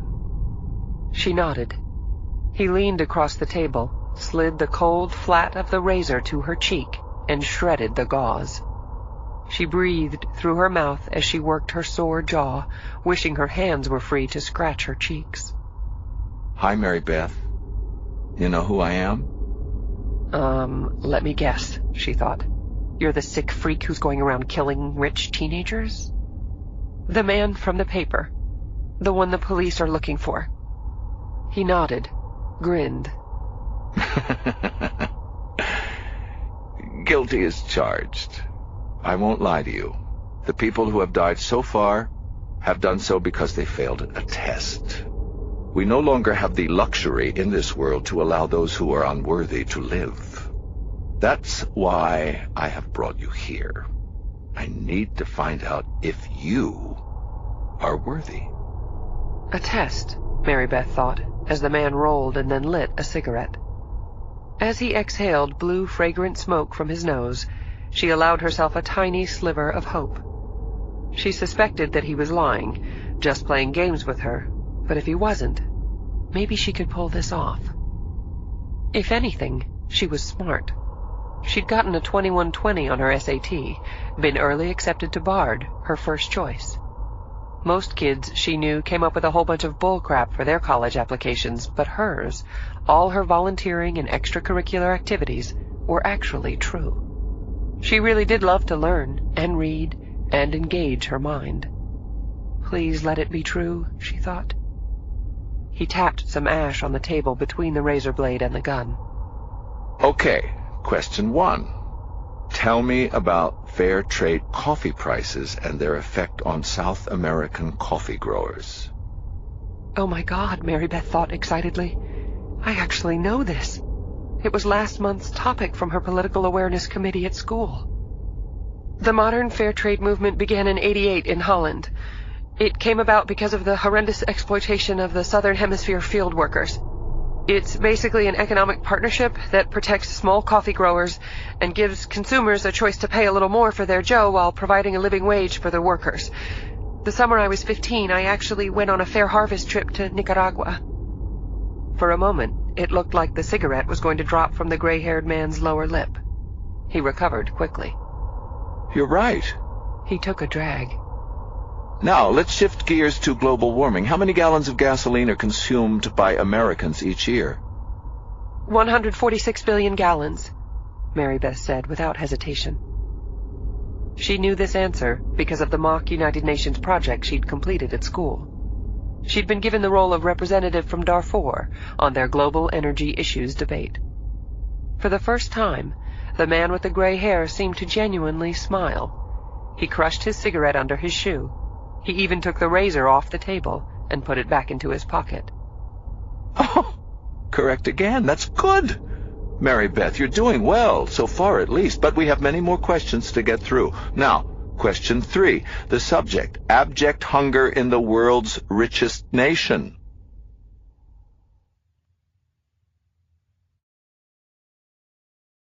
Chapter 60. We sat there, staring at the phone. It just didn't make sense. The kidnapper should have called back by now. Every other time he'd called to let us know where the body was. Was not telling us and leaving the parents hanging his latest method of torture?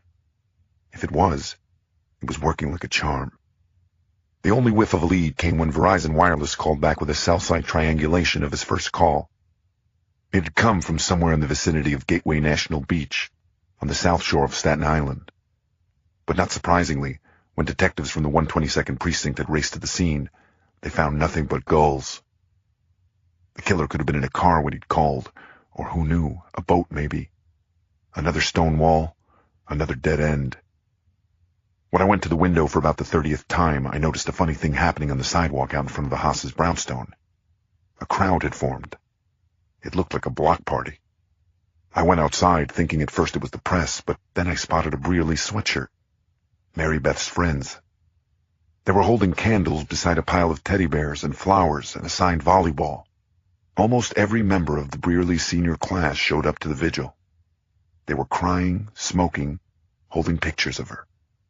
I thought about breaking it up, but then decided, why? If the kidnapper was watching the house, maybe the outpouring of love might make him see Mary Beth as a flesh-and-blood valuable person, instead of the symbol of his hate.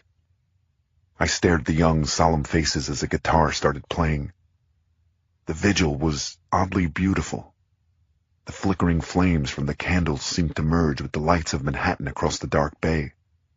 Mary Beth was obviously a great kid who had affected many lives.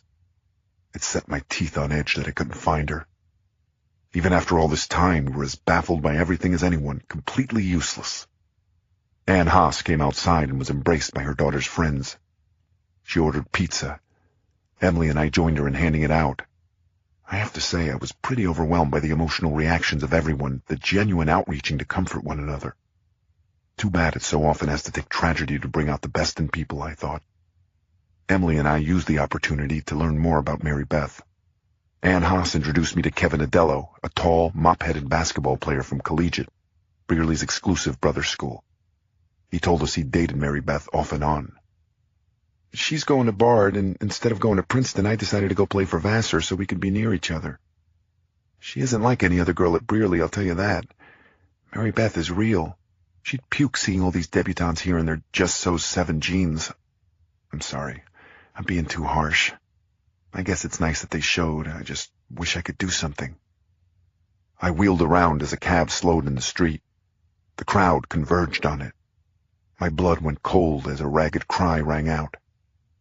"Move!" I yelled, as I forced shocked teenagers aside. A scared-looking girl in a wrinkled Brearley hoodie opened the door of the cab as I arrived beside it. "It's okay," Mary Beth said, holding her hands up. "I'm okay." What? I couldn't believe it. Another twist. The first one in the case that was actually welcome. Mary Beth's bowled-over friends clapped and whistled as I guided her toward the brownstone stairs and her joyfully crying mother. He'd let Mary Beth live?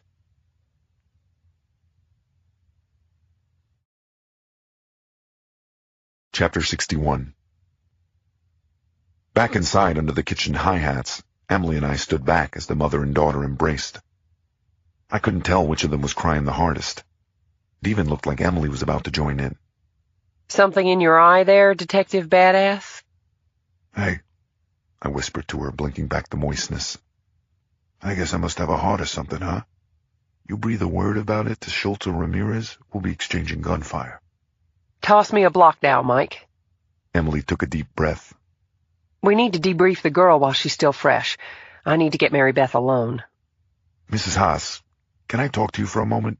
I said, tapping the mother on the arm. We need to start thinking about a media strategy. It's very important. Now? I ushered her into the hall. Can't it wait? I have to get my daughter cleaned up now. She needs me. Nothing is more important than that. In fact, why are you still here? I'd like you to leave so we can all get back to normal. Mom! Mary Beth yelled. It was the first time she'd spoken since she'd come inside. They need to talk to me. Is that so insane? Ugh, stop treating me like I'm 3. I'm fine. Ann Haas's eyes widened in surprise as I was finally able to get her out into the hall. I was starting to like the feisty teen more by the minute. Emily began questioning the girl. Hi, Mary Beth. My name is Emily Parker. I work with the FBI. I can't tell you how happy we are that you're okay. But right now, I need you to answer some questions to see if we can catch the person who abducted you. If you're going to give me a speech about rape kits and stuff, don't bother. He didn't touch me. Good. That's very good. In that case, Mary Beth, can you describe him? How old is he? What does he look like?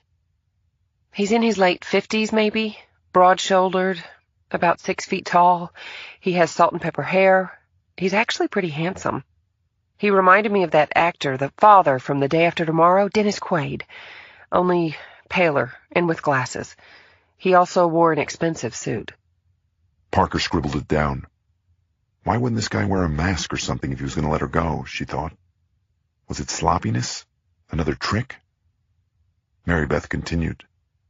He's actually not that bad a guy.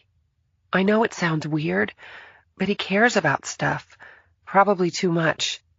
After everything, I guess I feel sorry for him more than anything else. What? How do you mean? Parker said instead. He gave me a list of questions about the horrible direction this world is headed in. Like a test, I guess. Every correct answer I gave made him happier and happier. He was actually crying at the end. He told me how proud he was of me, told me to try to learn everything I could at Bard, said that the world was really going to need me. He apologized for having put me through this whole thing, and then he drove me to a corner and put me in a cab. He even paid the cabbie. Parker had to use effort not to shake her head in bafflement. This guy really was nuts. You didn't happen to get his plate? No. It was a light-colored van, yellow, I think. Anything else at all, Mary Beth? He hand-rolls his own cigarettes. He made a cross with the ashes on my forehead right before he let me out. Look. She reached up to touch it. Parker grabbed her wrist tightly as the girl went to wipe it off. Mike, get in here. I think we got a print.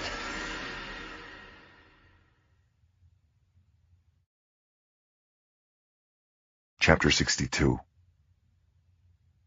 Because we didn't have time to wait for the crime scene unit to arrive, we lifted the print ourselves. And when I say we, I mean Emily. I stayed with Mary Beth while Special Agent Parker went to the G-car and came back with some surgical gloves and 3M fingerprint tape. This will take just a second, hon. Emily laid the tape meticulously across the teen's forehead. With a light, deft motion, Emily flattened out the tape and peeled off the print. I had to contain a whoop as she laid the tape on the white fingerprint card. It was perfect. Even taking a print off a pane of cold glass can sometimes be difficult, but Emily had lifted this print as well as any CSU pro. Was there anything this bureau chick couldn't do? Afterward, we headed back to the G-car's trunk, and Emily took out a large gray box. It was a LiveScan 10 printer, a portable fingerprint scanning machine. She connected it to the Fed car's mobile computer terminal, and with one small scan, the print was fired down to the FBI's Integrated Automated Fingerprint Identification System in Clarksburg, West Virginia. If our boys' prints were among the 50 million the IAFIS contained, we'd get a response within 2 hours. This was by far our best lead yet. I was stoked. We need to get this down to the lab in D.C. as well for synchrotron infrared microspectroscopy. Emily dropped the print card into an evidence envelope. A synchro infra what? I said. It's brand new. See, in every print, there's little traces of sweat. The lab techs can now look at the sweat and detect chemical markers. The markers reveal whether a suspect uses drugs and even detect the hormones that indicate the suspect's sex. If we don't obtain a hit on the print, we need to obtain as much info as we can. You're telling me you never heard of it? Of course I've heard of it. Are you kidding me? I lied. I just wanted to see if you knew.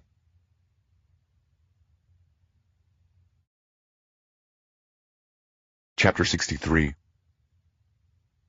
Mary Beth was sitting down with the just-arrived police sketch artist when we left the brownstone. That's when I noticed that the crowd outside the hosses had changed.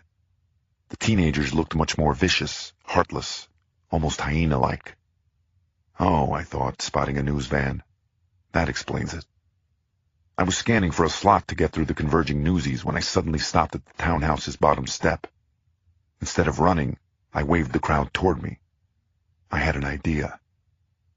I have an announcement, I said.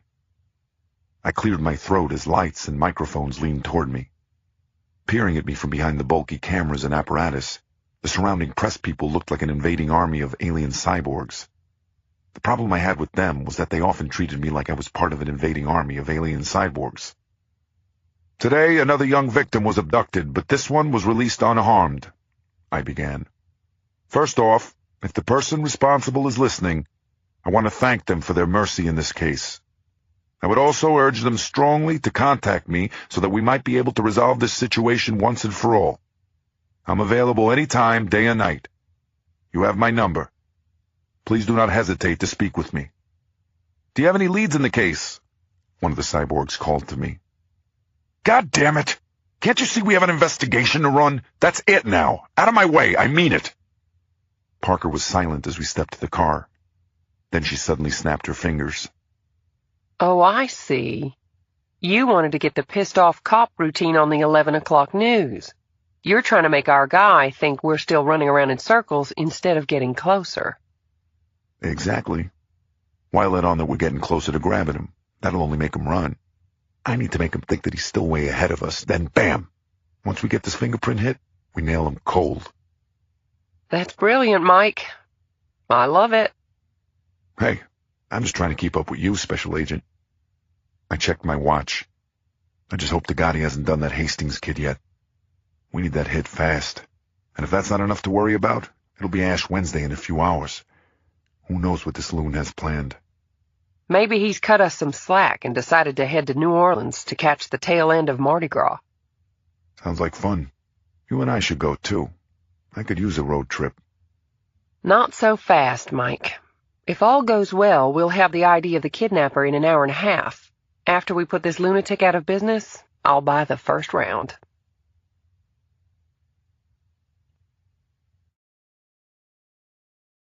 Chapter 64. Limousines and town cars were 3 deep out in front of the Waldorf Astoria as Francis Mooney stepped north up Park Avenue. He had to walk in the street to avoid the scrum of paparazzi stuffed behind sidewalk barricades. He was temporarily blinded as a limo door popped open and 3 dozen flashbacks went off at once. A scruffy young man in a tuxedo emerged, squinting merrily in the brilliant shower of white light. An actor, perhaps? The American Refugee Committee was having its benefit tonight, Francis remembered, putting the scene at his back. He was happy that ARC was having such a stunning turnout. Mooney had been on the organization's board 10 years ago and knew it to be a terrific organization, unlike the many charities whose bloated CEO salaries and outrageous benefits budgets soaked up most of the donations. Continuing up Park, he thought about Mary Beth Haas. He cursed himself for the 1000th time for not wearing a mask during the test. He'd been positive she was going to fail. He'd gotten lazy, and someone had seen his face. Oh, well, couldn't worry about it now. Places to go, he thought. 3 minutes later, he quickly turned the corner onto 52nd and passed beneath the awning of the legendary Four Seasons restaurant on the north side of the street. Coming up the stairs, he smiled at a startlingly black-haired woman in a gravity-defying backless gown who was speaking German into a cell phone. More chic women and slim-suited men waited for their tables beneath the Picasso inside. He inhaled the expensive, perfume-thick air. Cedar, gardenia, and Brett, he thought with a sigh. Now that's what money smells like.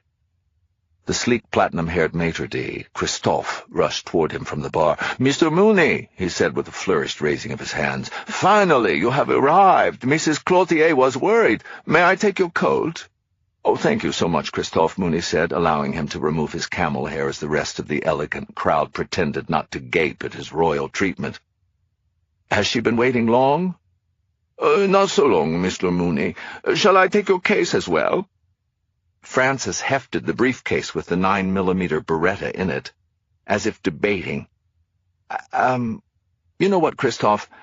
I might as well hold on to it." He stopped for a moment before he followed the maitre d' into the restaurant's storied pool room. He took in the glittering white marble center pool, the shimmering chain-link drapes, the important and beautiful people at the crisp, glowing tables, all eating with a meticulous casualness. He could almost feel the power thrumming through the floor. Even he couldn't deny that the sensation was exhilarating. The other board members of New York Restore had already arrived. They were seated at a double table by the pool that they always reserved for their quarterly dinner meeting. "Well, if it isn't our wild Irish chairman," Mrs. Cloutier said. "In all the time I've known you, Francis, I do believe this is the very first time you've ever been late." "I can't tell you how hectic things have been at the office," Francis said, grinning widely as he kissed her Cartier diamond-encrusted hand. "The important thing is, I'm here now to bask in the glow of your loveliness." "Oh, such a charmer," Mrs. Cloutier said with a sigh as she touched his cheek. "Francis, as I've told you many a time, you were born several generations too late." "And you several too early, my dear," Francis said. He declined the menu the tuxedoed waiter offered and ordered the Dover sole. "I was with Caroline at lunch today, and she told me that Sloan Kettering is doing celebrity-designed lunchboxes for their soirée," Mrs. Cloutier told the group. "Isn't that a hoot? Brooke came up with the idea." For Mrs. Cloutier, diva of the New York social set, to actually go out of her way to supply the last names Kennedy and Shields would have been beneath her, Francis knew. Mrs. Cloutier was an unapologetic snob. In truth, he really couldn't give two shits about New York Restore and its insipid mission to maintain and beautify Manhattan's playgrounds and public spaces. The only reason he decided to head it was to humor the generous Mrs. Cloutier. Over the years he'd become a kind of unofficial philanthropy consultant to her, and he had been able to steer millions of the limitless oil fortune her husband had left her to other much more important causes. In fact, he was going to squeeze her for the biggest amount he'd ever chanced right after the meal. The papers, all ready for her to sign, were under the holstered automatic in his briefcase. "Champagne, Mr. Mooney?" the ever-discreet table captain whispered to Francis, as Mrs. Cloutier's regaling veered into tales of the latest mischief her Pekingese Charlie had gotten into. "Glenlivet, a double," Mooney whispered back.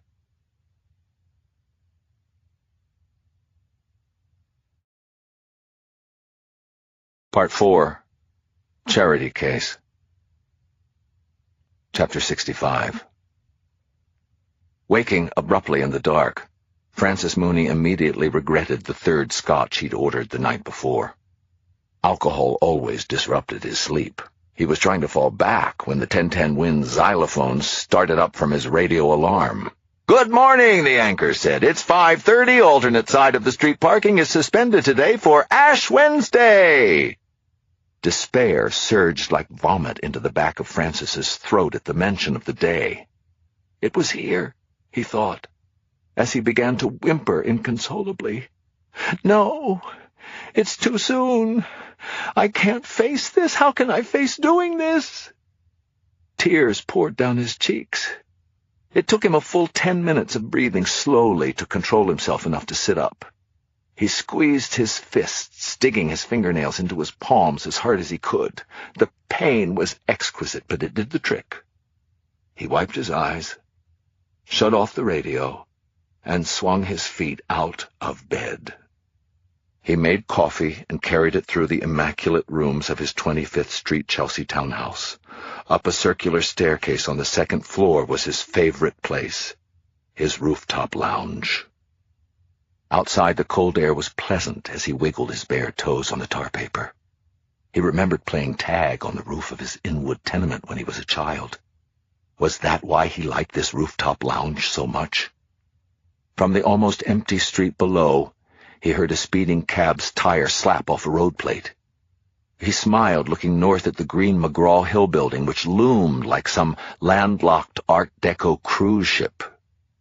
His smile departed as he turned toward the hint of dawn on the dark eastern horizon behind the Empire State Building. The day was coming. It would not be stopped. Another tear rolled down his cheek. He wiped it away. He finally steeled himself with a breath and tipped his mug at the morning dawn as if in a toast. Gray light was spilling down 25th Street as he locked his front door half an hour later. He always dressed well, but this morning, of all mornings, he'd pulled out all the stops. He slid a hand down the sleek lapel of his best suit, a light gray chalk-stripe Henry Poole he'd splurged on when he was in London on business 6 years before. The $3,200 black John Loeb calfskin brogues on his feet complemented it perfectly. The only thing that didn't really go was the large case he carried. It was black and boxy, with stainless steel hasps. He popped the cuffs of his Italian-milled poplin Turnbull and Asser shirt as he carefully lifted the heavy case and brought it with him out into the street to hail a taxi. The church that the cab let him out in front of 10 minutes later was Most Holy Redeemer on 3rd Street in the East Village. He'd chosen it as his parish because it was the city's most tolerant, catering to gays and the HIV positive. At the votive offering inside the tiny chapel, he lit some candles and said a prayer for the teenagers he had killed. Like martyrs, their souls would ascend directly to heaven, he knew. Their necessary sacrifice was most certainly acknowledged by God. Francis had faith in that. How could he have done this without faith? He raised his head as the organ began. The 7 o'clock Mass was about to start. He quickly lit a last candle. "So that my faith will not waver this day, my Lord," he whispered in the scented darkness. He sat in the last pew. When the time came, he lined up behind the dozen early churchgoers and got his ashes. They were made from palms like the ones that had welcomed the Lord on the last week of his life. Francis found comfort in that fact. The scratch of the priest's thumb on his forehead almost made him cry out. Then the sacred words of Latin were in his ears.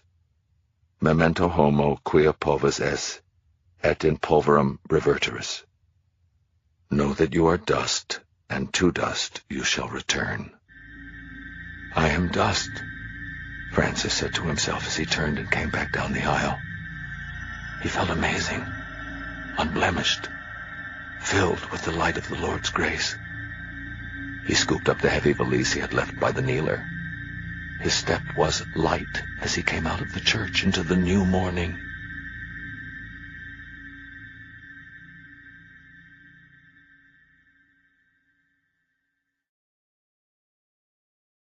Chapter 66. Out on the sidewalk the next morning, despite my sleep deprivation, I found myself smiling as I walked my kids to church. Cutting an extra wide swath through the bustling Manhattan foot traffic, Chrissy and Shauna entertained one and all by singing every Nationwide and FreeCreditReport.com commercial they knew by heart. Wearing their plaid school uniforms and walking in two sort of straight lines, my 10 boys and girls looked like they'd stepped off the first page of Madeline. Maybe I wasn't as tough as Miss Clavel, but I did carry a Glock. My gang's warmth and lack of self-consciousness as we walked were contagious enough that I almost forgot the horror of my latest case. That is, until we ran into the solemn people spilling out of the early Mass at Holy Name. My eyes locked on the ashes on their foreheads. My stomach churned as images of the 2 dead teens shot through my mind. I could almost see the blood patterns from their wounds on the church steps. I let out an angry breath. It made me sick that something so holy had taken on such a twisted symbolism. Ashes were supposed to symbolize sacrifice and humbleness of Christ's suffering. They weren't supposed to be a detail in an autopsy report that I couldn't get out of my head. The churchgoers themselves seemed a little self-conscious. Last night, Seamus had told me that the archdiocese had done a little hand-wringing over whether to distribute ashes today because of the high-profile case. I was glad wiser heads had prevailed down at St. Pat's. Having one person hold such sway over all of New York City's Catholics would have been horrendous. As we entered the church, Eddie and Ricky headed toward the front to put on their altar boy attire. Julia led the rest of the kids into the church's rear pew as I went over to the votives. I dropped the 5 into the offering box and lit candles. Kneeling down before their ruby glow, I closed my eyes and said prayers for the dead, and most especially for their families. I knew all too well how completely devastating death could be in a tight-knit family. I could only guess at a parent's depth of despair that the loss of an only child would bring.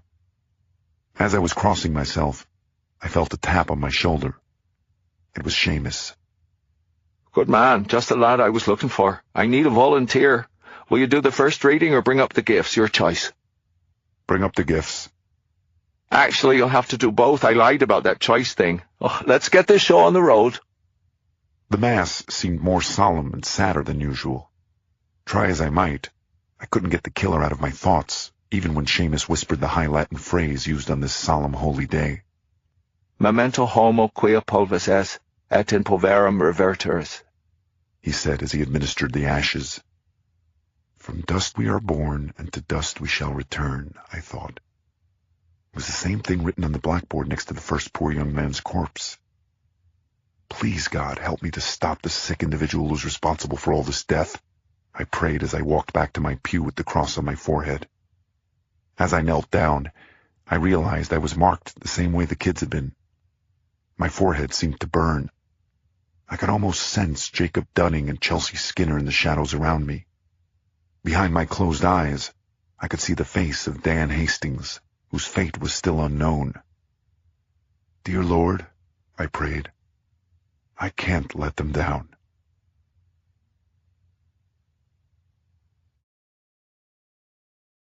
Chapter 67. Francis X. Mooney was passing the Flatiron Building when he took some dexedrine tablets into his hand. As he made it across the street into Madison Square Park, he reconsidered, dropping them in a corner trash barrel. He didn't need any speed today. His blood felt like it was singing. In fact, everything that presented itself to his heightened senses seemed significant. The ornate architecture on the facades of the Beaux-Arts buildings of Lower Broadway, the scent of grease and sugar from the curbside donut carts, the filth-covered sidewalk beneath the soles of his shoes, none of it had ever been so vivid. The case he carried was becoming heavier. He had to move it to his other hand every other block. Sweat from his exertion was actually making his shirt stick to his back. Still, no way he would call a taxi. His last walk, his last pilgrimage, had to be on foot. He'd always loved the city. Walking its endlessly fascinating streets had been one of his life's greatest and simplest pleasures. The French actually coined a word for urban strollers, flaneurs, people who derive pleasure from observing the urban scene completely objectively and aesthetically. But that was the problem, he thought as he walked on. He had been objective for way too long. At the corner of 25th and 5th, he suddenly stopped. A woman was approaching the side alley of a rundown building carrying a white garbage bag. "Excuse me," Francis called as he jogged over. Miss, you there?" She stopped. "How dare you?" Francis said, pointing to a Diet Coke bottle, clearly visible beneath the thin plastic garbage bag she was holding. "That's recycling. You're throwing out recycling." "What are you, the garbage police?" she said. She gave him the finger. "Get a life, you pathetic freak." Francis thought about shooting her. His Beretta, locked and loaded, waited at the top of the valise. Blow the smugness in the woman's ugly face clean away. Kick her into the stinking alley where she belonged. Suddenly aware of the passing pedestrians, he got a grip instead. He wouldn't let his emotions get the better of him. He had much bigger fish to fry. But he just couldn't help himself when he stopped for the second time on 33rd, 1 block south of the Empire State Building. Putting down his case, he halted before the telephone company's idling box truck on the corner. "Excuse me," he said to the oaf eating his breakfast behind the driver's side window. He rapped sharply with his Columbia ring on the glass right beside the jerk's face. "I said, excuse me." The phone guy threw open the door and leapt out onto the sidewalk. He had a shaved head and the shoulders of a defensive lineman. "Fuck you knocking on my window for, dog," he bellowed, spitting donut crumbs.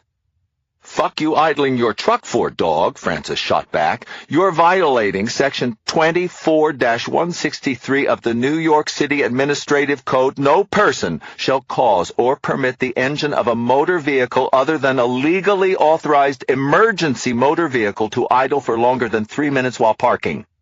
You see that poison coming out of your tailpipe there? It includes chemicals like benzene, formaldehyde, acetaldehyde, not to mention particulate matter that can lodge deep in your lungs. It kills people, heats up the environment, too. Now shut it."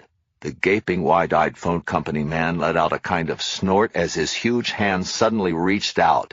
He snatched Francis's tie and swung him around in a full 360 before letting him go. Francis actually went off his feet as he slammed into a newspaper box on the corner. He skinned his chin and the palms of his hands as he went ass over tea kettle onto Fifth Avenue. Horns honked as Gotham Writers' Workshop pamphlets fluttered past his face.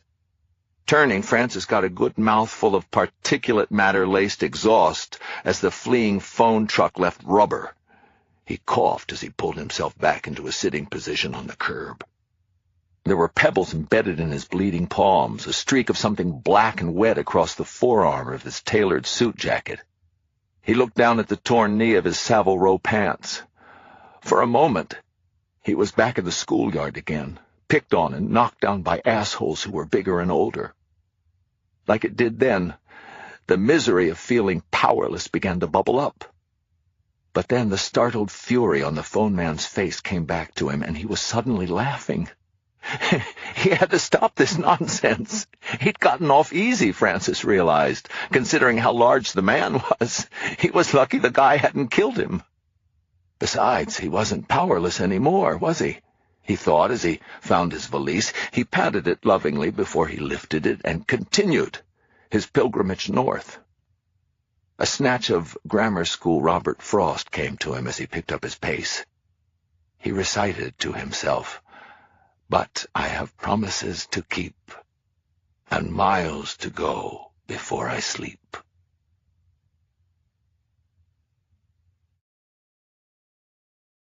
Chapter 68.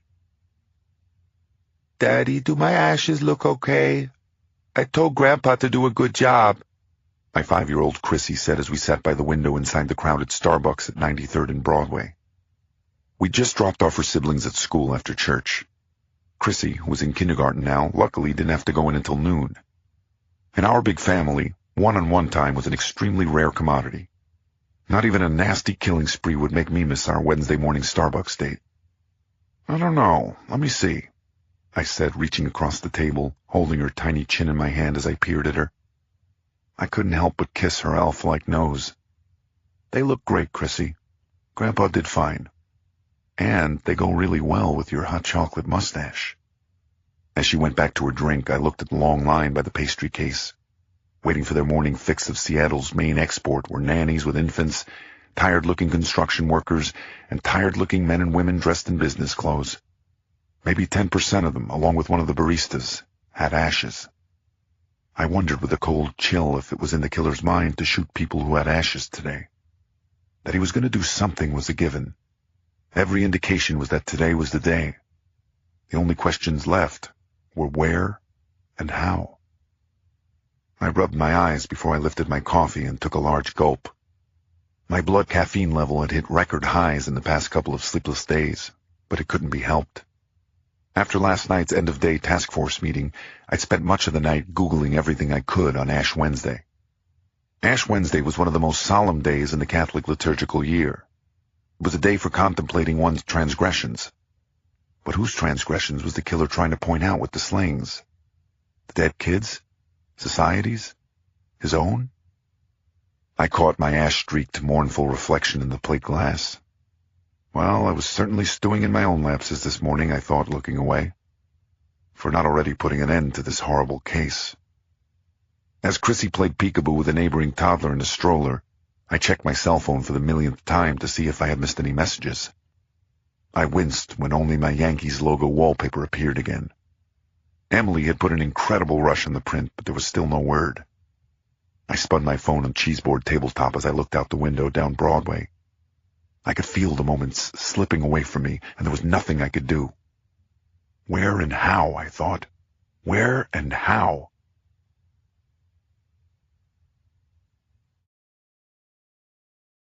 Chapter 69. My case-distracted mind still hadn't come 100% back online as I stepped with Chrissy into my apartment 10 minutes later. Otherwise, I would have checked my caller ID before I snapped open my phone. "What's the story?" I yelled into it.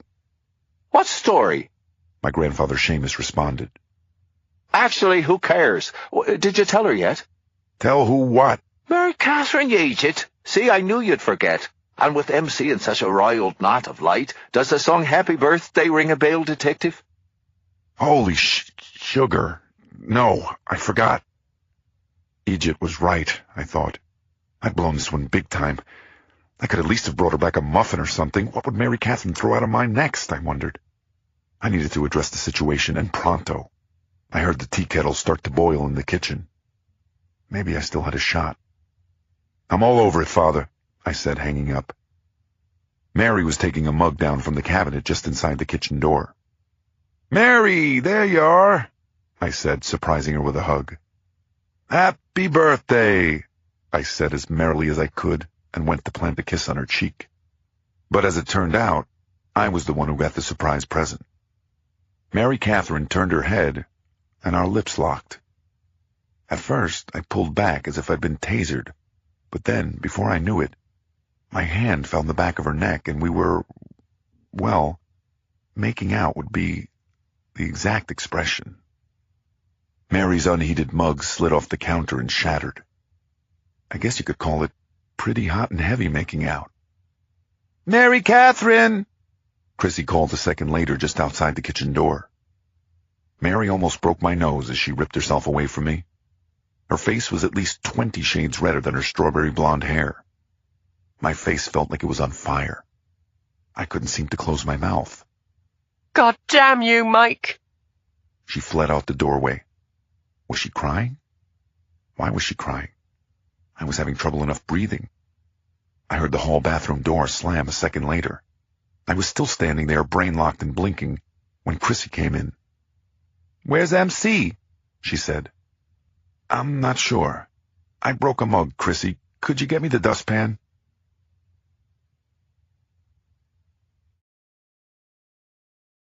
Chapter 70. I was down on my hands and knees, dazed and sweeping up, when my cell rattled. Hey, Mike, get down here. I have news. I'm right outside your building. "Thank God," I said, dumping the last of the shards into the garbage. I'm on my way." I quickly hollered, "I'm off to work. Bye, Mary," as I passed the still-closed bathroom door. Was that the right thing to do? I wasn't sure. I'd never made out with my kid's nanny before. I wiped the lip gloss off my chin in the elevator mirror on the way down to the street. Still tasting it, I pondered what the heck had just happened and how I felt about it. Like I needed something else on my plate at this juncture. God damn you, Mike.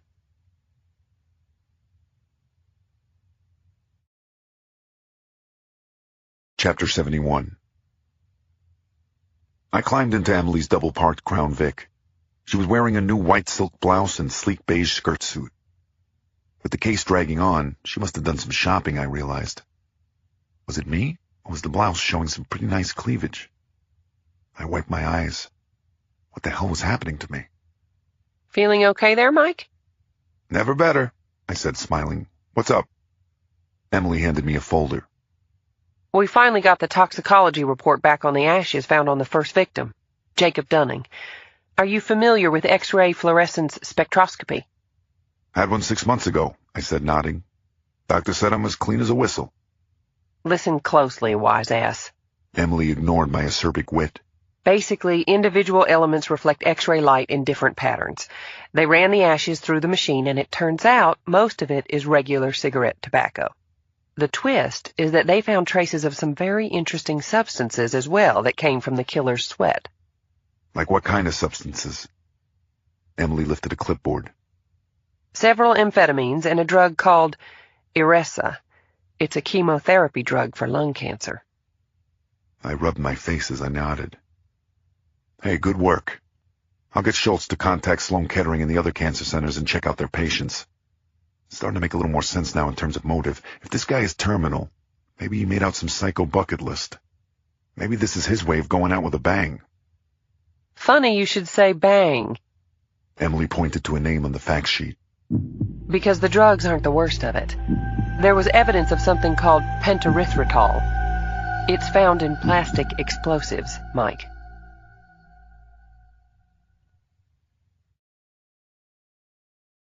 Chapter 72. Kidnapping, child murders, and now plastic explosives? This nightmare case kept getting worse and worse. I unsuccessfully tried to wake myself out of it as Emily answered her encrypted cell phone. Hold on, Tom. Let me put you on speaker. We got the print back, Em. FBI Lab Chief Tom Warrener said a moment later. You're not going to believe this. It's a hit, but one that's coded to COINTEL Pro. COINTEL Pro? I said. The FBI's counterintelligence program. The section attached to this was run out of the New York office, the domestic terrorism squad from the 60s. The code name attached is Shadowbox. In intelligence squads, when the identity of a person is classified, they designate code names. Emily rolled her eyes. Like the CIA, the FBI spook division loves codes and passwords. James Bond, eat your heart out. She aimed her voice at her phone. So what do you think, Tom? Our guy, this Shadowbox, was probably a confidential informant on a domestic terrorist group? Terrorism? I was still trying to absorb the plastic explosives angle. Most likely, the FBI lab chief said. So how do we get a name to match the code name? I've tried twice to crack the old databases, but some COINTEL Pro records seem to be missing, Warrener said. Emily snorted. I'll bet. Into the old memory hole you go. What the hell are we going to do? How do we get around that? I've been asking around, and the best lead I can tell you is that you guys should go see John Browning, Warrener said. He's the former agent who ran the group out of the New York office from 68 to 74. I tried to call him, but there's no answer at his house up in Yonkers. I worked with Browning on a few things when I was a rookie tech. Sarcastic pain in the ass, but a mind like a steel trap. If he can't tell you who Shadowbox is, no one can.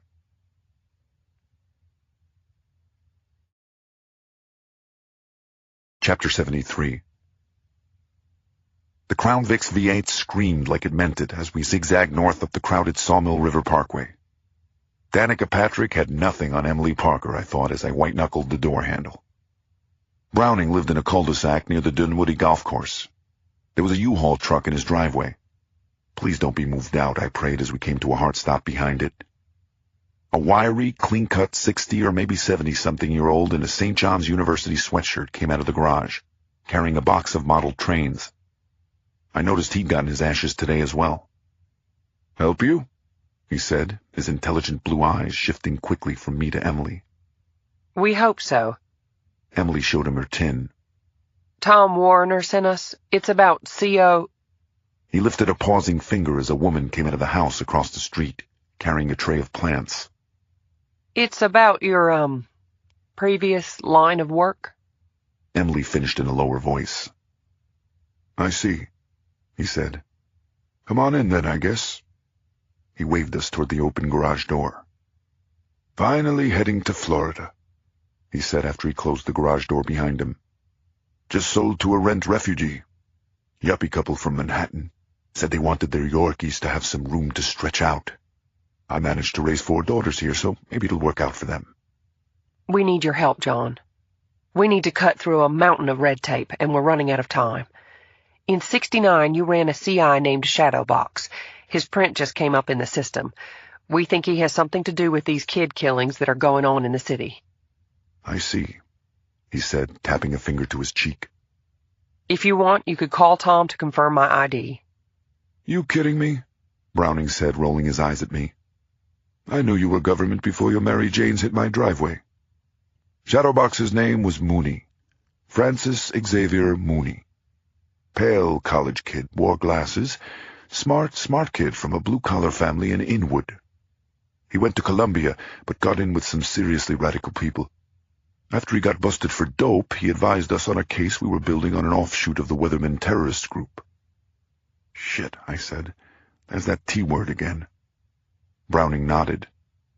One night he calls me late and tells me about a bomb-making factory his boys got going in an apartment in the village.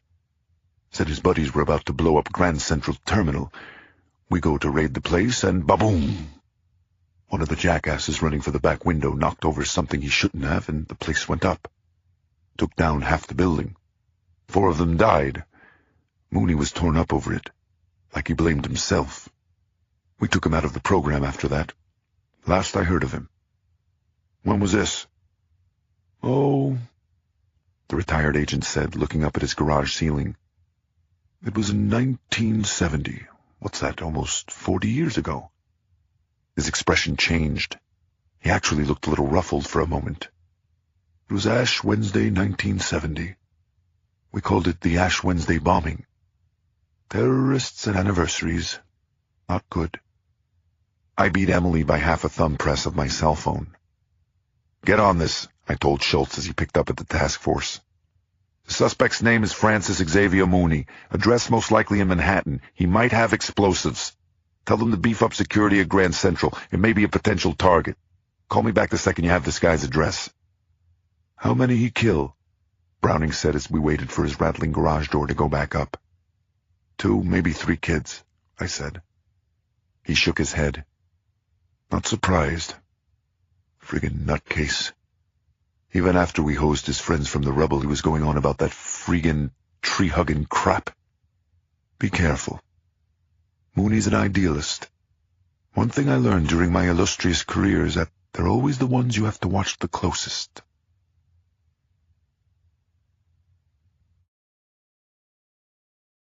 Chapter 74. The skies opened up as we tore back to the highway from the former FBI agent's house. The thump of the speeding wipers almost managed to keep time with my racing heart. My adrenaline was jacked. Closing in on Mooney was better than drinking a case of Red Bull. My cell rang as we hydroplaned onto the parkway entrance. Mike. It was Chief Fleming. We just got the 10-7 on Mooney. He lives in Chelsea, 448 West 25th. That's between 9th and 10th, about 3 blocks from the Fashion Institute of Technology. Finally! I screamed. I repeated the address to Emily. After all the dead ends and frustration, for the first time in the case, we were on the hunt. Since Mooney might still have a hold of Dan Hastings, the ADIC from the New York FBI office just authorized the hostage rescue team to do the assault. They're en route to Chelsea right now, along with our bomb guys. We're still working on the no-knock warrant. Harry Dobbins, chief of the DA's homicide division, wrote it up himself and is going to call me from Center Street the second he can find a judge to sign it. Where are you? About 30 minutes out, I said. Where'd you get Mooney's address? From a criminal record? No, get this. His name popped up in the city social workers registration database. I just got off the phone with them. He's part-time, and his record says that he's an attorney with Erickson, Weymouth, and Roth on Lexington. I've heard of them, a top-flight corporate firm. ESU's on its way over there. Do you have their number? I said. As I dialed the firm, I spotted the agonizingly distant Manhattan skyline through a break of parkway trees. God damn it. We needed to be there yesterday. Had Mooney struck yet? Would he hit his office? Were we too late? Erickson, Weymouth, and Roth, may I put you on hold? Said a pleasant female voice. Hell no! This is Detective Mike Bennett of the NYPD. This is extremely urgent. I need to know if Francis X. Mooney came to work today. Mr. Mooney, he's one of our senior partners. I can patch you through to his voicemail. Listen to me. We have reason to believe Mr. Mooney is armed and extremely dangerous, suicidal and homicidal. Has he come in, yes or no? Oh, my God. I'm not sure. Check now. The phone thumped down. I just spoke to his secretary. He's not here. The office manager is right here, though. This is Ted Provençal, said a man a moment later. Mike Bennett from the NYPD. We have reason to believe that your co-worker, Francis Mooney, is responsible for the rash of recent teenage killings. I heard the man breathing heavily. He seemed stunned. Francis? Francis? I know it's a shock, but I need as much information about him as I can gather. Where is he right now? I don't know. He has no meetings scheduled. Francis has been in and out recently. Ever since he was diagnosed with lung cancer, we rolled his casework back. He's been on flex time. So that explained the drug, I thought. Mooney has cancer? Stage 4, non-small cell. He found out 3 months ago. Too far gone to even do surgery, the poor guy. He was a 2-pack-a-day man. We begged him to quit, offered him incentives. It seems so stupid for such a brilliant man. He's smart? How smart? Without question, one of the smartest men I've ever known. And meticulous? If he ever missed a detail in a contract or a will, I never heard about it. He was the head of our estates and trust division, one of the most popular people in the whole firm, too, with both colleagues and clients. He even ran our pro bono department. I mean, are you 100% sure he's involved? That horrible thing from the paper, those kids who were shot, it's truly unbelievable. Are you sure? Believe it. Police are on their way. Lock down your office and tell your security chief to keep Mooney out of the building at all costs. He's armed, and we think he might have explosives.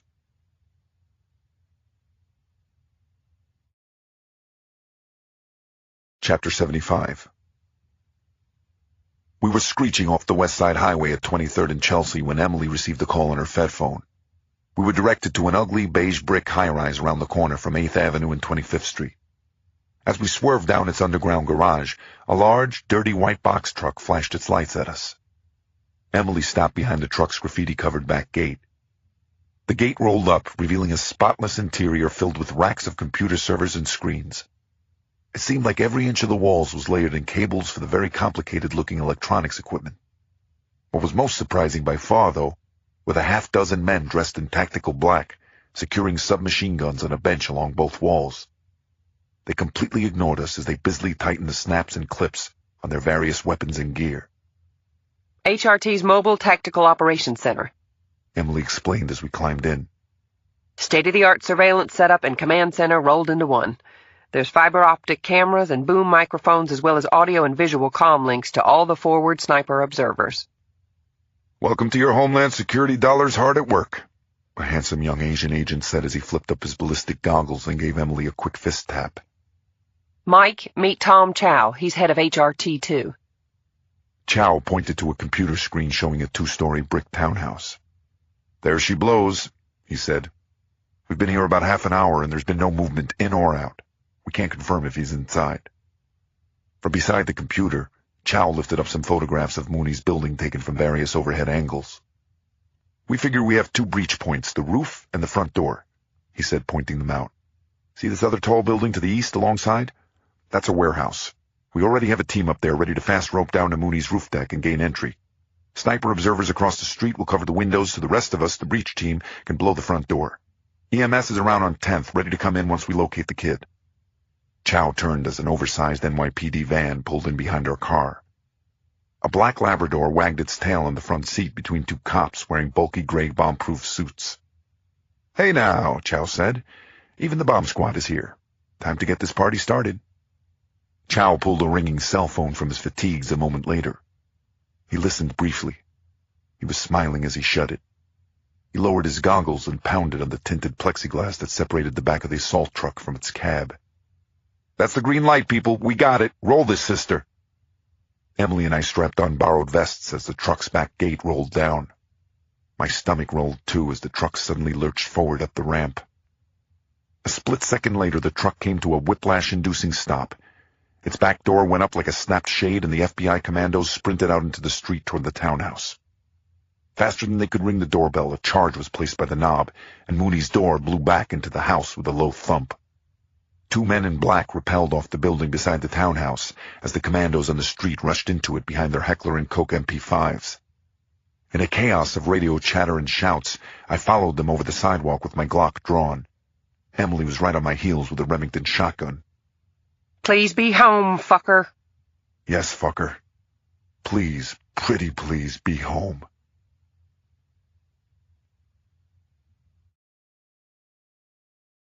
Chapter 76. As the door to his townhouse was being blown into tiny pieces, Francis X. Mooney stopped on the corner of Park Avenue 60 blocks to the northeast and set down his bag. He turned toward the 4-story Gothic school building that took up most of the north side of 85th Street between Park and Lexington. It was St. Edward's Academy, the elite private school he had attended from 7th grade through senior year. He was filthy from his scuffle, wet from the rain, and completely exhausted from the walk. But he'd made it, hadn't he? He'd come back full circle to the place where it had all begun. He stood for a second, remembering his first day here. He'd stood in the same spot, sick and frozen, with the scholarship kid's certainty that his clothes, his face, and every other inch of his being wouldn't be up to snuff. He quickly removed the Beretta from the valise and tucked it into the waistband of his trousers and smoothed his jacket over it. The butterflies never changed, he thought, finally hefting his case with a swallow of his dry throat. Just the reasons. I can't do this, he thought. I must do this, he thought. Francis? Francis, is that you? Francis turned. A tall, lean black man about his age was stopped beside him, smiling. He wore a St. Edward's ball cap and held a takeout bag. "Do I know you?" Francis said. I hope so. It's me, Jerry Webb. We were on varsity together, class of 65. It's actually Coach Webb now. I was in finance for a while, but then I come back to good old St. Ed's to teach him how to play a little ball. Can you imagine? I can't sometimes, especially when I get my paycheck. "Oh, my God! Jerry, yes!" Francis said, recovering. He found himself smiling genuinely as he shook the tall man's hand. They actually had been teammates, if you really could call them that. Webb had been their all-city starting power forward, while Francis had had to practically kill himself every practice just for the privilege of riding the bench. "It's been," Francis began. Too long. Oh, Francis X. Blast from the past. I knew that was you. Not too old yet to pick an old teammate out of a crowd. Can you still drive to your left like a banshee, my man? Francis's smile immediately dissipated. He'd never been able to go to his left. It was the first string's running joke. Had Webb been one of the ones in that incident at summer practice? Francis went over the still raw 40-year-old memory. He nodded to himself. Indeed, he had. What brings you around? The still cocky bastard wanted to know as he gave Francis the once-over. You're looking a little ruffled. How polite of you to notice, Francis thought. I had an appointment with a law client around the corner. First, I slipped getting out of my taxi, then I got caught in the rain, and then the guy bailed on me. Francis lied. Long story short, not my day. I thought since I was in the neighborhood I might stick my head in the door to check on the application of one of my friend's kids. Oh, I know how that goes. One tradition about St. Ed's that remains unchanged. Never seems to get any easier to get into, does it? Let's walk in together. The flat-top middle-aged guard behind the arched glass doors immediately buzzed them in when he spotted the coach. Francis swallowed again as he stepped inside. This was the hard part coming up. He hadn't had time to do reconnaissance, and he wasn't sure if his flimsy excuse would hold water. He's with me, Tommy.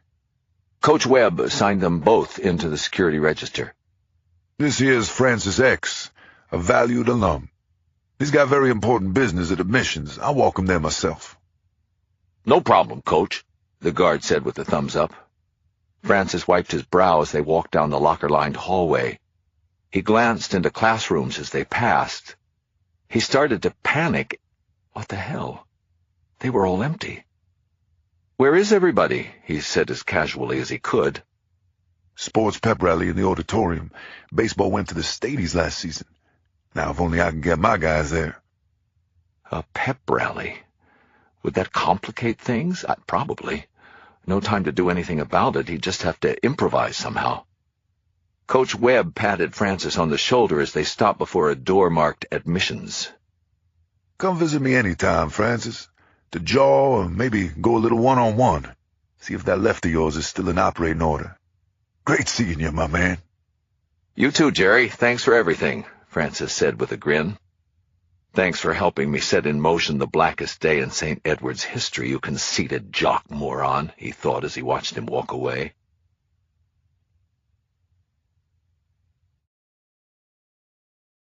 Chapter 77. It took him 30 seconds to backtrack down the hall to the main office. An old platinum-haired woman in a Harris tweed skirt suit was typing by herself behind the counter.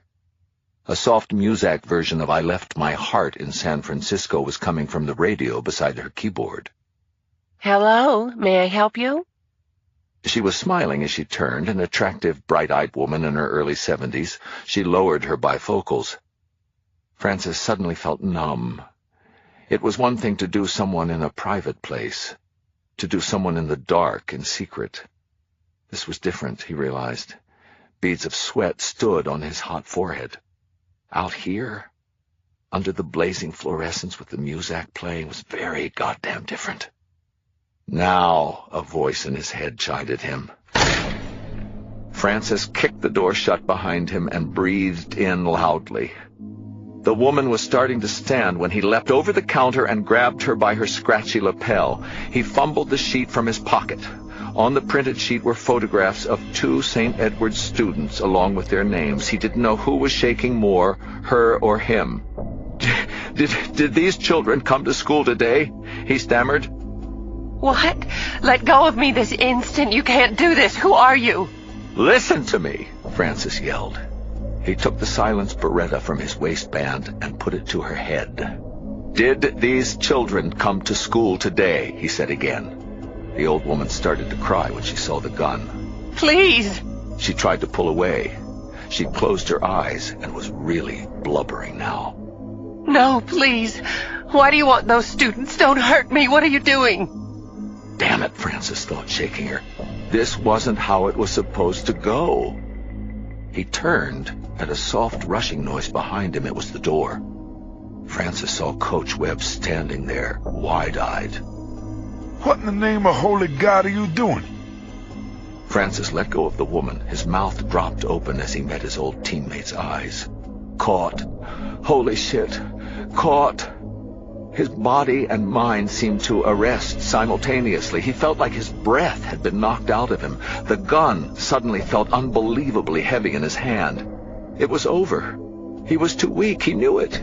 He shouldn't even be up on his feet at this point. Where was he now? Stage 4? Deep stage 4? He was a very sick man, a weak, dying old man. He should be in a hospital bed over at Sloan Kettering. Put it down, Francis. Now, man. Can you still drive to your left like a banshee, my man? Francis heard him say again. A quick memory flashed through Francis's mind. Webb in the gym bathroom doorway, howling as he held the elastic of Francis's torn tighty-whities above his head. He grabbed onto the pulse of hurt and rage that throbbed through him. It was like a second wind. Francis retightened his grip on the pistol. His resolve, he raised the gun. "How about instead you get in here and close that fucking door, my man," he said. The coach looked like he was about to bolt down the hall, but then he took a look over at Miss Typing to the oldies and suddenly obeyed. Webb was turning back from closing the door when Francis pulled the trigger. The bullet hit him right in his smug, power-forward, all-city face. He fell back comically fast, as if he'd slipped on a banana peel. Swoosh! Nothing but net, Francis thought with a chuckle. Francis felt amazingly focused as he turned back to the woman. It was as if someone had turned up the dimmer switch of his energy as far as it would go. "Did those children come to school today?" he said again, clearly and confidently, his best courtroom voice. He knocked her glasses away and placed the warm gun barrel on one of her squinted-shut eyelids. Yes. The woman was weeping silently. Francis suddenly noticed that he was as well. So much blood, and still more to come, he thought. He nodded. It was worth it, and then some. "It was brave of you to try to protect the kids," Francis whispered lovingly in the old lady's ear. "But a higher purpose is waiting for them. That's why I'm here." to deliver unto them the very highest purpose of all.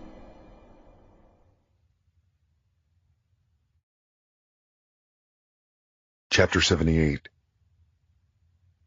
Coughing in the flashbang grenade smoke, I found a window in Mooney's kitchen and threw it open. God dang! Emily Rebel yelled as she laid her pump shotgun on the granite kitchen island. We missed his ass. Damn it, I said with disgust. I loosened one of the Velcro straps on the heavy body armor and sat down next to her. Hostage rescue had scoured every room on both floors, and there was nothing. No one was home, no Mooney, and even worse, no Dan Hastings. After a quick call to my boss, I learned that Mooney still hadn't shown up to work, which was good in a way since he just might be looking to kill everyone there. But if not at work, then where was he? Where should we toss first? Office. We went up to the second floor and pooched through his office, and by pooched, I mean we tore it apart. In filing cabinets we found trusts and estates folders, take-home work from his job probably. One of the walls was covered with photos of Francis at high-profile charity events. There were quite a few framed Vanity Fair and Avenue magazine pages. A business card in the side drawer said Mooney was something called a philanthropy consultant. To high-net-worth individuals, no doubt, by the gala events he was often photographed at. One of the commandos called to us excitedly from downstairs. "I think I found something, Em," Chow said as we arrived in the basement. He pointed his gun barrel-mounted flashlight at an open door. I reached in and flicked on the light switch. I stood there blinking, but not at the light. Against cement walls stood stack upon stack of newspapers and books. They were 6 feet high in some places. It looked like a pretty eclectic collection. There was a whole section of anti-Bush nonfiction, well-thumbed tomes of Spinoza, a book called Quantum Geometry of Bosonic Strings, set on top of an autobiography of Martin Luther King, Jr. I spotted some French-language Rousseau and Alexis de Tocqueville volumes that had margin notes handwritten in French. There were many books by Jean-Paul Sartre and the modern French philosopher Michel Foucault. This guy might be a killer and a kook, but at least he's a well-read one. In a metal filing cabinet drawer we found a laptop. Emily pulled on surgical gloves before she turned it on. The laptop's whole screen was filled with numbered Word documents. Emily clicked on a random one. It was random, all right. She read, They must be shown. Communication is futile. Like Malcolm X, I too am branded with the philosophy of any means necessary. I too am a free-willed, informed human being who has gifts that transcend the ordinary. I too have responsibilities that transcend the ordinary. I too have... a mental disease that transcends the ordinary. It goes on and on. Emily scrolled with the mouse. Oh my God, it's 500 pages. There must be 100 of these documents. It'll take months to dredge through this nonsense.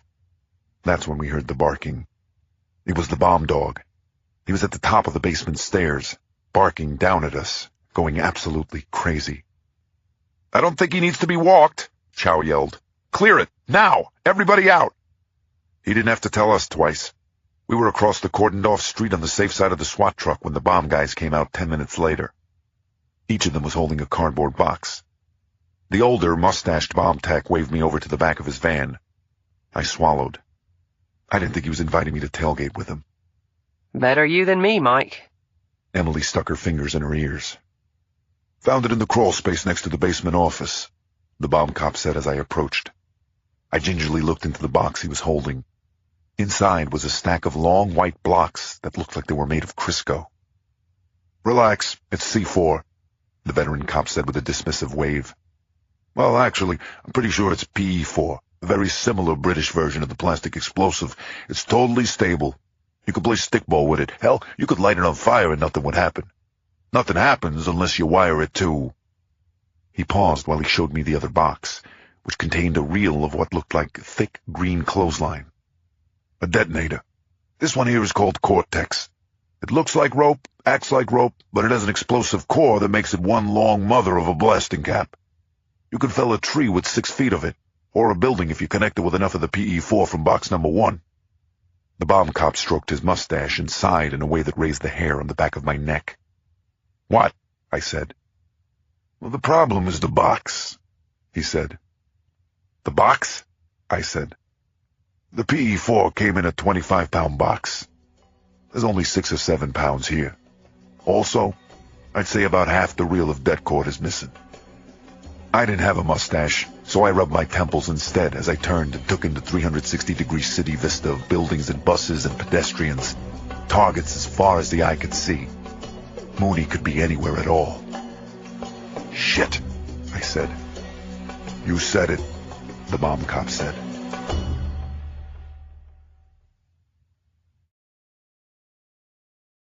Chapter 79. Francis adjusted the St. Edward's ball cap that he had taken from the dead coach as he walked quickly through the school's empty corridors. He smiled as he passed his old chem lab. How the rest of them had hated him for always wrecking the curve with his near-perfect scores. He opened the door into the empty lower school's practice gym. It still smelled like sweat and Bengay. He gazed at the thick patina of paint on the walls, the battered gates, on the tall windows. How many layups had he made across its parquet? How many laps around the dusty loft track above? Passing across, he unscrewed the silencer from the Beretta and hook-shot it at the hoop from the top of the key. It fell short by at least 3 feet. Airball, what else is new, he grumbled, pocketing the pistol. The roar of the crowd hit him like a smack as he came through a door into the cavernous upper school gym. The stands were filled with the all-boys student body. In their blazers and khakis, they looked somewhat similar to his class, though their long hair and loose ties would have earned them a detention in his oppressive day. There were a lot more brown faces now, though, so at least some progress had been made. "Let's go, St. Ed's," the headmaster was chanting through a bullhorn. "Here we go, St. Ed's." Beside him, kids with baseball jerseys over their ties were pumping their fists and waving their arms upward for more noise. The sound reminded him of the all-city semifinal, the heat and cheers and the smash of the ball against the parquet. He hadn't played a minute in it, despite what the coach had promised. Webb had won it for them, at the buzzer. He'd left as they were raising that shitheel on their shoulders. He'd certainly received a terrific education at St. Edward's, though. It was here where he first learned how entirely shitty humanity could be. People were staring at him as he came along the stands. He pointed at his hat and waved at them vigorously. "Here we go, St. Ed's," he yelled along with the crowd as he approached the stage. The headmaster was jumping up and down, letting off an air horn, when Francis jumped on the stage beside him, his face scrunched in surprise as Mooney put the gun to his temple. "I am a good person," Francis said to him as he ripped the bullhorn from his hands.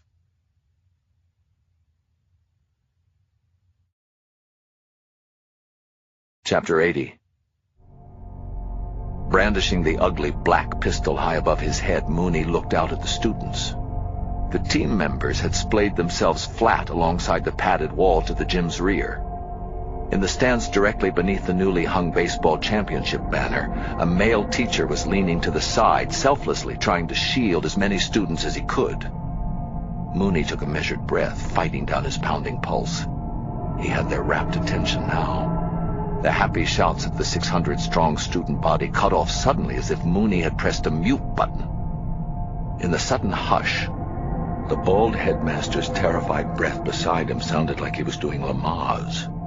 Mooney laid the 4-inch barrel of the Beretta against his hairless forehead as he raised the bullhorn. "Everybody, stay in your seats," Mooney called out. "Anyone who tries to run will be shot dead. I don't want to cut your young lives short, but I will. Something must be done. This is it. I'm doing it." Warm sweat poured freely down Francis's face. All that remained of the ashes he had gotten that morning was a faint streak. Some of the students in the stands seemed oddly fascinated, perhaps in shock. Several young men were fumbling two-handed with their cell phones, texting for help, no doubt. He spotted one none too subtle, ugly blonde kid at the top of the bleachers pointing his camera phone toward the stage. The situation was probably already streaming onto the internet. Yes! Let it go out over YouTube, he thought. Let it go out everywhere around the globe. That's what was needed here. What better impact than something happening real time to shout his message into the deaf ears of the world? Francis saw that some kids were crying. Tears started to stream unheeded down his own face. You were supposed to be the future leaders of this country. I know this because I attended this prestigious academy myself. Now I've come to give you the ultimate test of your worthiness, the ultimate test of your character. The megaphone squawked, grating feedback as Francis toggled its trigger. Listen to me, he cried. Question 1. While you were playing the Metal Gear and Sniper Elite video games you received at Christmas, how many real war casualties were there in Iraq and Afghanistan, in Darfur?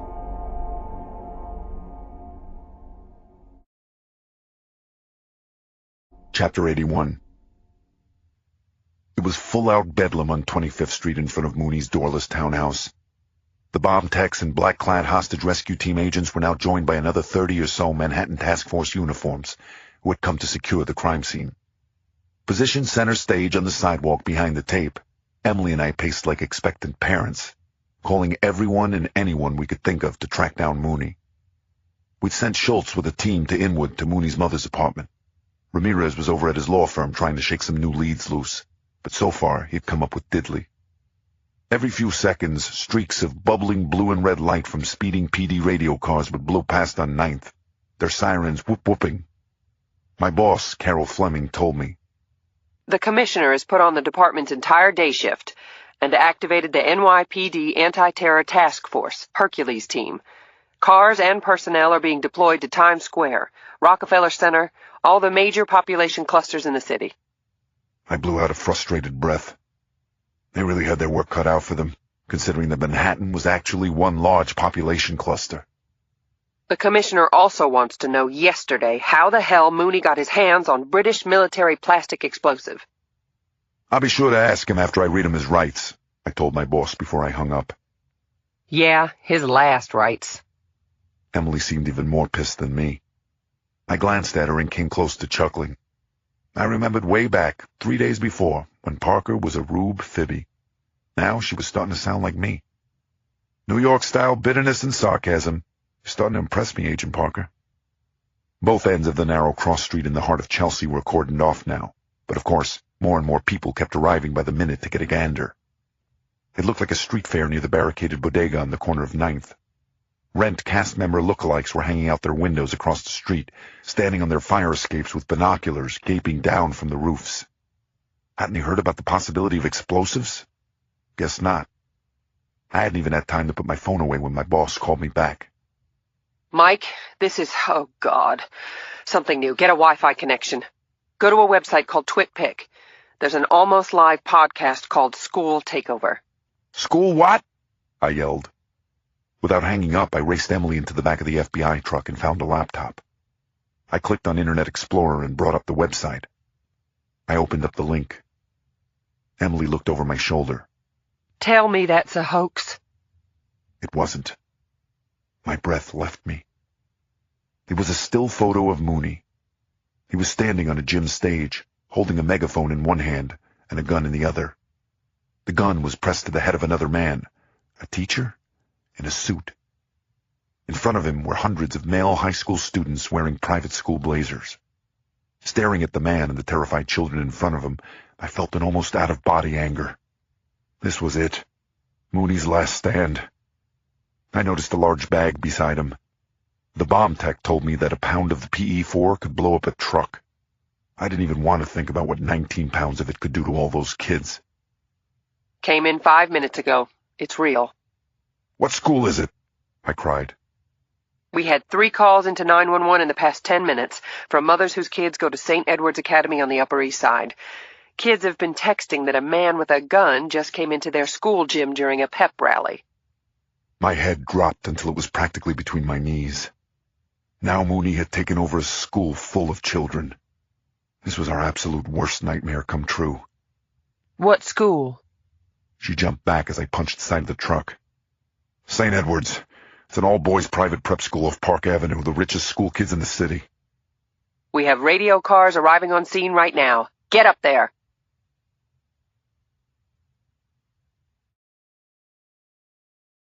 Chapter 82. It was one long yellow blur of taxis outside the windshield as we zipped up Park Avenue. Uniformed doormen and pedestrians stood frozen under the sidewalk awnings, staring after us fearfully. I don't know which was louder, our siren or the static from the FBI radio as its frequency was flooded with citywide emergency calls. We skidded to a stop by the armada of blacked-out Chevy Suburbans that had taken up position across East 81st Street. The SUVs belonged to the NYPD's intimidating anti-terror Hercules squad.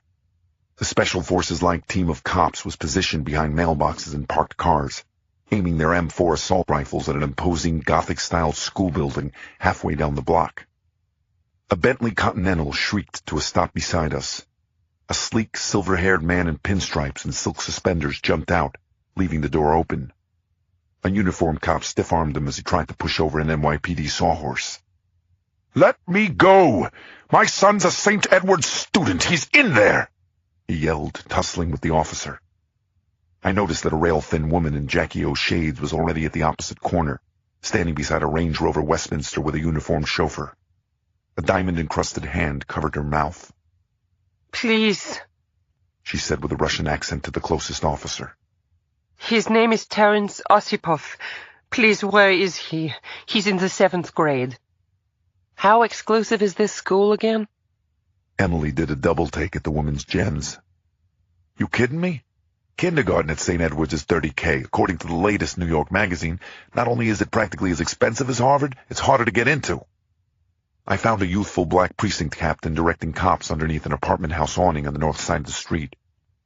"We spoke to the security guard," the young chief said.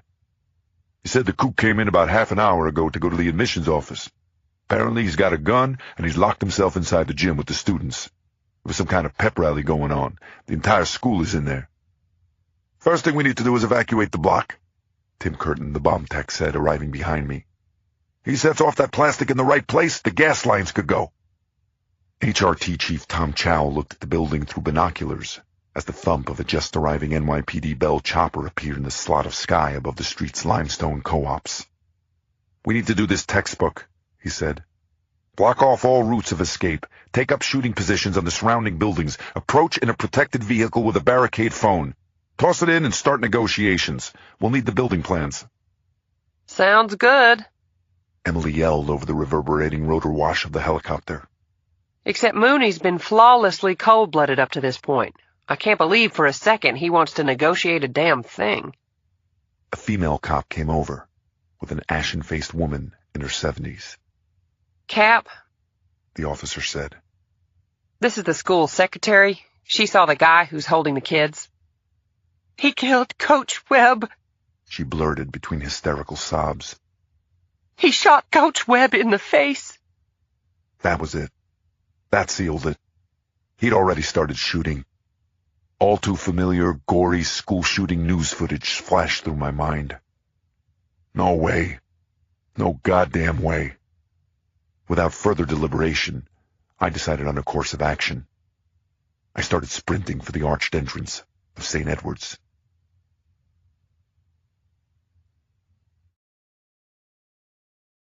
Chapter 83. "Mike, wait! What the hell are you doing?" Emily called behind me. "I'm going to end this," I yelled over my shoulder as I cleared my gun. "One way or another, right now." Glock firmly in hand, I burst through the school's front door in a combat crouch. My overtaxed heart felt like it was about to burst as well when the door rattled shut behind me. In the glass trophy case beside me were spooky sepia photographs of smiling St. Edward's students from the turn of the century. I took a deep breath and bit my lip as I peered down the long, even spookier, empty corridor in front of me. "Not so fast, Bennett." Emily came in behind me. Even better, the 8 members of the hostage rescue team were right behind her. "Stay stacked and watch those corners," Chow whispered into his tactical mic as they cut ahead. "Off the wall, Jennings bullets tend to ricochet, remember. Guns and eyeballs, people. Make me look bad and I'll kick your tail." The obsessively trained commandos began making sure the classrooms were empty.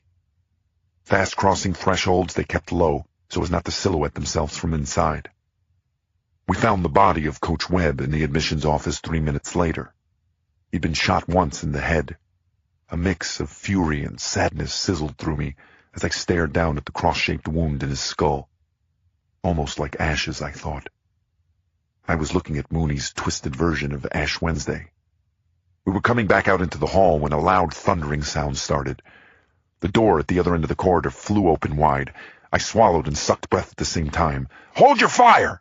I yelled. It was the kids. Students in navy blazers, hundreds of them, were running toward us, out of the gym, obviously in a panic. Many of them were crying as they rushed down the hall at full speed. I scanned the crowd for Mooney, for explosives or a gun. He wasn't there. What now? And what the hell? He was letting them go? We directed the kids toward the front entrance and radioed outside that they were coming out. When the last one made it to the front foyer, we continued down the hallway, running now for the gym. "Freeze!" Chow yelled to a shocked-looking man coming around the stands. "Please, I'm the headmaster, Henry Joyce," the distraught bald man said. "He's taken 2 of the students, Jeremy Mason and Aiden Parrish. He called them out and handcuffed them together before telling everyone to run. There was nothing I could do. Oh, God!" He pointed to a door at the opposite side of the basketball court. "I think he took them into the basement."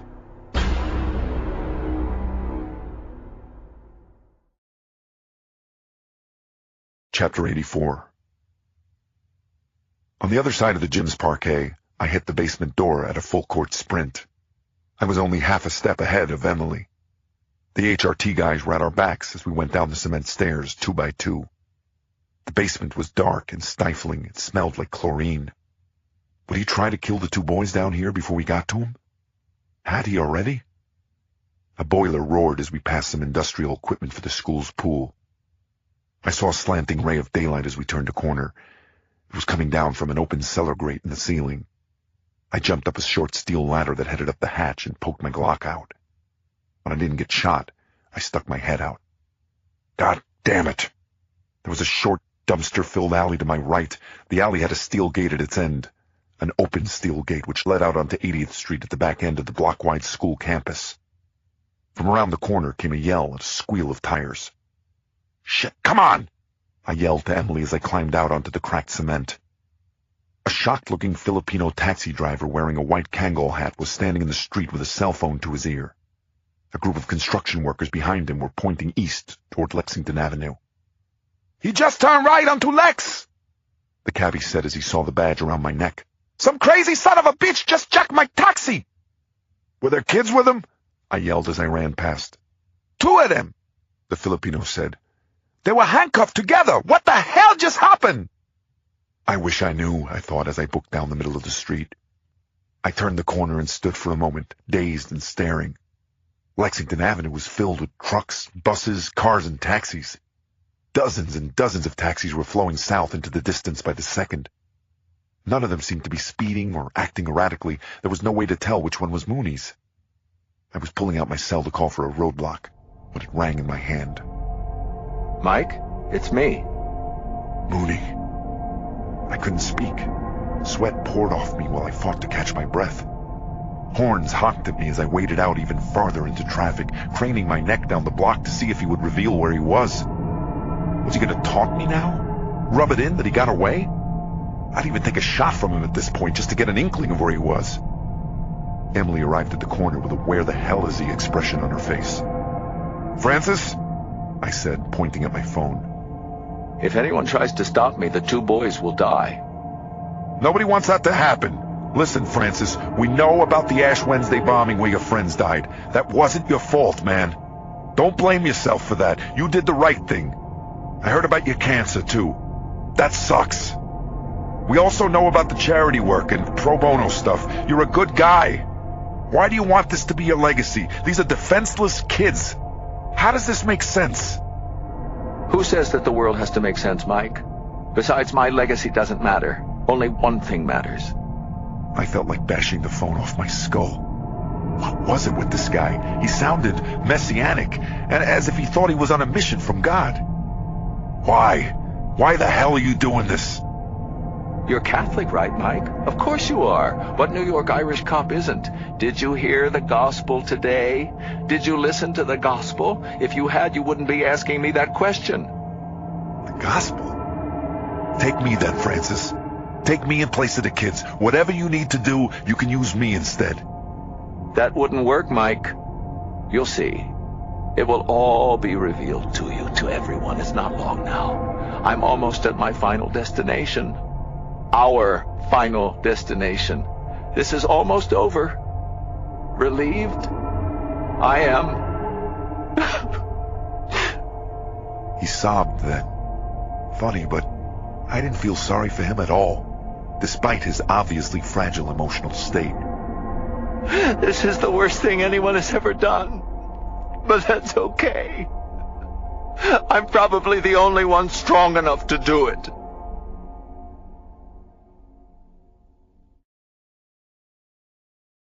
Chapter 85. Mooney zipped through the Lexington Avenue traffic quickly, but not too quickly. Cutting off a FedEx truck, he skillfully made a hairpin right onto 57th Street. He hadn't planned to carjack the taxi. He actually had a rental car parked in an underground lot behind St. Edward's, but when he saw the taxi just sitting there in traffic as if waiting for him, he seized the opportunity. He now had the two students gagged and double-cuffed down on the floor. Mason was blonde, and Parrish had reddish-brown hair, but the two seniors could have been brothers. Handsome, athletic-looking, and oh so elite in their Burberry shirts and polo ties. The question wasn't where they'd be going to college, Mooney knew. The question was which Ivy League school. An eye-popping 25% of the students at St. Edward's went on to Ivy League schools. In some city public schools, fewer than 25% even graduated. The inequality didn't end there, of course. Parrish's father was CEO of Mellon Zaxo, the household product giant. He'd been the third highest compensated executive in the United States the year before, with over $113 million in salary and stock bonuses. Mason's dad was the North American chief of Takia, the monolithic Russian natural gas corporation. He'd just squeaked into the top 10 by raking in a paltry $61 million. This, while the average American household income topped off at $53,000, while regular people went without health insurance and lost their houses in banking subprime swindles. A groan came from the back seat. "One more stop now, fellas," Mooney called to them. A short stop, he thought, but vitally important. He slowed as he arrived at the Four Seasons Hotel on the corner of 57th and Park Avenue. The opulent 52-story IMP-designed Midtown landmark was a favorite with movie stars and billionaires. A handsome college-age doorman in a 19th-century-inspired uniform and a top hat raced out through the brass revolving door. Popping open the taxi's rear door, the hotel worker stood there in his ridiculous footman's uniform, staring stupefied at the two students handcuffed on the floor of the back seat. Mooney leaned through the divider and pressed the Beretta to the doorman's square jaw. The male model look-alike took a wad of ones from his pocket. "Take it, bro. All yours," he said. Mooney pistol-whipped the bills out of the young man's white-gloved hands. "Get in, now," he said. "What?" the doorman said. "Get in? Me?" "Yes. Get in the front seat, or I'll put a bullet in your chest. How's that for a tip? I won't tell you twice," Mooney said as he unlocked the front door.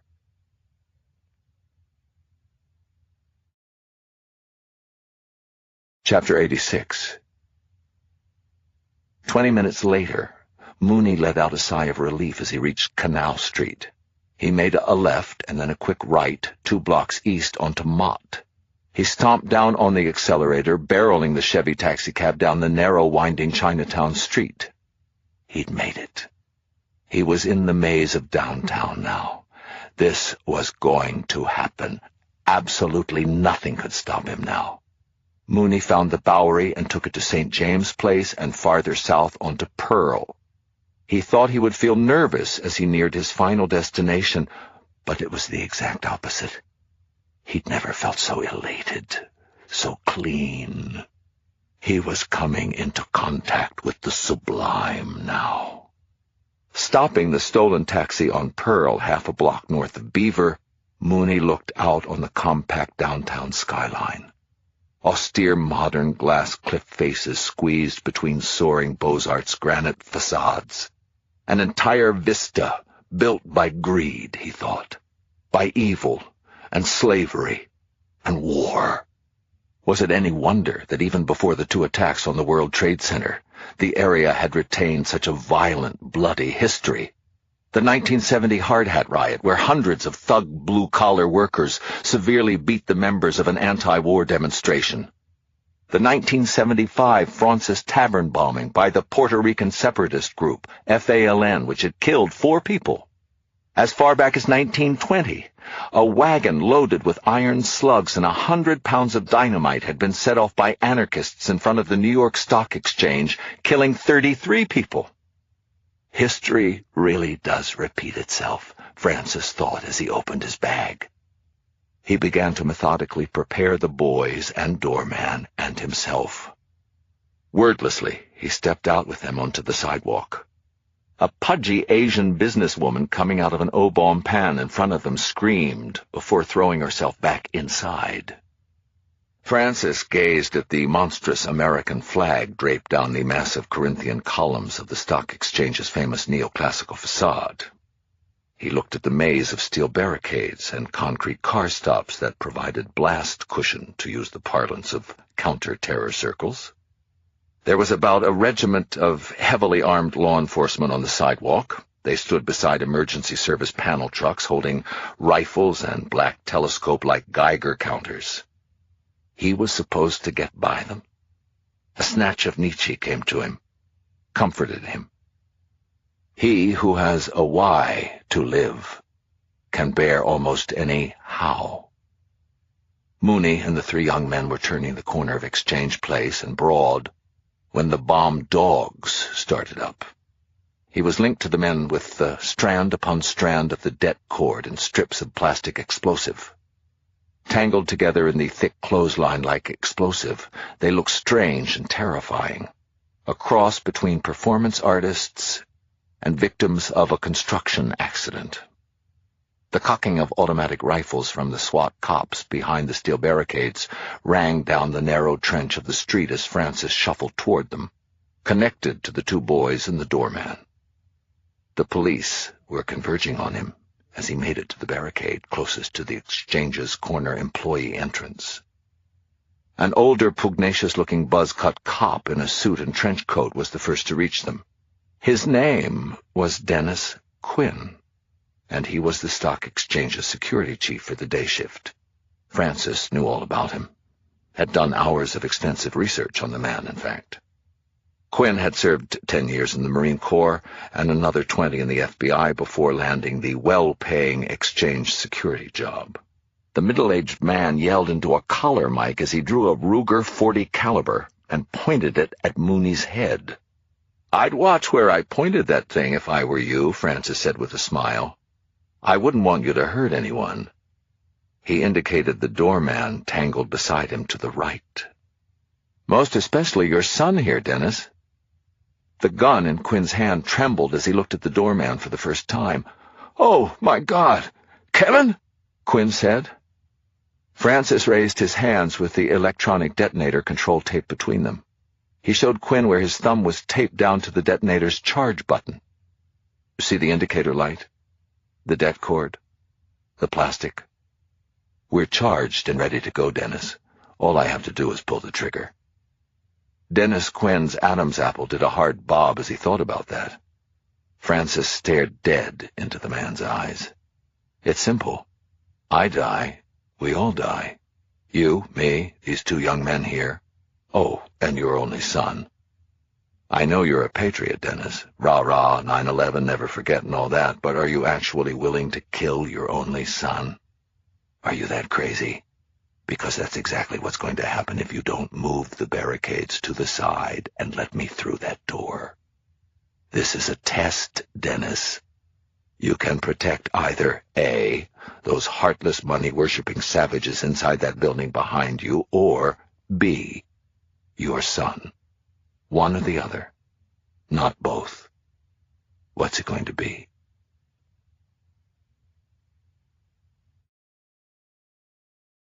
Chapter 87. After Mooney hung up on me, I ran as fast as I could back to the main entrance at St. Edward's. On the way, I called for a roadblock on Lexington and for aviation to keep an eye south on Lex for erratically driving taxis. That was pretty much asking for them to keep an eye out for water in the ocean, so I wasn't too hopeful. In fact, after the most recent events and Mooney's messianic nutball monologue, I was deep in full despair territory. A lot of blonde, ladies-who-lunch Upper East Side moms were now embracing their kids by the Park Avenue median. Other worried-looking parents were breathlessly waiting by the police sawhorses, yelling and gazing into the crowd of released school kids. Were Masons and Parrish's mothers waiting there? I wondered. Bomb squad and the hostage rescue guys are still inside, securing the building. Emily cupped her cell. They're searching for booby traps, making sure Mooney hasn't left any of the explosive behind. I'm more afraid that he hasn't. I dialed my boss. In fact, I'm much more afraid that he's taken every ounce of it with him and those two poor kids. EMTs were bringing out the body of Coach Webb as my phone rang. No one else had been hurt, thank God. At least, not yet. The young black 19th Precinct captain rushed over to me, holding his cell phone toward me. "Detective, it's Commissioner Daly." "Bennett," I said into it. Mike, it's John Daly. Listen, bad news. Mooney just arrived out in front of the stock exchange. He's wired himself to 3 people with the plastic explosive and is insisting on going inside. I closed my eyes, resisting the urge to start screaming. The New York Stock Exchange? And what did he just say? 3 people, I said. He only abducted 2 St. Edward's kids as far as we can tell.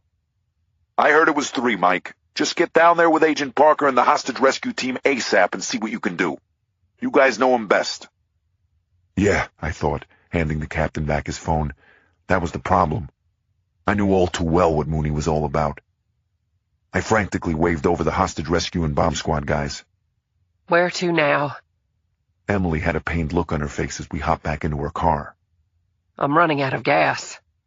Financial district, where else? Mooney just showed up at the stock exchange.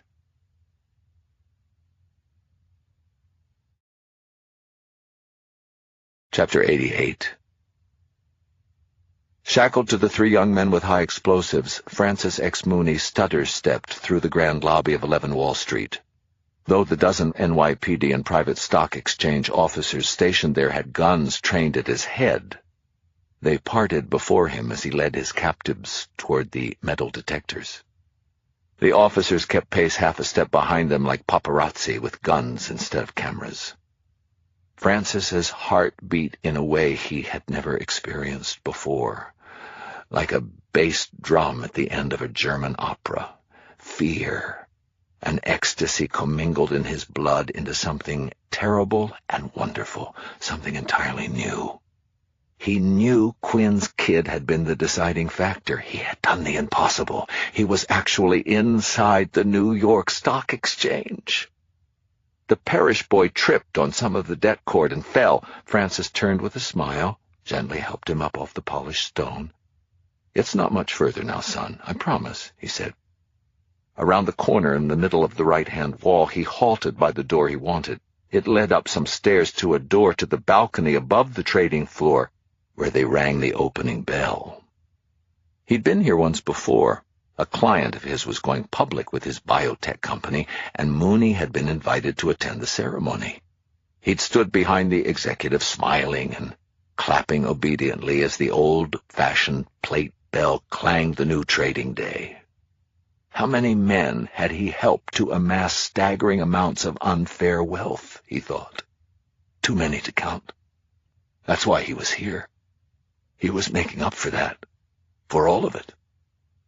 He turned and faced the officers at his heels. "We're going through that door now. Alone. After I'm inside, I'm going to seal it with explosives. Follow and everyone dies. Thank you." Mooney opened the door and pulled the 3 young men through, then sealed it with PE4. The explosive was pretty much useless because it wasn't attached to a detonator, but how would they know that? It would deter them enough. The yelling from the cavernous trading floor was palpable as they opened the door at the top of the stairs. He led the boys out onto the end of the balcony. On the pompous granite walls hung huge American flags and neon blue NYSE banners.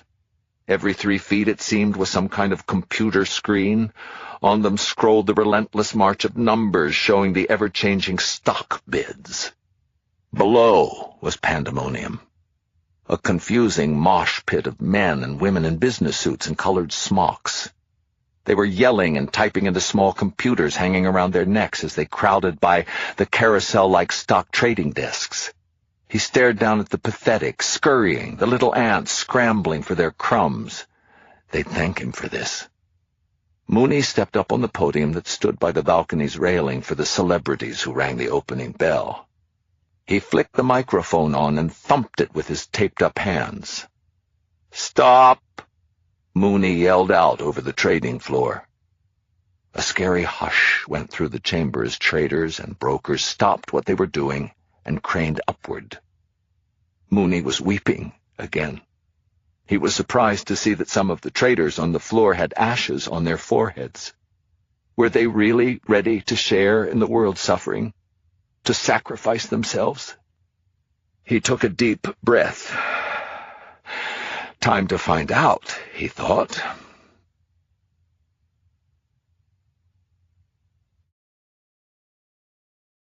Chapter 89. The midtown traffic had never seemed more impassable while Emily and I tried to carve a path downtown. Minute after precious minute slipped away as we screeched and slanted our way down Lexington through Turtle Bay and Murray Hill, the Flatiron District, Gramercy Park, Union Square. "So many neighborhoods, so little damn time," I yelled with my ear cocked to the radio for the worst. We were coming into Soho when my phone rang.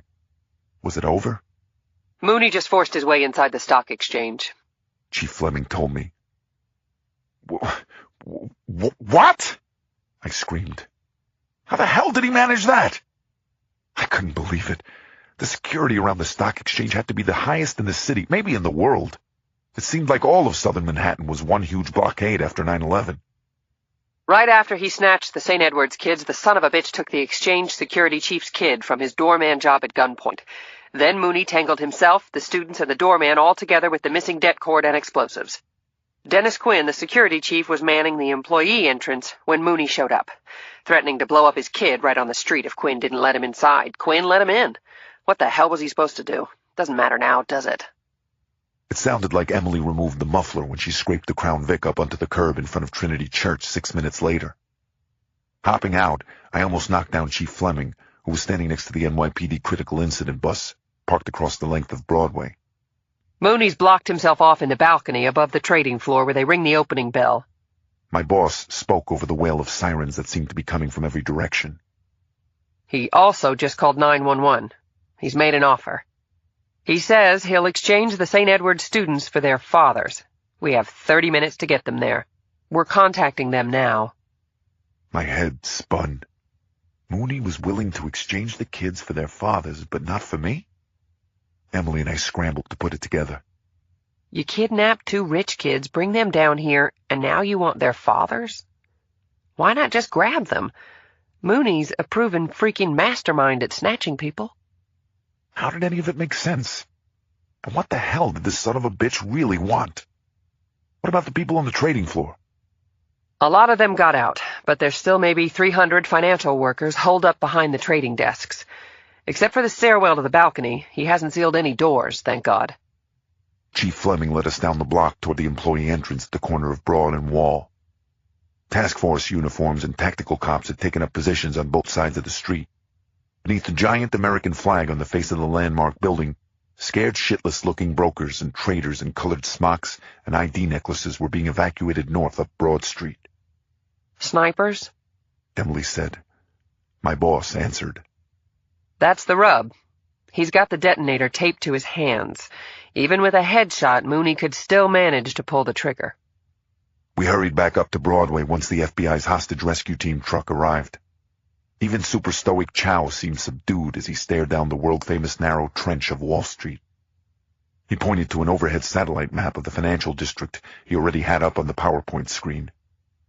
All right, first thing we need to do is get that giant flag down off the front of the building.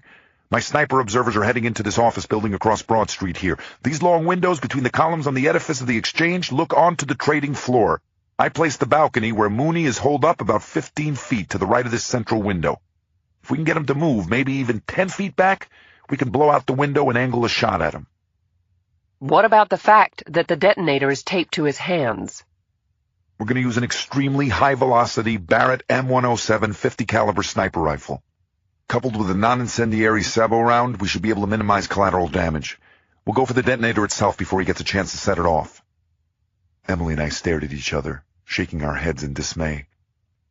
What were the odds of coming away from this thing without more loss of life? I know, Chow said. It's not pretty by any stretch, but it's the only tactical play we have.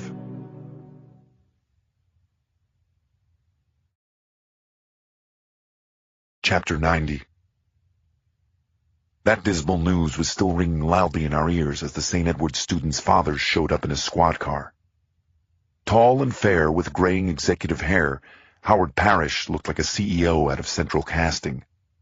I recognized his face from the tabloids due to a very messy divorce he'd gone through the year before. Edwin Mason, short, dark, and wearing glasses, had more of a professorial air in his jeans and sports coat. "What the hell is this about, my boy? Tell me this instant," Parrish said by way of greeting as he stepped onto the NYPD's critical incident bus.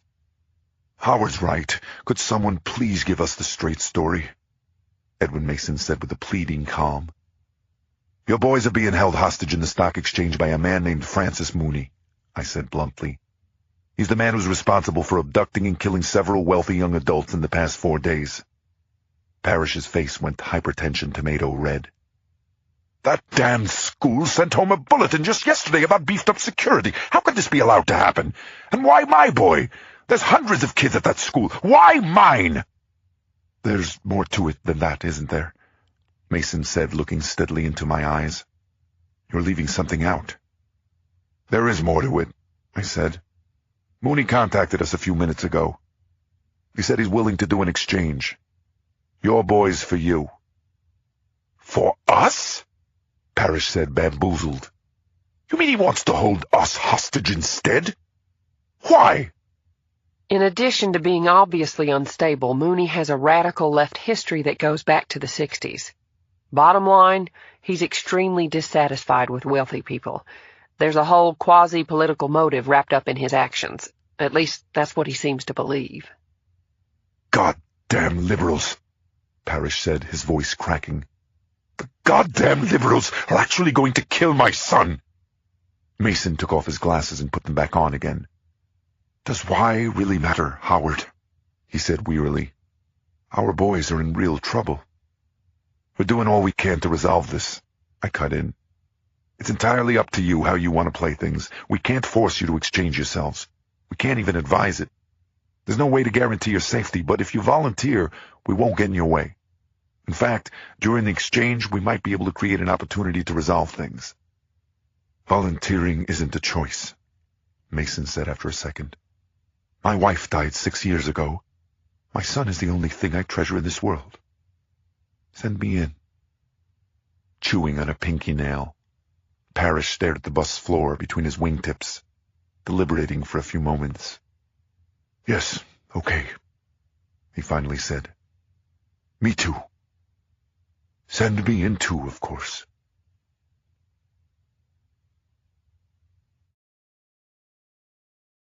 Chapter 91. My heart went out to the two CEOs as we exchanged their coats for bulletproof vests.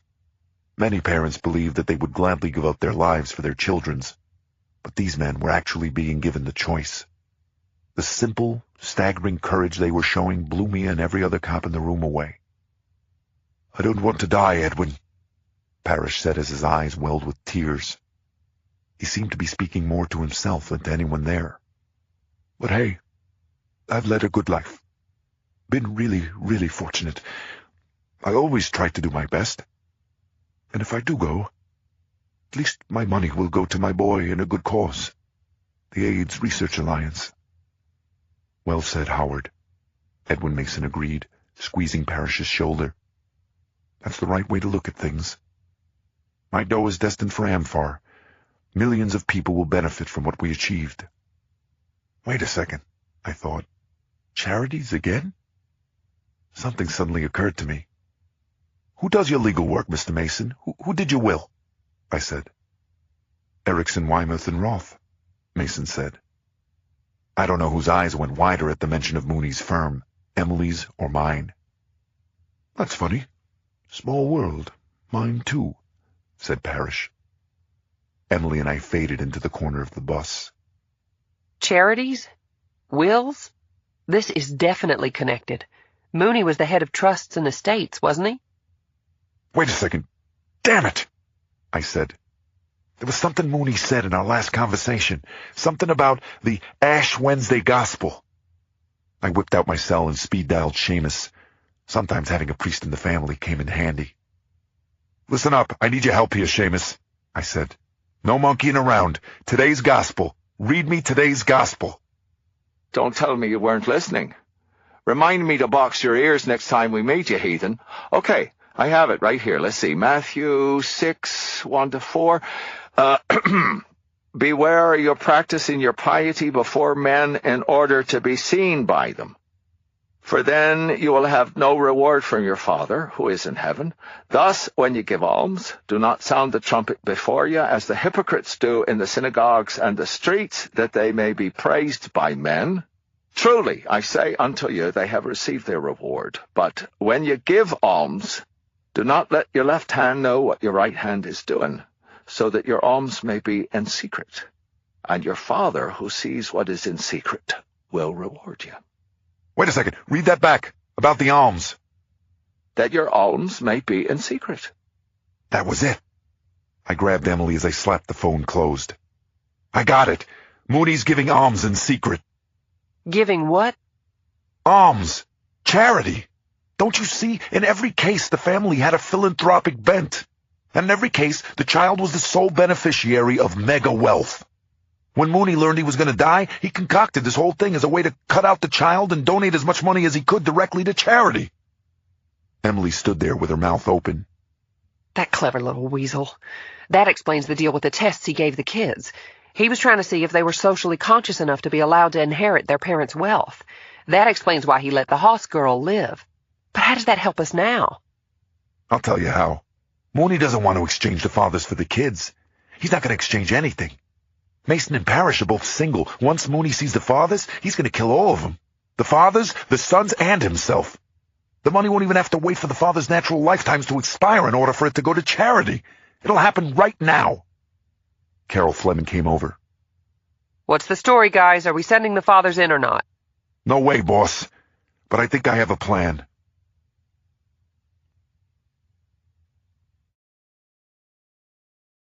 Chapter 92. Let's talk about the horrors of the modern world that the greed in this room has helped to create, Mooney said into the balcony microphone.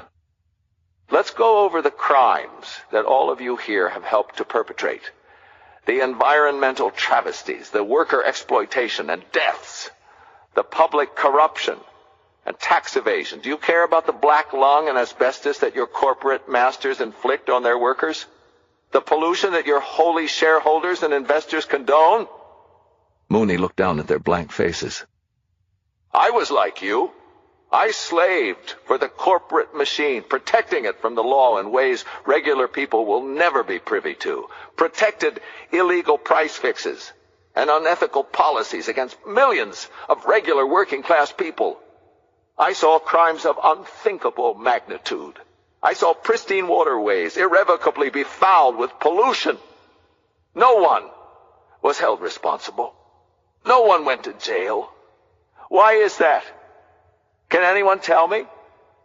By the way, I see that many of you here are grossly overweight. But what percentage of the world's population is starving as we have our little talk here? Anyone have the answer? Don't be shy.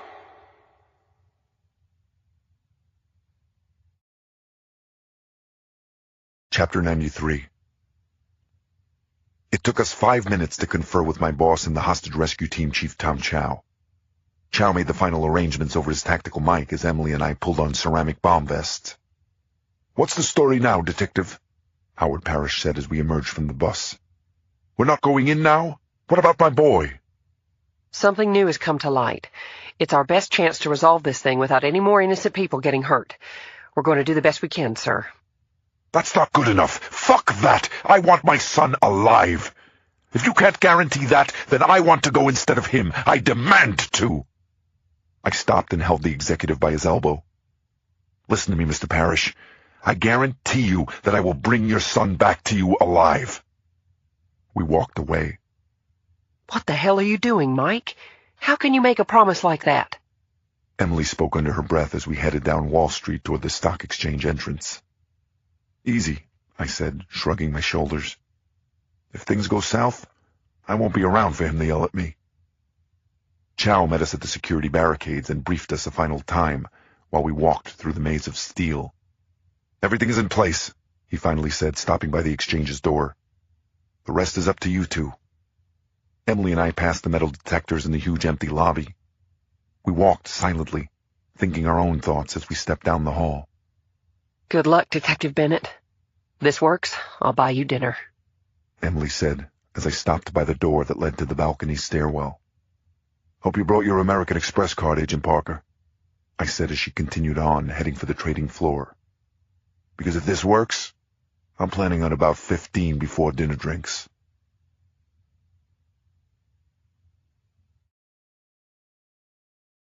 Chapter 94. Coming down the hall, Parker was grateful for the speed with which all this was happening. There was no time to think, which was good. If she'd had time to think about things, she knew she'd be walking in the opposite direction. A couple of stock exchange cops were crouched by the last security station, staring through the window of the entrance to the trading floor. Parker badged them. Where is he? A couple of brokers cringing behind their trading desks whispered loudly. Watch it, lady. That guy's nuts. He's got a gun, a pudgy white guy with thinning black hair told her. She stepped out into the space. You actually thought you'd get away with it, didn't you? Shit for brains. Yes, I'm talking to you, scumbag. Who are you? Me. I'm a moral person who went to work today.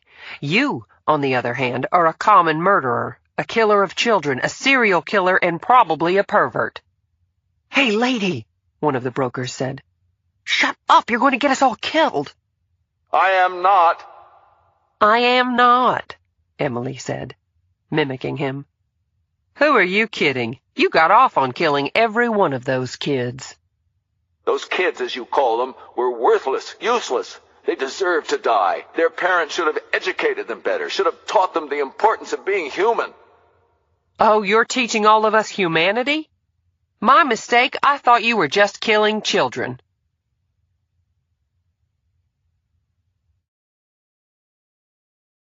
Chapter 95. Checking my watch, I knelt down next to the tactical mouse hole the HRT guys had already made into the hallway wall to avoid the explosives.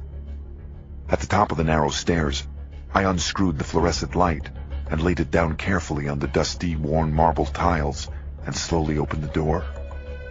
About 20 feet away with his back to me, Mooney stood at the front railing of the balcony with his captives, yelling down at Emily. Between us, dividing the balcony in half at an angle, was a 5-foot-wide stripe of bright sunlight that fell from the stock exchange's front window. I stared at the light intently for a moment before I opened my mouth. Francis, over here. Hey, don't listen to her, I called to him. Mooney swung around toward me, angry and confused. He shook the detonator at me. You're sneaking up on me? Try something and I'll do it. Right now. I'll do everyone. Where are the fathers? Why is no one listening to me? I stared fearfully at the 2 high school kids and the security chief's son, all of whom Mooney had bound himself to. They were pale, listless, sweating, eyes glazed with stress and shock. I thought of my oldest boy, Brian, only a few years younger. I wanted them to live. I wanted us all to live. I had to make this happen. Somehow. Francis, calm down, man. It's me, Mike Bennett, I said, raising my hands slowly above my head. I'm not sneaking up on you. I have the fathers in the hall here behind me, like you said. I'll let them in, you let the boys go. Will you work with me? Mooney took a step toward me. His eyes behind his glasses were gleaming now, filled with an unsettling intensity. His taped-together hands holding the detonator were shaking now. I watched his right hand index finger twitch as it hovered over its trigger. I struggled to come up with something to calm him down. Emily's tirade was supposed to be just a distraction, but it had gotten him so riled up, he might set the plastic off by accident. Where are they? Mooney peered into the darkened doorway at my back. At the bottom of the stairwell, Francis. They're waiting to come up. You're lying. No, I said, making eye contact with him as I shook my head. No more lies, Francis. We just want what's best for everybody. For you, for those kids. Fathers really want to take their sons' places. They appreciate that you've given them the option, in fact. Yeah, like I believe that. Mooney took another step closer, his eyes squinting as he tried to peer deeper into the dim stairwell. I won't let anyone go until the fathers come up those stairs and stand in front of me. That's the deal, Mike. No negotiating. Bring them up here right now. I turned around as if I heard something behind me. Okay, Francis, I said. They're on the stairs right behind me now. Why don't we do this? Why don't you come forward a little and look in the doorway first? You can verify that it's them. Then you can untangle one of the kids. I don't want you to think it's a trick. Mooney stood there thinking about it. Okay. He took another step. As he came forward, I watched the sunlight from the window glance off his shoe. The light came up his leg, his torso, his two hands grasping the detonator as if in prayer. Got him, the FBI sniper across the street said into the radio in my ear. I dove to the floor.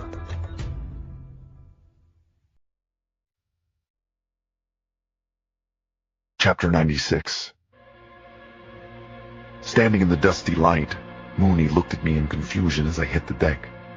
Then he turned toward the window I'd lured him in front of. The shattering of the long front window of the exchange seemed to happen after Mooney was hit. 1 second he was standing there, and the next, the window shattered spectacularly, and he was down, sitting on the floor. The blood pumping from Mooney's wrists looked black on the bright faded marble. I scrambled up as Mooney fruitlessly tried to squeeze the detonator trigger. He was having trouble because his blown-apart hands and wrists were now only barely attached to his arms. The .50 caliber sniper bullets had missed the detonator, but hit him through both wrists, completely severing the nerves in both hands. I felt sorry for Mooney as he wriggled on the floor, moaning and pumping blood. But that was before he whispered,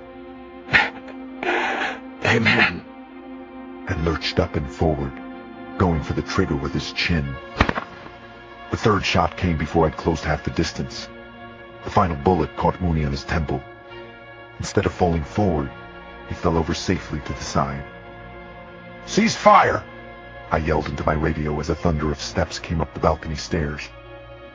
"No!"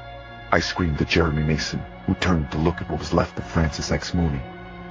I knelt down in front of the young man tangled in the strings of explosives, shielding him from the sight of Mooney's body. He'd been through enough. We all had. "Don't move, son. It's going to be okay now," I said, wiping at the madman's blood freckled across the boy's face.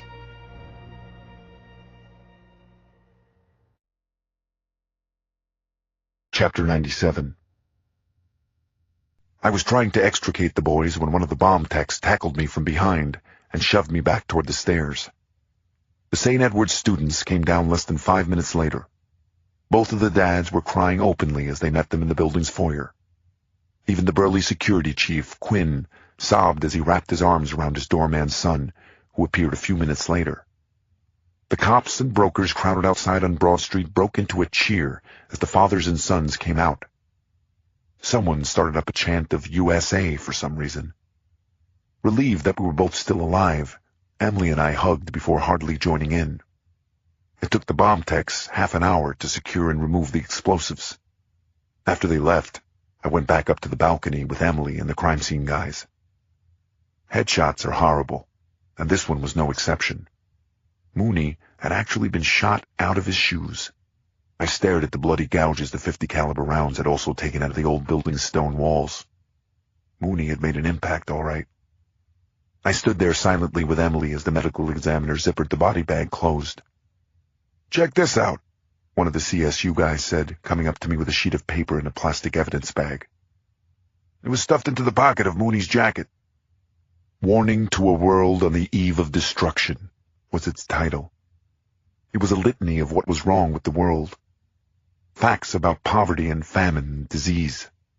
Across the bottom, Mooney had scribbled, "No one is listening," in red pen. Emily lifted an eyebrow at me as I removed the sheet from the plastic. I tore it in half, then in half again. "That bastard invalidated everything he had to say the second he started hurting innocent people," I said, ripping it a third time. "Screw his message, whether it's true or false. I'll take C, none of the above." I felt Parker's hand on the back of my neck as I tossed the ripped paper off the balcony. Amen, Mike. The torn pieces disappeared among the stock tickets that littered the floor.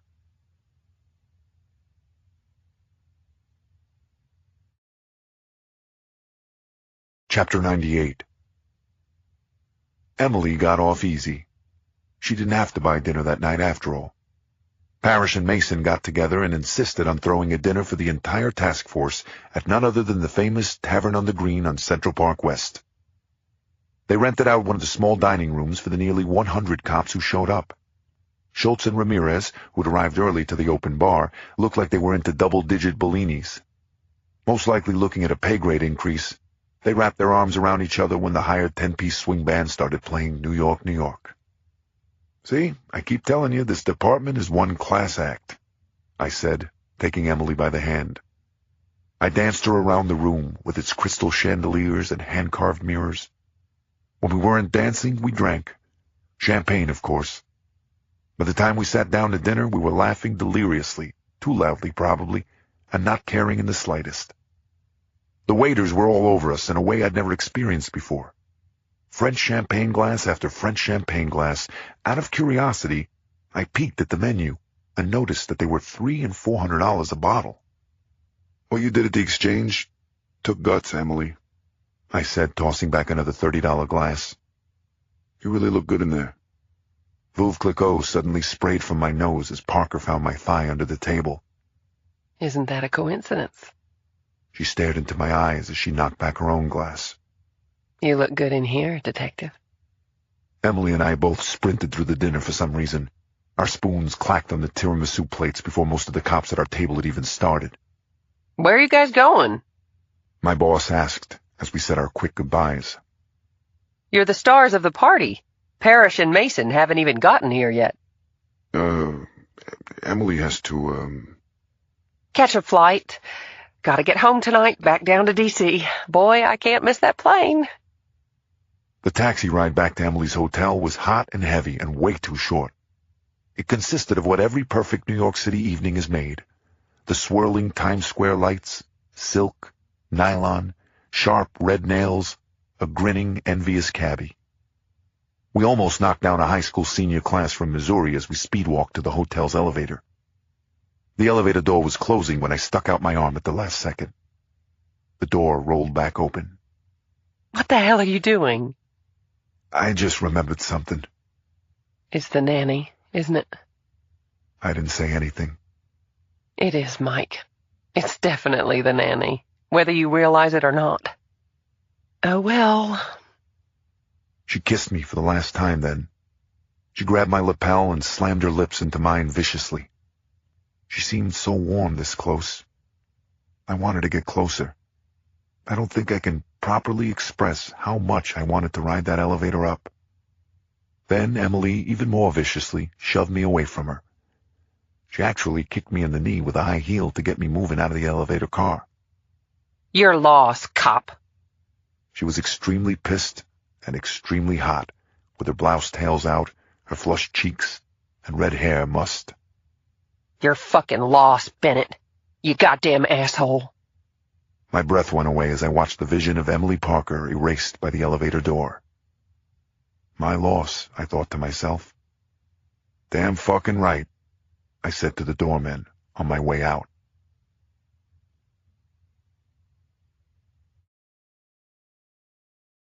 Chapter 99.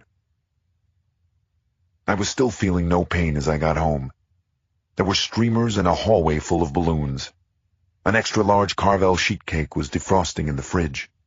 Seamus, master of ceremonies for MC's surprise bash, held court in the kitchen, directing the decorating and food prep. But Grandpa, if this is a party, who's going to DJ? Shauna said. Who do you think? Seamus was offended. Sister Sheila doesn't call me father 2 turntables and a microphone for nothing, you know. What about the clown, Grandpa? Chrissy, our baby, wanted to know.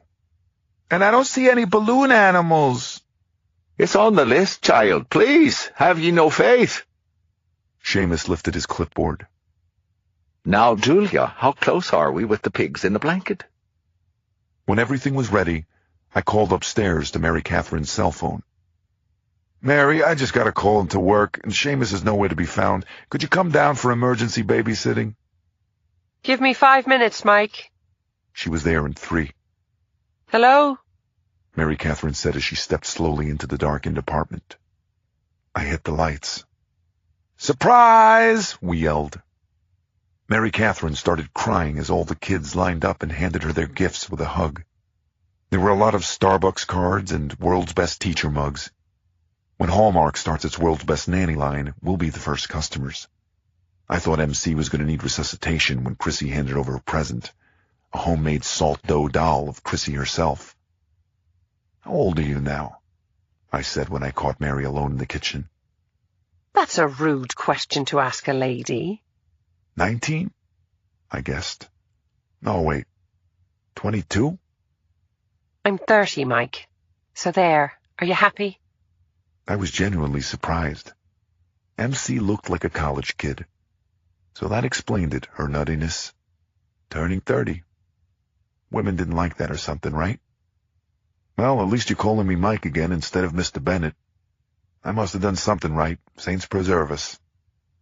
I produced the gift I had gotten on the way home from Emily's hotel. Strymer Jewelers on 47th was actually closed when I arrived, but the owner, Marvin, who was working late, owed me a favor. She stared at the small box. If this is about our, collision, all is forgiven, Mike. I've already forgotten it. Open it. She did. Inside was an amethyst pendant on a white gold chain, her birthstone. But this is... how can we... You tell me, I said into her ear as I put the necklace on her. I don't know a damn thing about anything. An aching expression of sadness was in Mary Catherine's face, as her eyes went from the sparkling pendant to me. We'll talk after all that champagne wears off, Mike, she said as she started to leave. I tried to grab her arm on the way out, but I missed, and she was gone. Second time tonight, I thought. Way to go, Mr. Smooth. You check me out! Seamus yelled from the living room. I lifted my cake as the sound of an electric guitar started up. What now? Seamus was standing in front of the TV. In his hands was the plastic guitar from the Kids Guitar Hero game. His eyes were closed, and he was biting his lip as he wailed the Welcome to the Jungle solo. I don't know what was louder, his Slash impression, the kids' shrieks of laughter, or my own. Well, what do you know? I said, gleefully atomic dropping down onto the couch in the middle of my guys for a front row seat. The clown showed up to the party after all.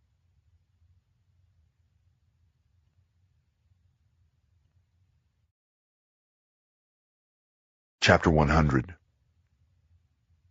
I was still catching up on Detective Division reports from the Mooney case 2 weeks later. Unfortunately, having my paperwork done for me had lasted exactly until the task force was disbanded. The last and most aggravating detail of the case continued to stare at me, usually from the cover of a newspaper, morning after morning.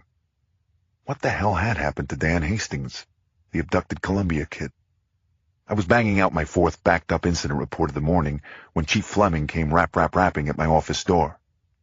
In her hand was the only perk of working at One Police Plaza, authentic takeout from neighboring Chinatown. We ate in her much larger office. Outside her window, a big yellow sun shone brightly off the honking, unmoving Brooklyn Bridge traffic. I scanned the East River for bodies floating among the garbage beneath the bridge as I worked my chopsticks. I believe in a working lunch. The chief pointed at the New York Post on the desk behind her as we cracked fortune cookies. Seen the latest? Let me guess. Mike Bennett, slacker, still too dumb to locate missing Ivy Leaguer? It's not about you for a change. The first victim, Jacob Dunning. His father has created a charitable foundation in his kid's name. I managed to roll my eyes and shake my head at the same time. Wow. Exactly what Mooney wanted. Exactly what Mooney was hoping for when he blew the poor kid's head off. I don't know, Mike. Isn't some good coming out of this thing better than the alternative? What would you do with all that money? I don't know, I said after a moment's reflection. I lifted a napkin and wiped orange sauce off my cheek. With my luck, I'll never have that kind of problem, but I'll tell you one thing. I'd burn it before I'd do exactly what my kid's murderer wanted me to do. You're cold, Mike. You know that? Carol's phone rang. She smiled and nodded as she lifted the receiver. I like that in a cop. No shit. Okay, I'll send somebody right away. She looked dumbstruck as she racked her phone. Your ship just came in. Troopers picked up Dan Hastings along the turnpike in South Jersey. They took him home to his father's boat.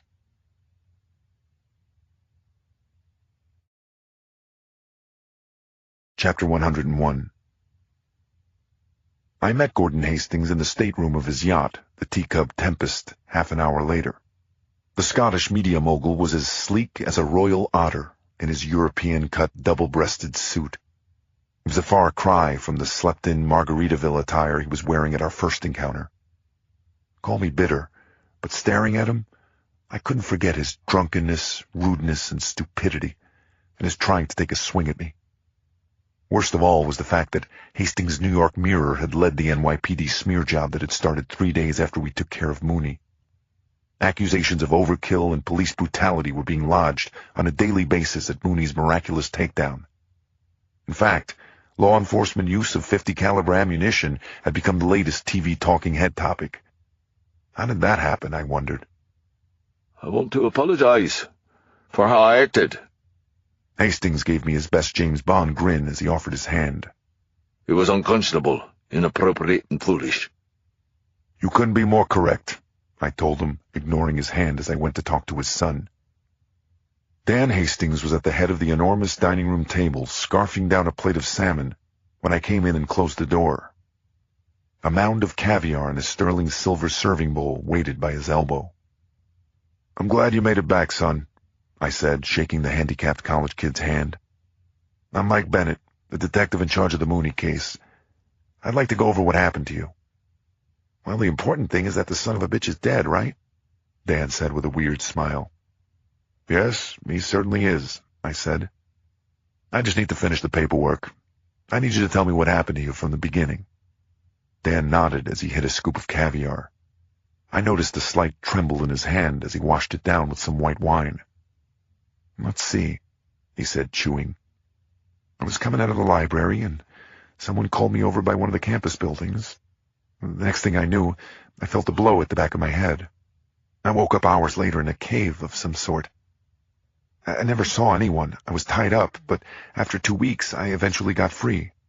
I told all this to the troopers. Humor me, I said with a grin. How did you manage to survive for 2 weeks? There was a subtle hitch in his breath. There was food there, he said, avoiding my eyes. After a week, I finally decided to try to crawl out. Wow, that's heroic, I said. That must have been brutal. I'm not sure whether Dan or the silverware jumped higher as I suddenly brought my fist down on the table. I sat down on the table right beside him. Maybe everybody is willing to swallow your bullshit, son. But you obviously haven't looked into my eyes yet. I'm the person who has to clean up the messes other people leave behind.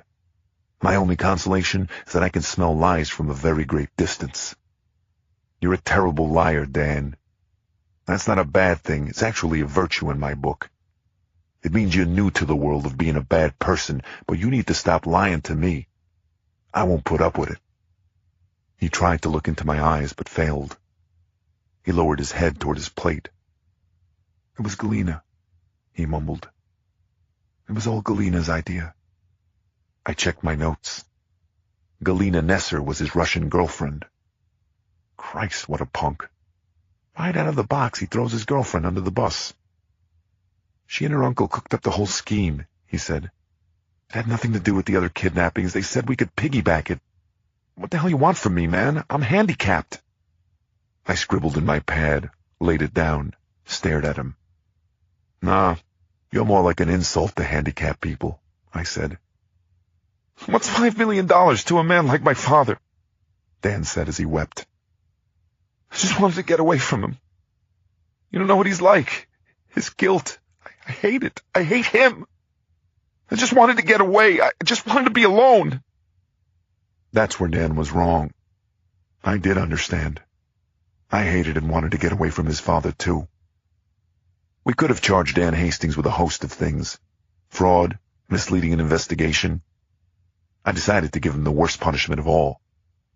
I grabbed the back of his wheelchair and pushed him back into the stateroom. Mr. Hastings, your son has something to tell you. What? What is it, Dan? I did it, Dad. I wasn't kidnapped. It was a trick. I took your money. It had nothing to do with that Mooney guy. Gordon Hastings' regal face imploded like a demolished building. I guess he wasn't too jazzed about my smiling, told-you-so expression. I'm not pressing charges, officer. His shock was replaced by the sneer that was his natural expression. If that's what you were hoping for. I want you off this vessel. What a coincidence. I want me off this vessel, too. Even more than you, I said on my way out.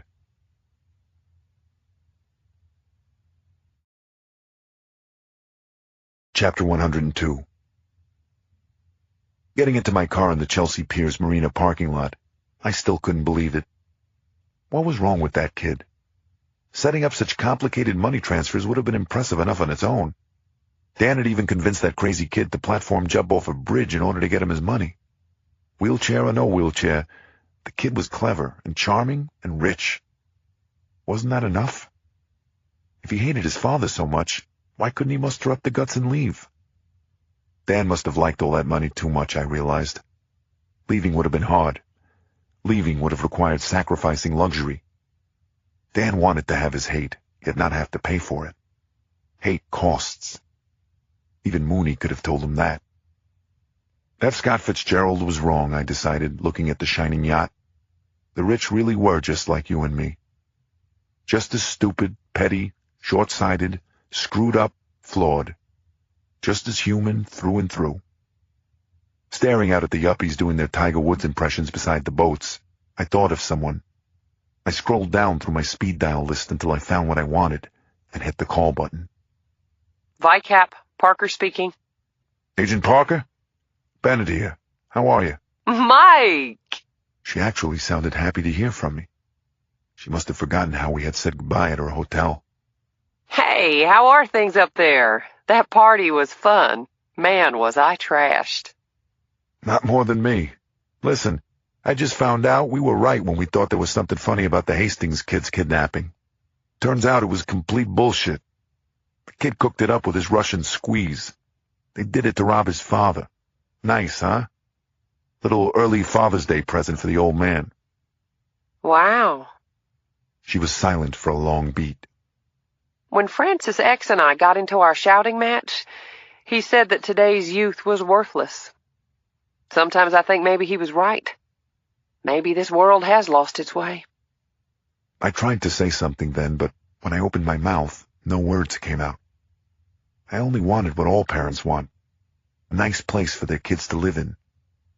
It was scary and painful to think of all the crazy, bad things that could happen, the kind of bleak future that might await them. I looked out at the water. Though the day was bright, the air whistling in through my cracked-open window was harsh, biting, frigid. I don't know about the world, Emily, I finally said.